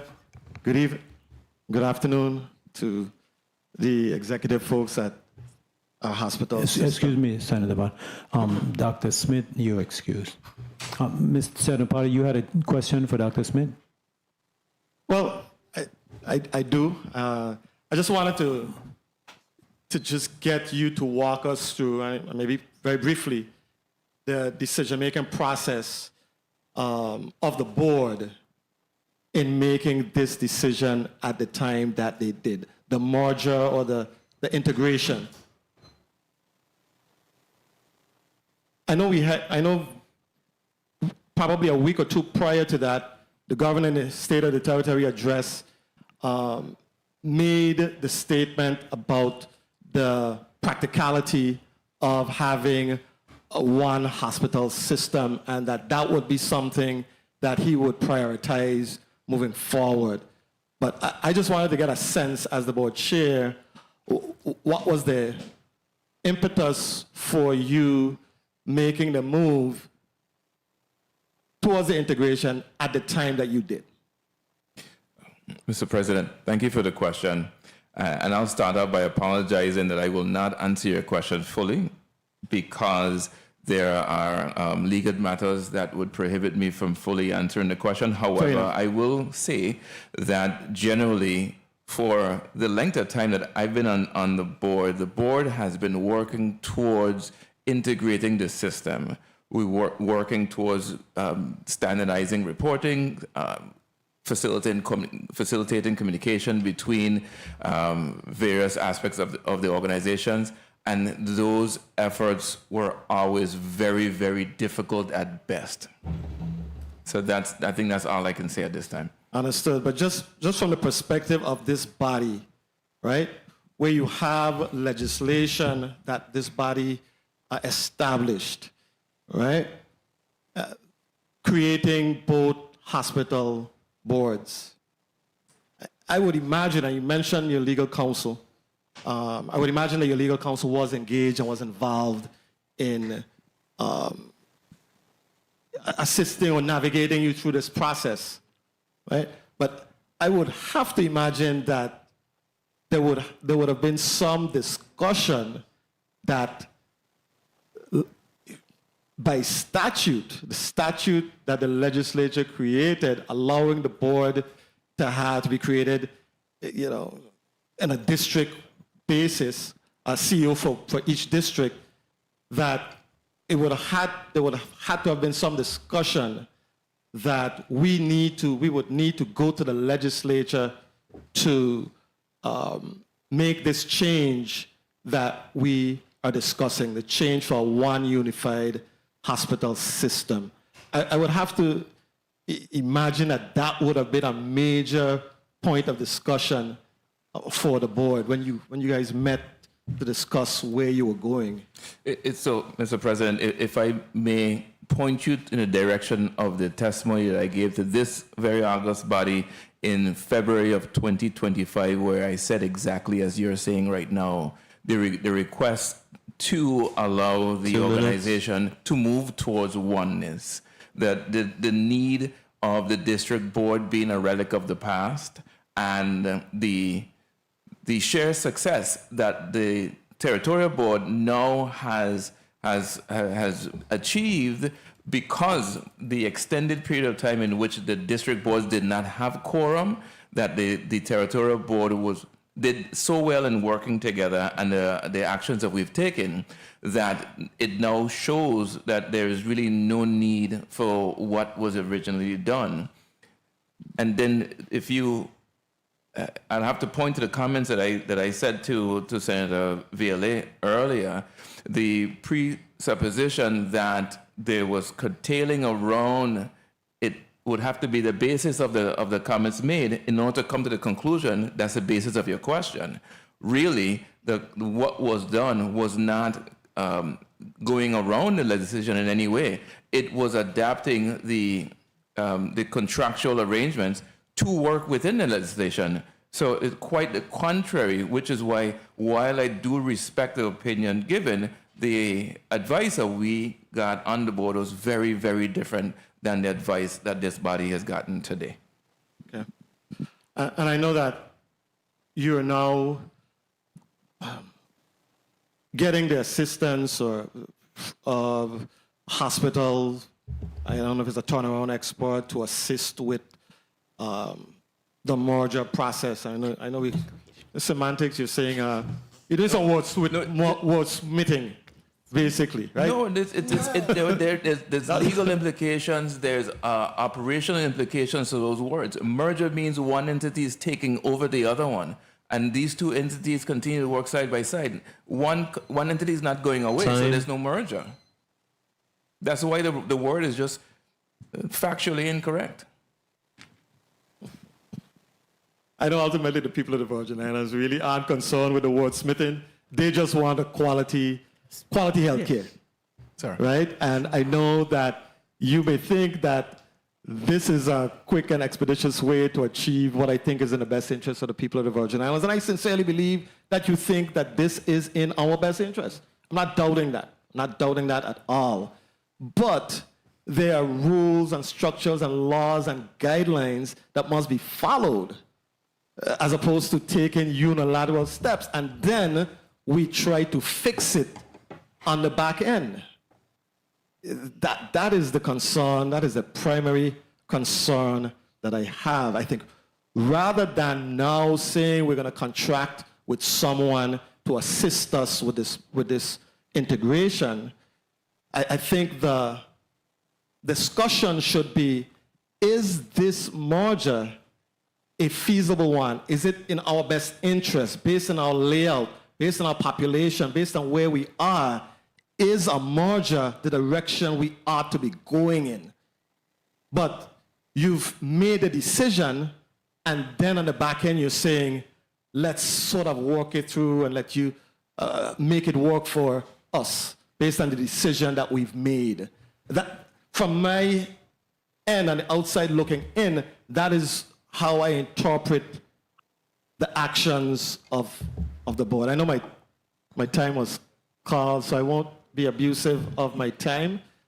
You may wrap up, Senator. Okay. So, yeah, that is the way that I see it. Mr. President, I so respect and revere your opinion that I wouldn't try to convince you of any different, other than me to simply state that the basis of the comments I disagree with. Okay. I've always said that good-willed, decent people have the right to look at a glass and see it from different perspectives. Some may see it as half full, some may see it as half empty. It doesn't mean that they are, not loyal, respectable individuals. So I'll leave it at that. I won't ramble on anymore. Thank you very much, Mr. Chair. Thank you for your responses. Thank you, Mr. Senator Potter. You're excused. Senator Marvin Blyden, you're recognized for your 5 minutes. Thank you so much. And again, to all the testifiers, and thank you for your testimonies. A lot of information, basically, but quickly, because I have to catch a boat to go to St. John also, to the town hall meeting with the WAPA. That's important also. Let me ask quickly to CEO Carty, how you doing? Good afternoon, sir. I'm doing well. Okay, you spoke in your testimony. I want to basically talk about workforce on the emergency room in terms of waiting time and the supply chain operations. Okay, in respect to the workforce, I know you spoke in testimony about having to make a decision with two excellent CFOs. I don't want to be in a position, to be honest with you. But based on what our legal counsel said, I'm not sure if anything should be done at this time until such time that we have actually derived to a position in terms of if that's legal or not, because we must follow the law. That's the first thing. Okay, so I would hold up on that. Secondly, in respect to staffing and your staffing challenges, including emergency services, maternal health care, midwife, etc., laboratory services, rehabilitation. I know you have been doing everything you need to do in order to bring staff on board.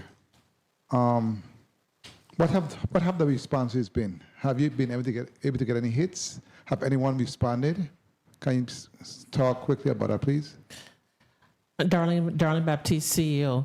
Specifically to the laboratory, we were able to do some recruitment through the UVI, some recent graduates, who will be trained up at SRMC. And of course, at JFL, we were able to get some hits off island, and those two were recruited on island. From a physician perspective, we were able to convert 4 of our locum physicians with our acting CMO over at SRMC. We're able to convert over 4 physicians who are locum that will be actually joining us on staff within the next 90 days. If we look at SRMC specifically from nursing, the team has been very aggressive in reference to doing poignant peer recruitment. So hopefully we'll see some favorable activities coming out of that. But most importantly, from the physician perspective at SRMC, we're excited. We're really at the table with 2 local physicians who we're very targeted because of their specialty. We're negotiating with them to return home. 2 minutes. Very well. In respect to wait time, all of the challenges that you mentioned in testimony, what's being done in order to bring down your wait time on both districts? Be very succinct because I have a question for Director Smalls very quick before I leave. Well, specifically, if we're looking at SRMC, that team has been meeting, Darlene Baptiste, CEO, that team has been meeting on a continuum to look at the ED throughput. Some of the challenges are the configuration of the space, and other challenges rest with the factor of the border patients actually taking up space within the floor, so we can do the bed transfers from the ED for patients to be admitted to the floor. So that's just some of the instances. At JFL, there is a group called the ADET. They're a group that meet in reference to some of the targeted points for quality measures. And Ms. Adeline Connor and her team, from the quality perspective, I know Senator Vele were asking us, it was very heavily bureaucratic, with the bureaucracy and the content, not so much on the quality. But the team has been meeting for us to cross over with CMS and JCO readiness for both facilities. And of course, Mr. LaRue is here for the procurement piece also. That was quick. Briefly. Good evening. LaRue Brown, Director of Procurement and Materials Management. We continue to monitor our ordering processes and work with our financial team when we need payments to go out to our vendors and turnaround times for shipments and logistics for supplies. Okay, very well. Thank you for your responses. Edie Smalls, good evening. Let me ask you briefly on what's your plan B for the bunker surcharge increases? What's your plan B? Time. Good evening to the Chair, Executive Director Darrell Smalls, Territorial Hospital Redevelopment Team. I wish I could give you an answer to that. Unfortunately, that is a cost that's outside of our territorial control. Ultimately, we know that from a contractual standpoint, that's just going to be added costs to deliver items to the territory. Does it also add to your time frame in terms of completion? I wouldn't say that it affects the timeline. What it does as part of our ongoing process right now for optimization, just to use it, to kind of give it in perspective, if we were looking at a $10 cost, and now we realize that our costs are being impacted by these outside forces, what we anticipated to construct at $10, we now have to relook at it, that it may cost $8. So it may affect the scope of work? Scope of work and ultimate volume of what we construct. Wow. Thank you so much. I really have to go, but thank you so much for your responses. Thank you, Mr. Chair. Thank you. Thank you, Senator Blyden, and you're excused. Next, we'll go to Senator Alma Francis Heiliger. Senator Francis Heiliger, you're recognized for your 5 minutes. Thank you so much. Good day to my colleagues today, to the people of the territory. Good day to the testifiers, everyone here. I want to touch a little bit on billing. And I wanted to know, and I know billing is very tied closely to you guys getting to a point where you will be able to see some light at the end of this financial situation you're in. Has the board, CEO, anyone in general has done any type of assessment to come up with a particular plan or a deadline to say, well, when you guys will come out of this financial situation? Darlene Baptiste, CEO. Through the chair, Senator Francis, overall, we are putting in place, which is inclusive of, hiring a CFO who has a skill set with healthcare financing and economics. At the broader stroke, we do have a template that we're working for 18 months. But in the meantime, there are some contingencies we're putting in place specifically to the formulation of a revenue integrity and also the revenue cycle management being some of the KPIs that we need to have in place. From the JFL perspective, we're moving more aggressively, especially given the window for these waivers. We're looking within the next 2 weeks to make some definitive decision on a batch number of claims, which account for about $10 million. It's about 2,440,000 claims that we're looking at in this initial batch, make a determination in less than 2 weeks. From the SRMC side, it's a little more methodical because we do have in place a number of systems driven by the project management. And if you would, I'll let Ms. Angle finish with that position. Kenesha Angle, Director of Finance, First Nana Regional Medical Center. The processes that are in place currently at SRNC, we did a very deep dive, a very deep analysis was done, First Nana Regional Medical Center, to look at our operations from the front end all the way to the back end. How are we billing? How are we entering charges? How are we documenting? How do we increase or leverage what we've learned about our operations to make it better and more efficient? So yes, to the question of if analysis was done, yes. And we've been using that analysis through our revenue integrity team to meet with the departments and share and educate our teams on how we can do better, how we can enhance our collections. And what's the outcome? What was the outcome as a potential solvency date to come out of this situation based on the analysis that was done? Is it within the next 3 years, 4 years? Do you have numbers such as that? 2 minutes. So to the question, I would say not necessarily. We're not looking at 3 or 4 years. We know that the way that we've been operating for a very long time, the process changes that needs to take place is going to take some time. It's not going to happen overnight. We are seeing steadily increase in our collections, but as we continue to improvise and include or create new processes or fix the processes that we have in place right now, we will continue to grow our collections, increase our collections, and change, that habit to what healthcare organizations around the world do today. They sustain themselves. So time frame, we are looking, day by day, taking it pace at a pace. I would say if I were to give an estimate, within 2 years, perhaps. But you do have to make some substantial changes around revenue and expenses to get there. Understood. Back in 2003, I had a knee injury when I had a meeting with the governor in Government House. I ended up with a slight side effect from that knee injury that kind of landed me in the hospital last year for a couple of days. I kind of find these things interesting because I've never been in the hospital. So when I got my bill, I paid very close attention to it. First of all, I've never gotten a bill from Roy Lester Snyder Hospital.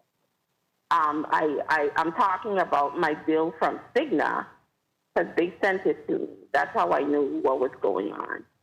And a couple of things I did notice. What happens sometimes with billing? Because I noticed here that I was in the hospital in May, and you guys billed them in June, and there were several times there were some errors where you weren't paid, and this was only resolved the 6th of this month, where you guys got final payment. So, what are some of the things that happen with billing with you guys? Because when I was looking at Cigna in the back end of it, it was saying billing error, they built the wrong code.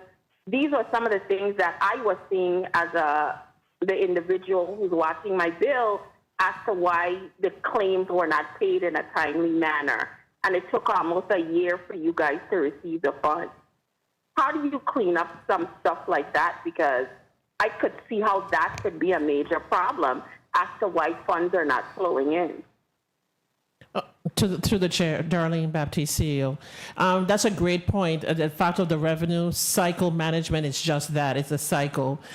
With the fact of there's one element for the charge capture, there's another element for the coding, there's another element for the claim submissions, then there's an adjudication if needed, then there's an opportunity for denial. And a lot of insurance companies do that. The fact of they may do a first swing of denial if the claim is quite extensive, depending on the work that you had or the services you had done within the hospital. So there's just so many tiers to it. And then, of course, on the back end is clinical documentation, medical necessity. They're questioning some of the stuff that the physician may have put down. Or how it was entered. So there again, there's just so many layers of it, and that's what our partners at First Source is actually helping us to streamline to make sure that in the first time the bill goes out, it's actually a clean claim. So that's looking at our denial rates between JFL and SRMC. We're quite on the high side of the national standards, but it's our hope within the next couple of months to see some significant decrease in that denial rate and close that window for our reimbursement. Excellent, excellent. I'm happy to hear that because I could see how that could improve your cash flow. Could I ask one final question? And this is Yes, more Senator. along Proceed. the lines of a definition. Proceed. What would the hospital constitute? What would the hospital constitute as intensive care versus just regular care in the hospital? And I will let you answer on the chair's time because I know I heard my time was called. Thank you so much, Mr. Chair. To the chair, as our clinician at this table, we'll ask Ms. Adeline Connor to address that the definition most appropriately. Incentive care. Me. Adeline Williams Connor, Chief Operating Officer. Incentive care is care that we look at the client, look at their ability to pay, do an assessment of their financial capabilities. And then from that, determine... Ma'am, no. Ma'am, I said intensive care. Intensive versus regular care. Somebody that's in the hospital. Yes. Somebody that's already. Yes. Thank you for the correction. Intensive care is care where the patient is assigned to the intensive care unit, where you have a specialist that provides care that is beyond normal regular care that you find on a regular admission. And a regular admission, those persons would go to the medical unit or the surgical unit where they get care from the physician, from the nursing staff. In the intensive care unit, usually you have specialized care, whether it needs medication, extensive IV medication, treatment, ventilators, supportive care to prolong life, to extend life. Does that answer your question, ma'am? Somewhat. And thank you, Mr. Chair, for the additional time. Thank you, Senator Francis Heiliger. Before I go to the next senator, Senator Clifford Joseph, I had two quick questions. Director Baptiste, you mentioned it was a government receivable for $1.5 million. Can you give us some more details on that? To the chair, I defer to Ms. Angle for a response. Thank you for the question, Senator. Kenisha Angle, Director of Finance for SRMC. The total number that you were referencing was actually a $1.16 million AR for other government agencies. I can give you the breakdown if that is what is requested. Okay. Does it involve Medicaid? It involves the Department of Human Services, yes, but it doesn't involve the claims that is owed to the SRMC for patient care. Okay, well, tell me what it is. If the government owes you money And it's, legitimate. We want to make sure that you get paid because we understand your cash flow. So Okay. give me the details. So details, Department of Health, I'll start with them. They owe a total of $95,000 for their different agencies, their different departments, such as maternal child health program, their sexual transmitted disease program, and their general Department of Health program.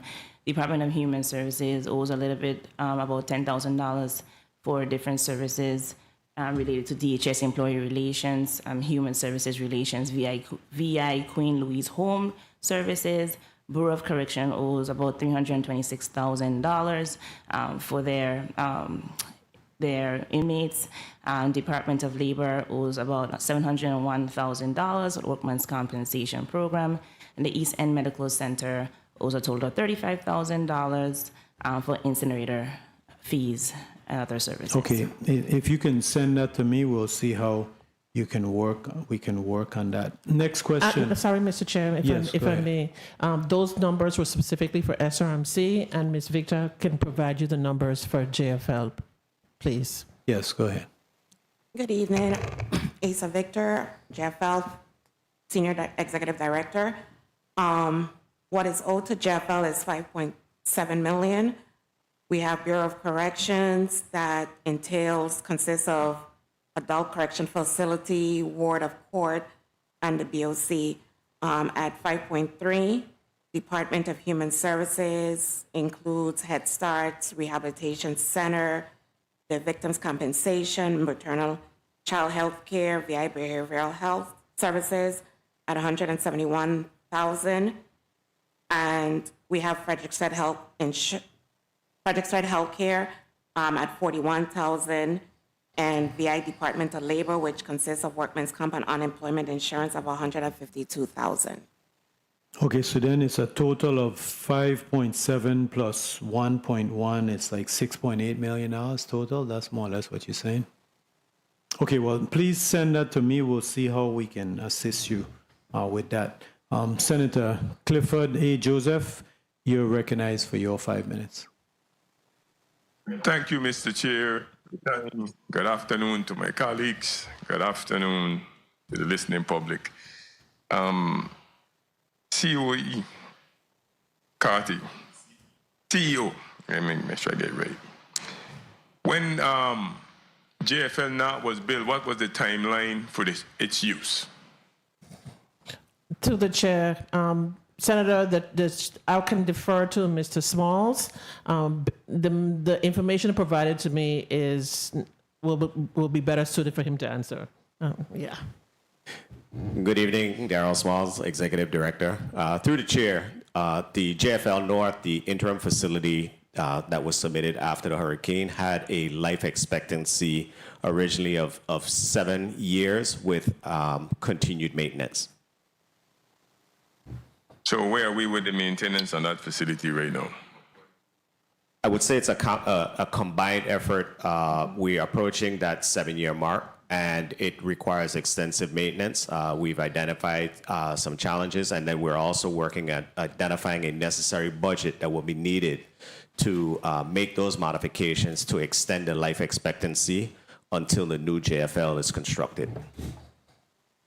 And specifically to your response, Mr. Chair, Senator, the partnership between THRT and the corporation has allowed us to do some of those internal maintenance needs in short order to help us as a stopgap until we find some substantial funding to make some more infrastructural changes or necessity, things that are necessity for us for functionality. Okay, I heard you in your testimony saying that the cost saving on this consolidation was $2 million, and we still scrambling for supplies here on St. Croix. Or hey, for sure, I could speak about St. Croix for sure. To the chair, to your question about the projected savings, that is once we look at the implementation of the C-suite, this new C-suite. So it's not a true dollar figure like today for tomorrow. It's spread over a year's salary with the savings from this consolidation of the C-suite. And what is the typical wait time for a non-trauma emergency? To the chair, that the wait time actually fluctuates. We have seen some, again, based on surge capacity. One thing is the fact of our borders do take up some real estate within the hospital on the floors. So that's why we don't have that fluid motion. Sometimes we could have a wait time within the normal standard of 3 to 4 hours. And then other times we've had excess of maybe up to 12, 15 hours wait time. Again, and it depends on the acuity. If there is a true trauma that comes in, not stating that the person doesn't have an emergency, but the fact of we do see a lot of those high acuity levels that come through the emergency, which is a greater number of our patients. Those are persons who could be seen either by primary care or by within an urgent care setting outside of the hospital. Those persons in turn have the greatest number of wait time versus those true traumas. Somebody with a compromised limb, aged individual or seasoned individual with heart palpitations, on set of headaches, those persons are readily seen quickly. But those persons who have those less challenging that was the question. I want to know what's the average wait time for a non-trauma. So, I mean, if you do have trauma in there, is one thing, but what's your average right now? Because we could be averaging, I got a friend went 6 hours at a day, decided to go home. Somebody else on Sunday just gone 12 hours. So what's your average of 30 seconds. somebody committed emotion? Sandra, we could do the calculations. Let me ask this question because my time is running out. Does the hospital have a sliding payment scale or a discount policy for residents or non-insured? Sandra, I will defer to Ms. Angle, and she could give you the details on that, yes. Keisha Angle, Director of Finance for SRMC, and the short answer is yes, the hospital has a discount policy for our self-pay patients who do not have insurance, and they do follow the federal sliding scale as well for financial assistance. And have we, okay, thanks for that response, but and as far as, since I was speaking about supplies, have we now got a system in place to make sure that our supplies going to be ordered and on the move in a timely fashion? Again, Senator Darlene Baptiste, one of the introductions is the Chief Supply Chain Officer, so that's a new area. And as of April the 1st, we'll be rolling out our reboot program. And I could defer to Mr. LaRue, who can give you a brief synopsis on our plan. Good evening, LaRue Brown, Director of Procurement and Materials Management. Short answer is yes, we will be on top of supply chain for both facilities, JFL and SRMC. But in the immediate, we've been working together collaboratively across the district to make sure supplies are available for JFL and vice versa from JFL to the SRMC. Okay, thank you. Mr. Chair. Yes. Could I? Yes, you may proceed. Yes, you may proceed. This is, again, this is a question about the nurses. I know you got some in the management position, but since we so short staff, are we using these professionals to help out at times? To the chair, yes, Senator Darlene Baptiste, CEO. I'll allow our legal counsel to make comment on record in reference to our nursing mid-managers and managers.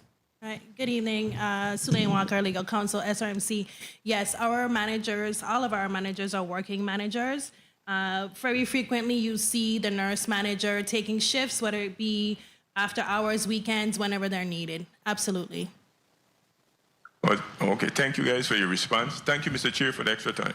Yes, thank you, Senator Joseph. Okay, so next we'll go to Senator Novell Francis. You're recognized for your 5 minutes. Thank you very much, Mr. Chair, and I want to say good evening to everyone there. And first of all, I want to commend Darrell Smalls and the Territorial Hospital Redevelopment Team. I see that we're making significant progress in some of these projects, so kudos to you, and I hope that the forward movement continue in that vein. CEO Baptiste, real quickly, do you have an integration plan in place? And what's the timeline on that integration plan, and what phase are you in right now? Thank you so much, Senator. Through the chair, Darlene Baptiste, CEO. You don't have to go through the chair. It's my time. Okay, it's my time. Don't go through the chair. Thank you. Thank you for the correction. Specifically to your question, we have rolled out an integration plan with the entire staff, and the elements have for phase one, which will enacted within the next 30 days. So that is inclusive of the leadership alignment. Then phase two is the operational alignment, which we've already initiated. I spoke a little bit about those particular areas that have gone through the crossover for policies and procedures and what the next phase will look like in the next 30 days. So that's another 60 days. And then within the 90-day window, we'll start looking at some of those operational pieces that we need to actually refine and how it's going to do an evaluation period of the initial 30 and the initial 60 days. Then we take a pause after that 90-day period and then just do a reset and see where we are as a system. From that vantage point, it'll go into the long term, which the chairman spoke about, which is a strategic plan from the RFP, the response from the RFP. Very well, thank you. And is there an evaluation period as you go along at each of those phases to make a determination whether or not you need to move forward or pause and reassess? What is the application that being utilized for the integration plan? Well, the integration plan, the evaluation period will occur intermittently. As part of the overall rollout of education with the staff, there is a survey, a QR code at the end of that presentation, so allow the employees to have their voices be heard. There are also a forum, which is called the Employee Advisory Group. It's an electoral process for each one of the departments to be represented on the table, for them to have their concerns brought not only from a personal perspective but from a departmental. So responding to those queries within the survey is another level which we can actually feed into the employee advisory group. And then at the point of the 90 days, that's when we stop, recalibrate, and make a determination of the 30 and the 60 days. Okay, very well. 2 minutes. In regards, I know on the question from one of my colleagues, you spoke about that the billing has improved and you're moving forward in that. How about collections? What are you seeing in terms of collection based on the bills that have gone out? Senator, I'll defer to Ms. Angle and Ms. Victor from the respective areas. Kenisha Angle, Director of Finance for Osnada Regional Medical Center. Previously mentioned collections for SRMC is 35% higher and is an increase from fiscal year 2025. So we're seeing increase in our collections, and we continue to focus on liquidity and ensuring that our claims are going out timely. Yeah, I wanted that for St. Croix, but anyway, when Ms. Angle, you spoke about maybe $4.5 to $5 million on a monthly basis. Can you tell me what were, in terms of fiscal year 20 or calendar year 2025, what was your collection numbers for 2025 total? Hold one second. In the meantime, Ms. Victor, you could go ahead and give your numbers at your scene on St. Croix. So for JFL, right now, we just started with First Source in February. Right after the cyber attack, our collections has not been as great as it should be. We're hoping that things would pick up. Like CEO Baptiste mentioned, in 2 weeks' time, we have 2,000 claims that needs to go out, about $10 million. So hopefully, because they're finding a lot of discrepancies in terms of documentation and different stuff. So it kind of held back some of the claims. So hopefully we get there. We're behind the curve, like SRMC started with First Source in September, where we just started in February. Time. Okay. I guess by budget cycle, we'll be able to see your numbers I and do doing have the my evaluations. Mr. Chair, I just have a couple more points, if Yes, you allow proceed, it. And, proceed. Ms. Angle? Yes, so total collections for fiscal year 2025 ended at a total of $952,837 for SRMC. So approximately $46 million for fiscal year 2025. As of currently right now, fiscal year 2026, SRMC is approximately $22 million in collections. Year to date, last fiscal year, we were at $16.8 million. So we are projecting a total collections for fiscal year 2026 around $51 to $52 million for this year. Very well, good show, and you can see the upward trajectory in that. Thank you. CEO Baptiste, in regards to your contract physician, how many contract physicians do you have on St. Croix? Darlene Baptiste, CEO. Contract physicians on St. Croix. We have a total of 29 physicians. The specificity for contract physicians, I can work through that and get that to you, Mr. What about your locum tenens? The locum tenens, those were kind of varied. I have the dollar figure, but I don't have what it accounts to the number of locums.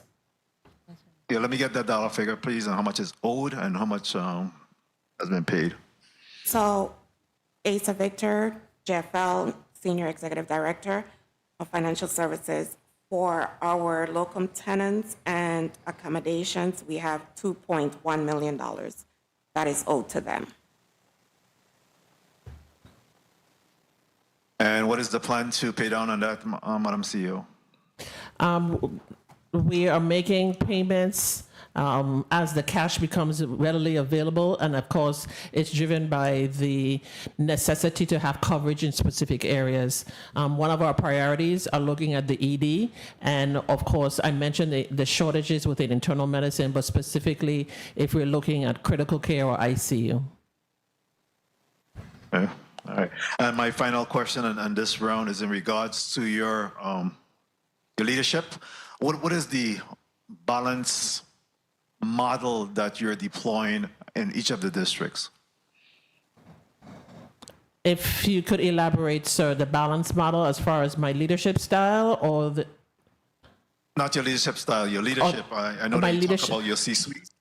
You're developing your C-suite. Yes. And in unified command, is there a model that you're ensuring that you have a balance in terms of the district, so you don't have one side heavier than the other? How are you balancing the deployment of your C-suite? The C-suite is specifically driven by one skill set, and then the other piece is representation. We could give you I could actually through the chair, once I do the calculations for the contract physicians, I can actually give you the number of the C-suite as far as location in either district after our board meeting tomorrow.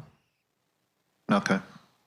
I'm very much interested in that because I want to make sure that there's parity across the board and that we don't see one side heavier than the other side in regards to that. I see that you listed 7 chiefs, and I just want to make sure that they're properly deployed. Thank you very much, Madam. Mr. Chair, for the time. Thank you, Madam CEO, for your responses.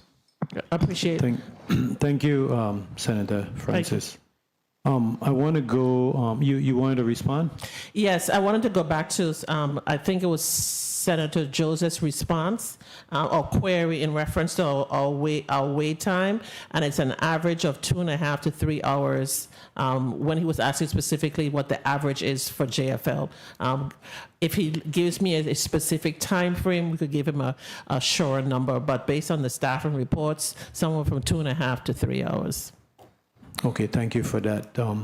I wanted to go quickly on to St. John before we wrap up with Senator Gittins.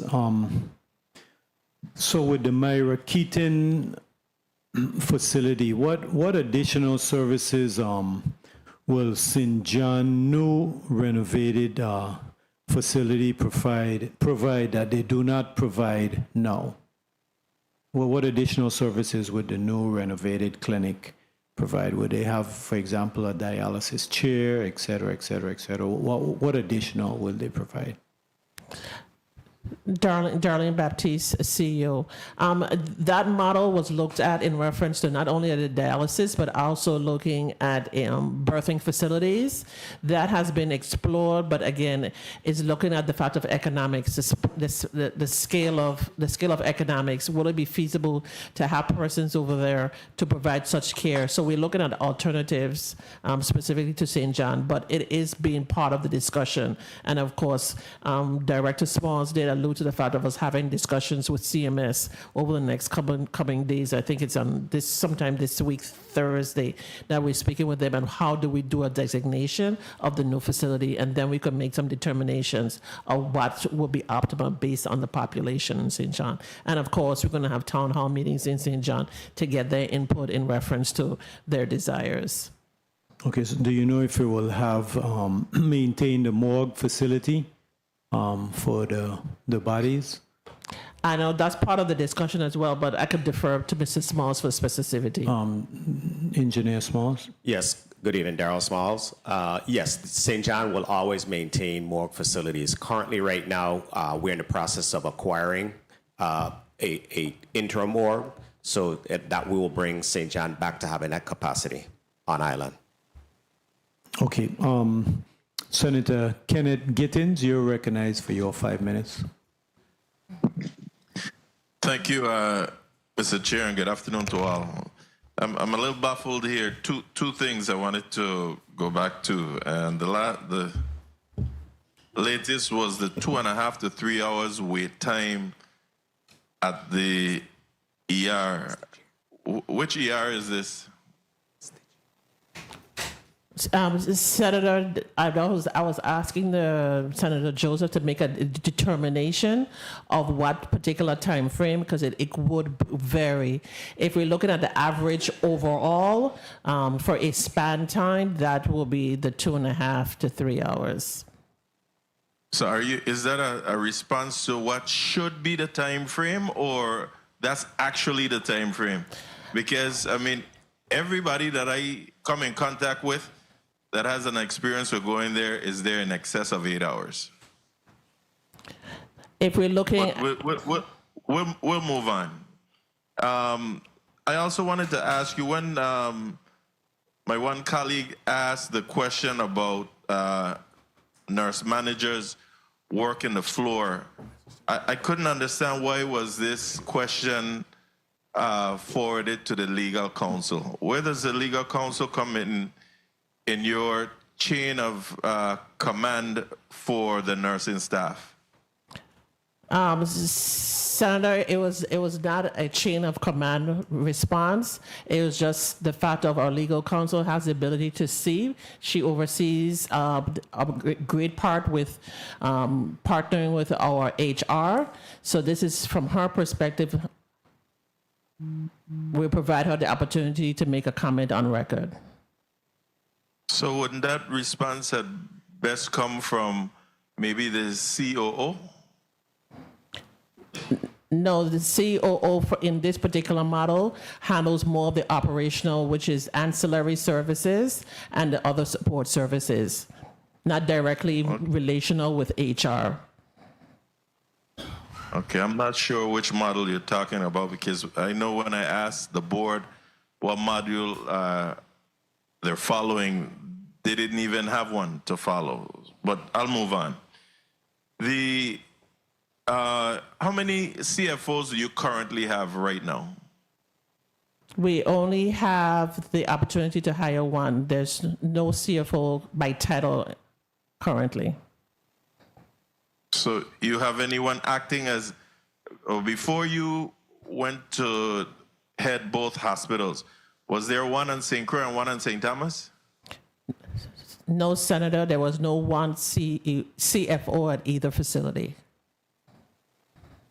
So who was performing what position title was performing their duties, The, if any? the highest title performance were the two ladies present here, which would be Ms. Angle as the Director of Finance for SRMC, and Ms. Asa Victor is a Senior Executive for Financial Services for JFL. Okay. And they do the same function They provide the for each function. hospital? They provide similar functions.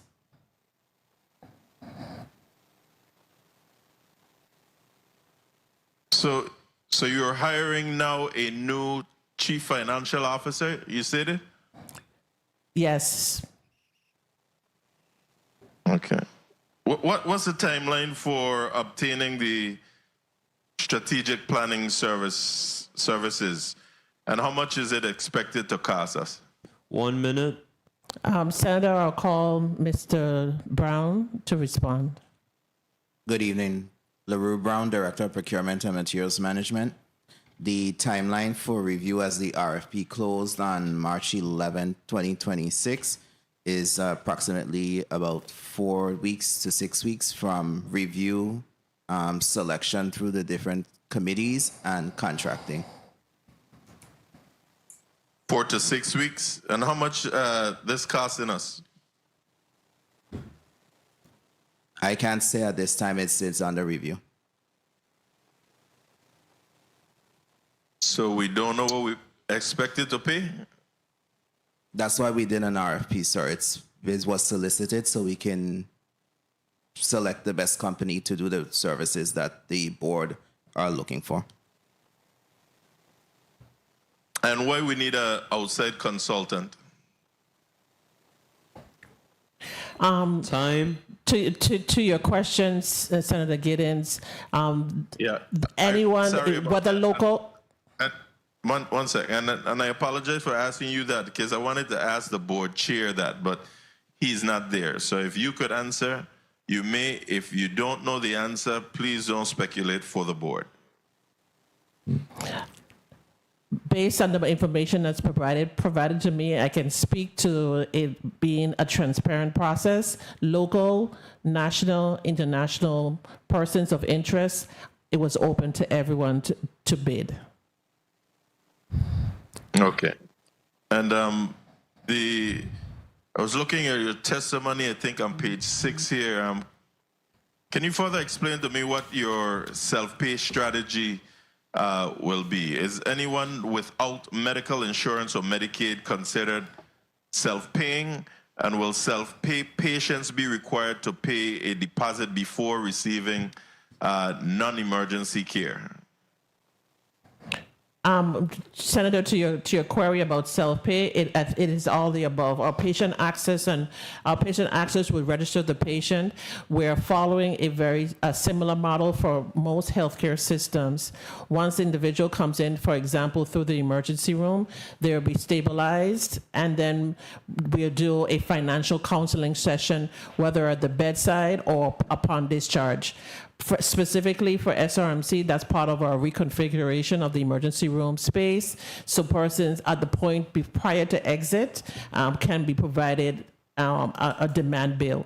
For security reasons at JFL, the process would be a little different because we're in confined space, but the process will run parallel to that.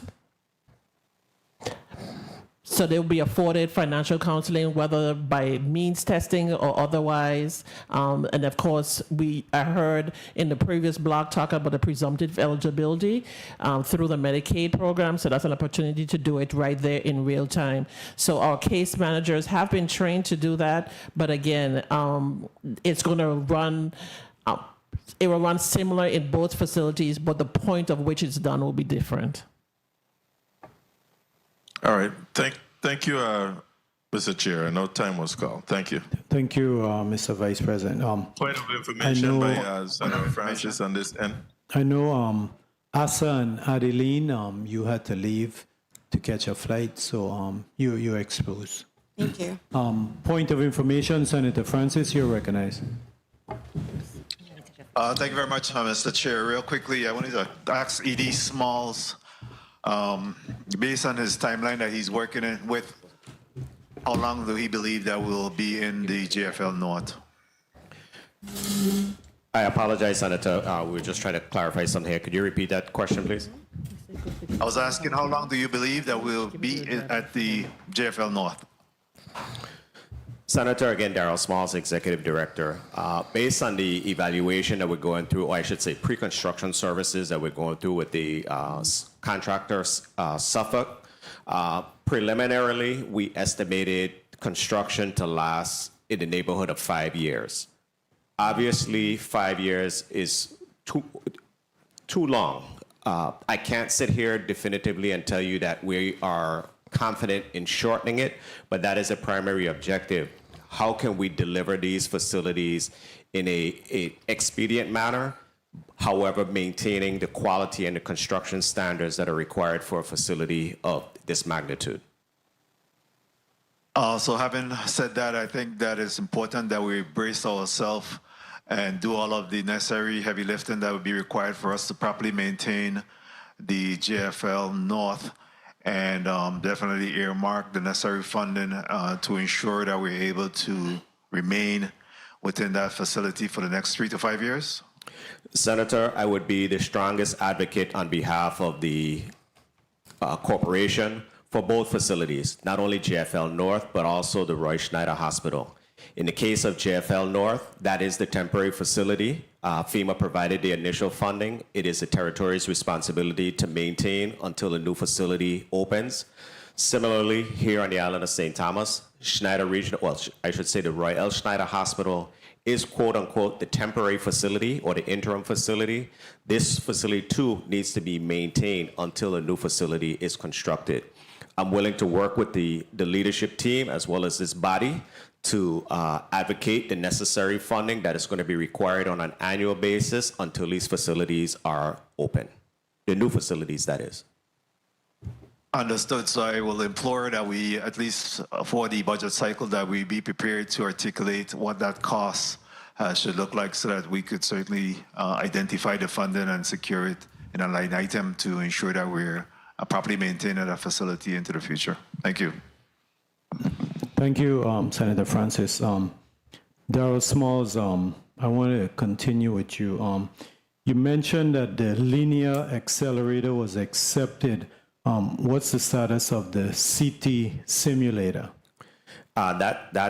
Excuse me, Darrell Smalls, Executive Director. The CT simulator is going through similar trial acceptance. I can't give you the exact timeline today as I sit here, but we anticipate that one also being completed within the next coming weeks. Okay, and that's for the Charlotte Kindelman Cancer Center. And just to inform the public, a linear accelerator is a machine that produces a precise beam of radiation, and it targets cancer tumors while it spares the surrounding healthy tissues. And the CT simulator is a specialized CT scanner used in radiation therapy to plan the cancer treatment with extreme precision. It looks similar to a CT machine, but it's built for a very different purpose. The CT simulator creates a 3D image of a patient in the exact position they will be treated, so the radiation oncology team can design a safe, accurate treatment plan. So those are good things to be having in the new Charlotte Kindelman Cancer Center. So what is the date now when it will be planned opening? Darlene Baptiste, CEO. It's great to hear you talk about the linear accelerator and the CT acceptance. That is just one particular phase of it. There is another level of testing that's going to be required specifically to the physicists doing those clearance checks for the treatment to be initiated by the patients. So that's what we're waiting for specifically on the phantoms and the other ancillary pieces or equipment for the physicists to actually check the machines prior to positioning patients for treatment. Yes, thank you. Over on St. Croix, I will allow any burning questions before we wrap up. Okay, hearing no burning questions. So today we've discussed some of the most pressing challenges facing our territory, from the administration of critical human services programs and long-term elderly care to the financial and operational state of our territorial hospitals. And these are not abstract policy discussions. These are matters of life and quality of life for the people of the Virgin Islands. And I continue to call upon the Honorable Governor Albert Bryan to declare a hospital state of emergency in order to utilize the budget stabilization funds and/or all other available resources of this government, including federal lines of assistance. Of course, we must do better and we must improve health care services for all. At this time, I'd like to ask for a closing statement, CEO Baptiste, and then Director Darrell Smalls, and then we'll conclude with CEO Baptiste, a 1-minute closing statement. All right, thank you very much for that, Senator Fonseca. I just want to say on behalf of my team and the role that we play for the organization, your support, your continued ask of questions and seeing how you can assist and making sure the public information goes out. As you just outlined what a linear accelerator does and CT simulator, we try to do our best. But every time we get into a forum like this and to being able to share a lot of the great progress that we're making across the territory, I just want to say on behalf of our team, and I'm pretty sure I'm saying on behalf of the corporation as well, we thank you for your continued support, and we look forward to your continued support in making sure that healthcare for our patients remains a priority across this territory. Thank you, Darrell Smalls. CEO Darlene Baptiste. Well, good evening to everyone, and thank you so much. I'm really appreciative, Darlene Baptiste, CEO. I am really appreciative of this opportunity to speak to you, the legislative body, and to the general public. Questions and concerns are really going to be arising out of this particular reality that we are practicing right now. I am grateful for the generated thoughts and the resources that are come as we focus on solution-based practices.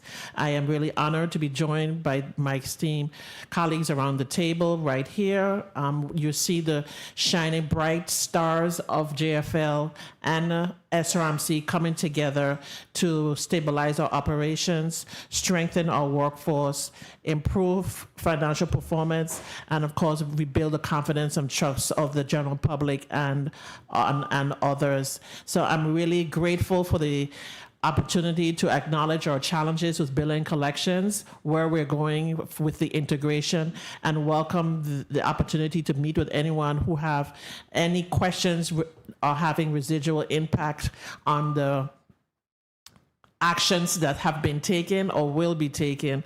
We remain resolved to provide quality healthcare services to the people of this territory across both entities. Our team is focused. Our